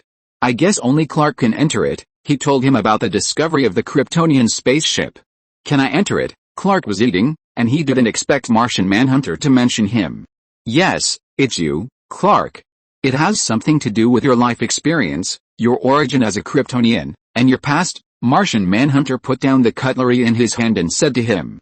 Clark hesitated for a moment, and said to Martian Hunter with a complicated expression, in fact, I already know my past from Godfather and Kara. I know what happened on Krypton and I know my identity, but that is only my past life. After experiencing the Thanos incident, Clark has a new understanding of life. Having crossed a long river of time, he no longer quarrels with his parents for his identity like when he was a child, or even runs away from home. Now he only cares about his family and relatives. Whether it is Godfather, parents or these brothers and sisters, they are all existences that he must protect. His life is just looking forward, and for the past, he holds the idea that although it is regrettable, it has passed. As a person who has walked into the future, all he has to do is to protect the farm for Godfather. I heard John say that Clark ran away from home because he was an alien and not his father's son. Raven's voice sounded. She looked at Clark with a somewhat unnatural expression, and asked curiously, is that true? Clark, you ran away from home, ahem. After hearing this, Clark looked at Azu, the big mouth, unhappily. No, that doesn't count as running away from home, Zu added sarcastically, because Clark was found by his father in the cemetery. Normal people who run away from home don't hide in the cemetery. I guess Clark really wants to be found by his father. Even if he can run to Las Vegas in an hour, he still hides in the cemetery. Clark's anger was getting worse and worse. If it weren't for Peter being next to him, he would have stood up and punched Zoo. Raven listened to Zoo's words, put down the spoon, and said to Clark, "That's really bad. I saw a news report the day before yesterday. An 18-year-old boy eloped with his 13-year-old girlfriend for 2 weeks and fled to Florida." Raven talked about the news she saw. Although their escape was not exciting, they committed crimes along the way. They first stole the neighbor's car parked in the garage, then they stole 2 pickup trucks in succession, and there were guns hidden in them. Later they used other people's checks to pay for travel expenses. They were also suspected of burglary and destroyed property to avoid police pursuit. "Clark, next time if you run away from home, I can plan your route for you and lend you money," Raven said kindly. "Clark, thank you, Raven. I shouldn't be so miserable and fall to stealing all the way to make a living." Peter saw that these naughty kids were getting more and more outrageous, so he stopped a few of them. "Raven, John, don't talk while eating. Clark, you can go to the North Pole to see. Maybe you will find something there," Peter said to Clark seriously, "something very important to your life." The next day, early in the morning, Clark finally listened to Peter and followed a Martian hunter to the North Pole. Feeling the whistling cold wind in the air and looking at the snow-covered world, Clark put on sunglasses and asked the Martian hunter, "Mr. Jones, where are we going?" "Here." After confirming the direction, the Martian hunter led Clark forward. A few minutes later, Clark looked at the huge spaceship buried in the distance in shock. His perspective eyes can clearly see hundreds of meters deep under the ice. In his sight that he did not catch, 2 dark shadows flashed by near the spaceship. I would like to ask readers for monthly tickets. Thank you for your subscriptions and votes. I have seen every one of them. Thank you very much. In addition, I recommend a friend's seedling book. Congratulations on activating the domineering system. The initial reward has been issued. This is an indispensable step for you to enter the field of domineering. Do you want to receive the reward? Although taking shortcuts does not conform to my positive energy, my biggest problem is that I don't know how to refuse. Receive it. Congratulations to the host. Receive the domineering special personality, claustrophobia and stomach problems EU. Chapter 423, Dark Forces are about to arrive on Earth.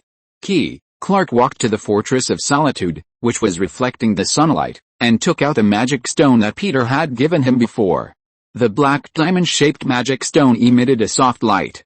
After thinking for a while, he inserted the magic stone into the place near the hatch of the spacecraft, which was suspected to be the gap of the key.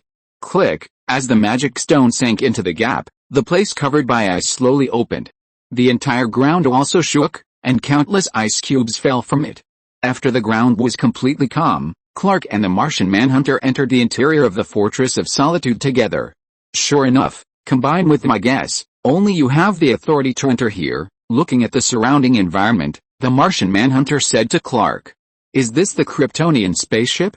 Maybe I should come with my cousin Kara next time." "She must be very surprised," Clark said while looking at the various equipment frozen around him. "Of course, the premise is that she will no longer hide. The Godfather clearly doesn't care about the 1 million. Clark felt a little helpless when he said this.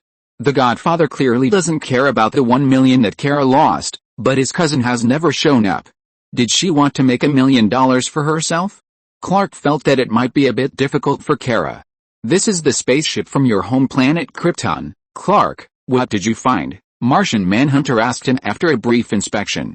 "No, I am just like you, Mr. Jones, a stranger in a strange land, and I don't know more about these things than you do." Clark said that he and Martian Manhunter didn't know much about Krypton. After hearing this, Martian Manhunter shook his head and picked up a piece of ice crystal in the Fortress of Solitude.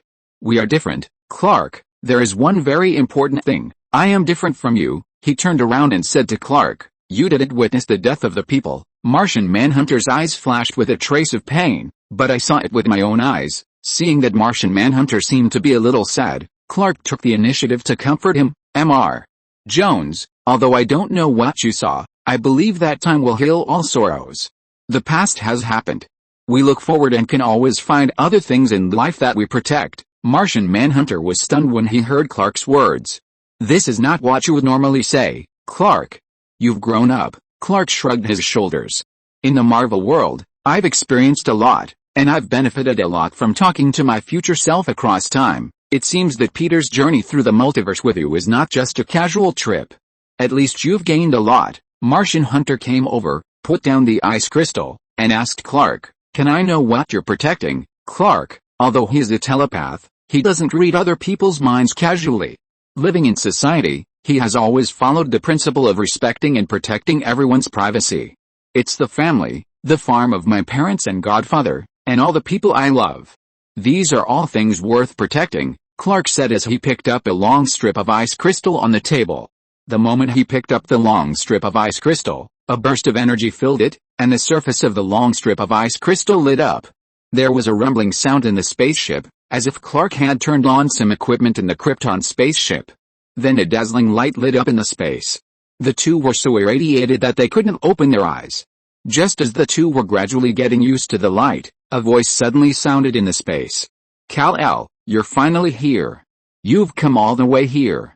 A new journey is about to begin. Who are you?" Hearing the voice from the spaceship, Clark frowned and asked, "I'm Jor-El, your father, the father of your Kryptonian birthplace." Hearing the other party say that he was his father, Clark immediately said excitedly, "No, it's impossible. Krypton has been destroyed." "Yes, it has been destroyed, but some things have been preserved, such as in this fortress of solitude. The state of our planet has been copied for your training." The voice claiming to be Jor-El in the space continued to say to Clark, "You can learn a lot of knowledge from me, knowledge about Krypton, which will liberate your power and let you better understand your body. Are you saying that I should stay here to study?" Clark looked up and asked Jor-El, who did not show up.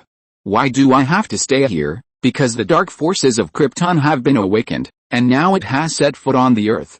If you want to stop it, you must make you stronger." Hearing the other party say that the dark forces have been awakened and are about to invade the Earth, Clark was stunned for a moment, and then asked him worriedly, "What dark forces are they?" "You will always know. When they arrive on Earth, you will know their relationship with you." Clark looked at Martian Manhunter, took a deep breath, and said to Jor-El in a firm tone, "No matter what invader it is, we will defeat it. In the Marvel world, under the leadership of the Godfather, we have defeated Thanos." Clark said to Jor-El confidently, "We have experienced countless adventures. Even if the dark forces you mentioned have awakened, the Godfather can deal with him." Jor-El listened to Clark's confident answer and fell silent. As a Kryptonian artificial intelligence, he did not expect Clark to answer like this. "Who is your Godfather?" "Kal-El," Jor-El's artificial intelligence asked him. "The name of the Godfather is Peter Patrick. Before you taught me knowledge and let me better understand my body, the Godfather had already taught me these. When I was very young, the Godfather taught me to better use my talents." Clark talked about Peter. "I also knew my identity as a Kryptonian a long time ago." Jor-El fell silent again. According to normal logic, the conversation and interaction between the two should not be in this form. Just as the artificial intelligence began to analyze which link was going wrong, with a click, the door outside the Fortress of Solitude was opened. Clark heard the sound and turned his head alertly. As a result, he saw two figures slowly walking out. Two figures, a man and a woman in simple black uniforms, stood in front of Clark and Martian Manhunter. "Clark, stand back." Feeling the momentum emanating from the two, Martian Manhunter immediately stood in front of Clark. The woman with long black hair and sharp eyes stared at Clark behind Martian Manhunter and said, "Kal-El, we finally meet." Clark signaled Martian Manhunter not to worry. He walked forward and frowned and asked the other party, "Who are you?" The long-haired woman looked at Clark, and a smile appeared at the corner of her mouth. "We are the last survivors of Krypton." Survivors. Clark was stunned when he heard the other party claim to be a survivor. He thought that there were no Krypton survivors in this world except himself and his cousin Claw. He didn't expect that the person in front of him, who exuded a familiar aura, would be a Kryptonian. Taking a deep breath, Clark calmed himself down. Seeing the other party's posture, Clark didn't believe that they came for friendly purposes. He asked the other party warily, "What do you want?" "We want you to join us." Kal-El, the tall and strong male Kryptonian who had been silent, took a step forward and said to Clark, "Help us turn this barbaric continent into our ideal country, utopia." Clark looked at his compatriots and asked coldly, "How to turn it into an ideal country? How are you going to deal with the people living here?" "Kill them, for the benefit of everyone. A small part must be sacrificed," the man said to him in an emotionless tone. "Then sacrifice me," Clark interrupted the two before the other party finished speaking. He stared at the two Kryptonians who suddenly appeared and said, Because I won't let you endanger others." Hearing Clark's words, the two Kryptonians looked at each other. The long-haired female Kryptonian shook her head at Clark. "If this is your decision, then it can only be so, Kal-El." After that, she took off the silver bracelet in her hand and threw it at Clark. With a whoosh, silver lightning attacked Clark. Clark, who didn't know the details of the bracelet, immediately used super speed to dodge the attack. The rotating bracelet did not continue to move forward, but hovered in the air, emitting a dazzling white light. Then, in the astonished eyes of Clark and Martian Manhunter, the bracelet formed a portal in the air. Inside the silver portal, an area surrounded by circular buildings can be vaguely seen. At the same time, a strong suction force came from the portal, pulling Clark into the door. Clark tried to grab something in the Fortress of Solitude to prevent himself from being sucked in. Although he didn't know what the two Kryptonians threw at him, it was definitely not a good thing. As long as he entered, he would probably never come out. Bang! At the critical moment, Martian Manhunter swung a punch and knocked the Kryptonian man out heavily. "I think you forgot the most important thing, that is, I am still here." After knocking the Kryptonian man away, Martian Manhunter's hand stretched infinitely, grabbed Clark's body, and pulled him out of the section of the portal. Seeing Martian Manhunter's attack, the female Kryptonian immediately activated her heat vision. Sizzle! The heat vision instantly hit Martian Manhunter, but at the same time Clark also activated his super speed and knocked the woman out. Chapter 424, What General Zod? He is the one we are going to fight. In the Fortress of Solitude, a fierce battle broke out in an instant. The male Kryptonian stood up and moved in front of the Martian Manhunter with a bang. He activated his super speed and did not wait for the Martian Manhunter to react. He punched him hard and sent him flying. Bang! Bang! Bang! The Kryptonian's attack directly knocked him down from the air, and he slammed heavily to the ground, and then plowed several meters along the ground. The Martian Manhunter, who was still in the air, hit the machinery and equipment in the Fortress of Solitude, making a boom sound. Seeing the Martian Manhunter fall to the ground, Clark shouted angrily, grabbed the diamond crystal at hand and threw it out. With a bang, the male Kryptonian was hit in the chest, and retreated while groaning. Clark took advantage of the situation and used his super speed to move in front of the other party and pushed him back. The Kryptonian, who was unable to react in time, was directly sucked into the portal. Seeing her companion being sucked away, the female Kryptonian also panicked. The next second, she felt a trance. Martian Manhunter used telepathy to cause a momentary flaw in her mind. Taking advantage of this opportunity, Clark immediately moved in front of the woman, grabbed her shoulders, and threw the female Kryptonian in. No! As the female Kryptonian screamed, the portal suspended in the air instantly absorbed her in. Then a dazzling light burst out, and the portal closed with a swish. Slightly panting, Clark looked at the closed portal in shock. From the appearance of the two Kryptonians just now, to the outbreak of the battle, to the two being sucked into the portal, it only happened in a few minutes. But these few minutes made Clark's heart beat wildly and he felt a little scared. If it weren't for his cooperation with Martian Manhunter, he might have been sucked in. After calming down, he asked Martian Manhunter, "What is that, Mr. Jones?" "It's the Phantom Space." The voice of Jor-El's artificial intelligence sounded again. He explained to the two, the Phantom Dimension was discovered by Jor-El, and was used to imprison criminals on Krypton. The people in it are like ghosts, without entities. They can see each other but cannot touch each other. People in it do not age and do not need to eat. It has different names: buffer space, the white Martians call it static space, and some people call it stagnant space or ghost space. Martian Hunter listened, picked up the silver bracelet on the ground, and asked Jor-El, "Did these two people want to lock me up just now? Who are they and why did they suddenly appear here?" Jor-El replied to him, "They just escaped from the Phantom Dimension. There is also an entrance to the Phantom Dimension in the Fortress of Solitude. The two Kryptonian criminals escaped from this entrance, so they appeared directly here after escaping." After a pause, he said to the two, "In addition, they have checked the information here and know of your existence, Kal-El, and sent your information to the dark forces rushing here." "What?" Clark was stunned when he heard what Jor-El said. He asked the other party with some confusion, "Why don't you stop them?" Since the other party knew his information, he would definitely be the first one to find after coming to Earth. "Aren't you your biological father? Is there anyone who would cheat his son like this?" "Because I can't do it." Jor-El's artificial intelligence replied to the two. Clark and Martian Manhunter looked at each other.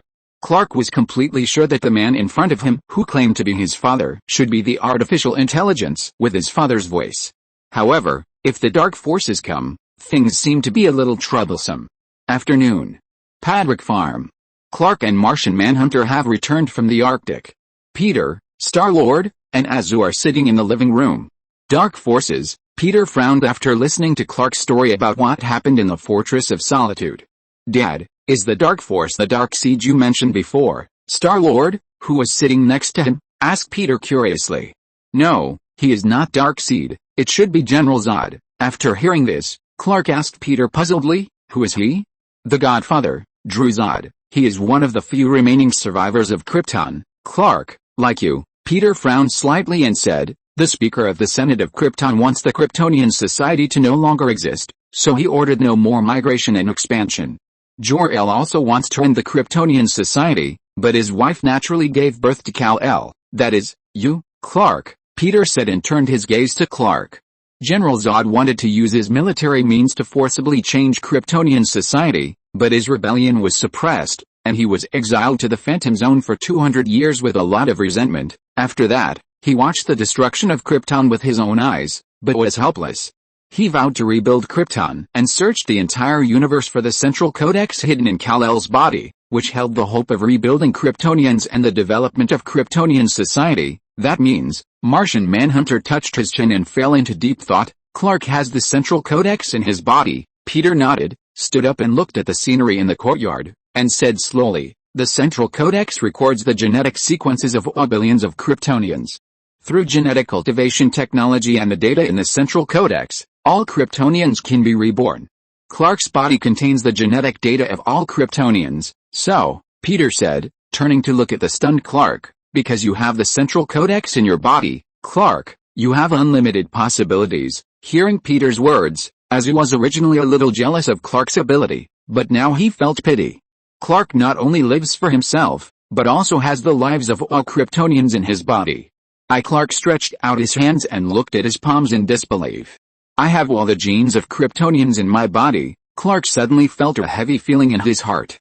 He seemed to feel that his life was much heavier. Peter saw Clark's confusion, walked over, put his hand on his shoulder, and said, so, this cannot be borne by a non-iron body, but the Clark I know has a steel body. Clark looked up and saw the encouragement and warmth in Peter's eyes. Will I become the kind of steel body you expect, Godfather? Clark asked confusedly.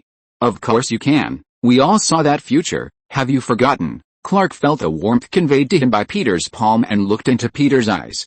The Godfather seemed to believe in himself more than himself. After talking with Clark, Martian Manhunter talked to Peter alone. He asked Peter, how are you going to deal with General Zod who is coming? We have enough time, don't we? Peter said nonchalantly. He didn't think General Zod would pose any threat to him after he came. After all, there were several superheroes on his farm. If he showed off, he would fly.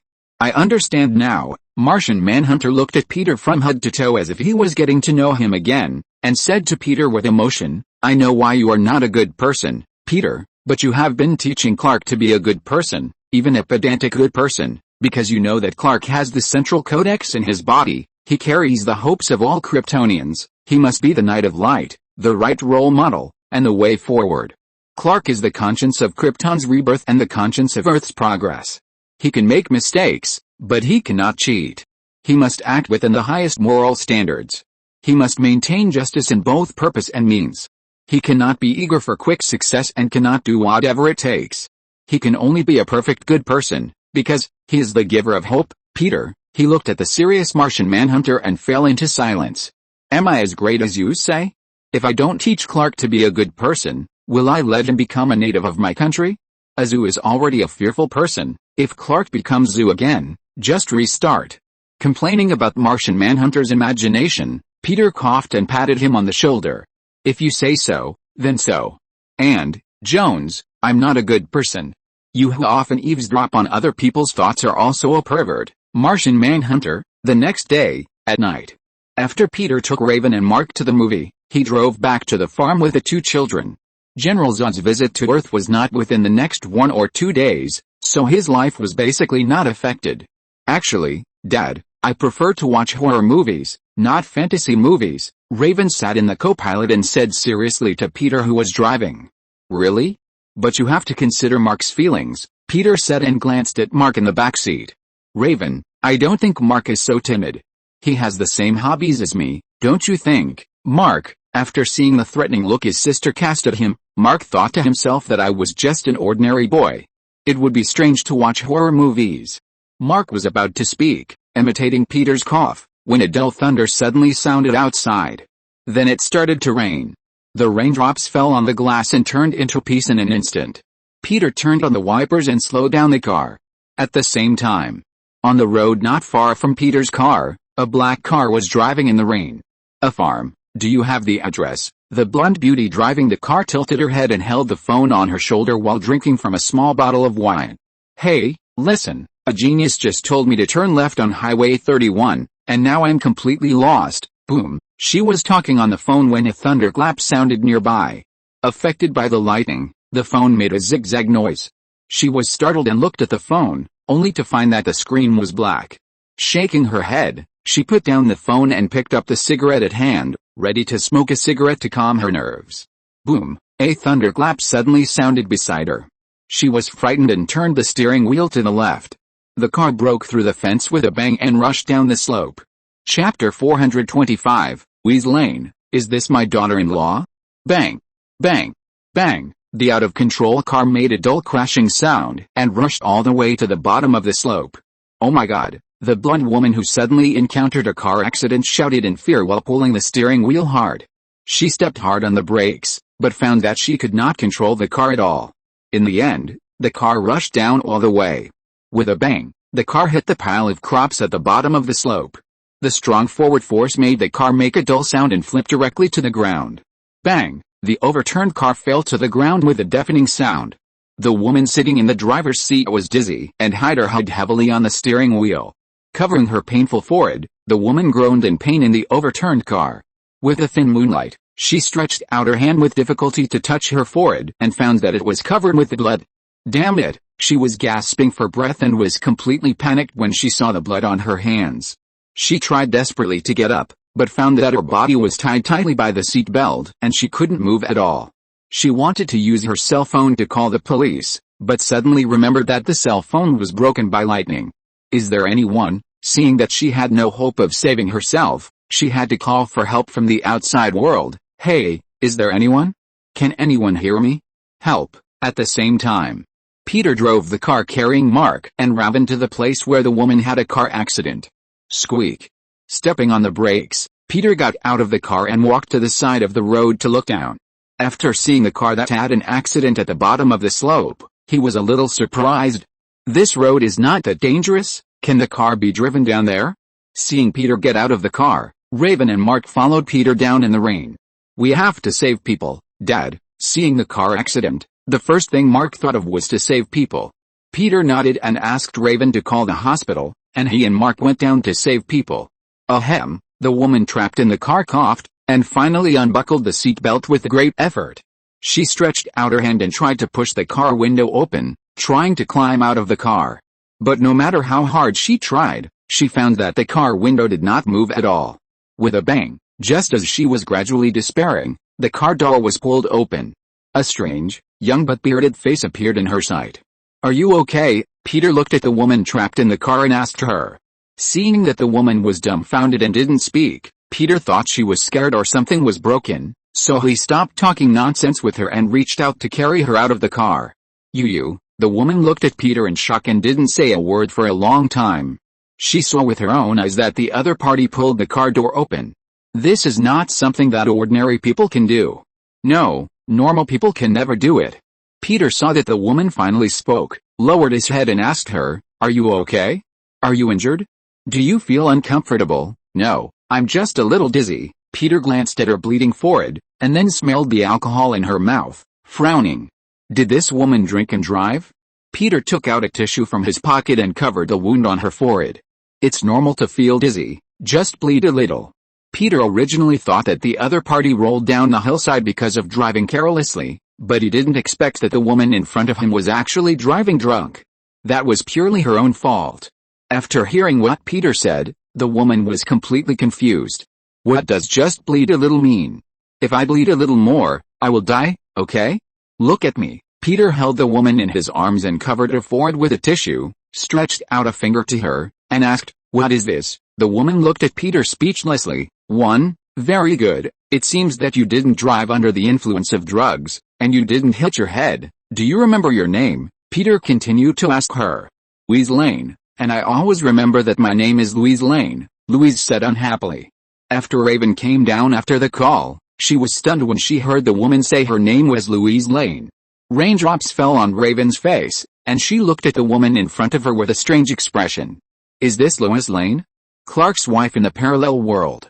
Raven, who had experienced the unjust world, was deeply impressed by Lois in that world. After all, it was the death of Lois and the child in her belly that made Superman embark on the road of dictatorship. Now seeing Clark's future legitimate wife appear in front of her, and almost died in a car accident, Raven felt absurd. What if Lois really died here without her father's help this time? Then Clark would never have the chance to meet his true love again? Lana and he are not destined to be together. If Lois dies again, then poor Clark is really surrounded by loneliness, and he may be single for the rest of his life. But that's not bad. Anyway, she will not marry in the future and will stay with her father for the rest of her life. He is not alone. Raven immediately fell into wild thoughts. Peter, who was next to him, was slightly surprised when he heard that the other party was Lois Lane.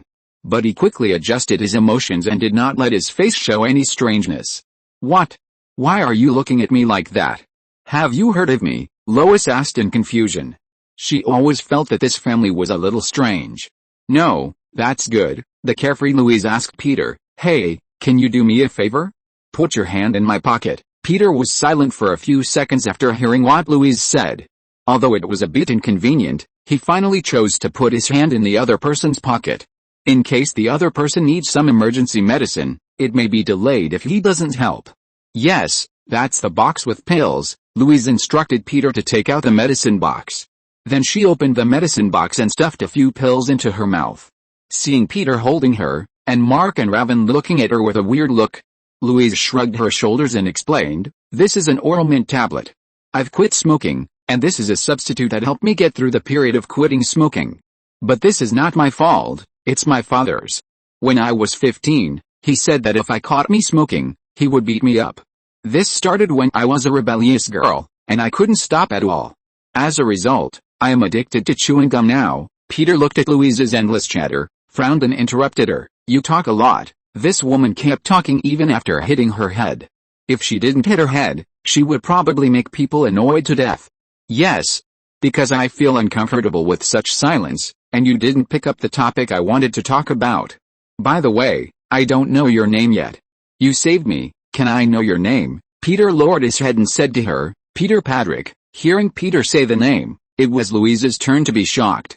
Half an hour later, in the town's central hospital, Louise, who had received a simple bandage, was talking to the doctor in the ward. "Is it really okay? It's just a scratch on the forehead.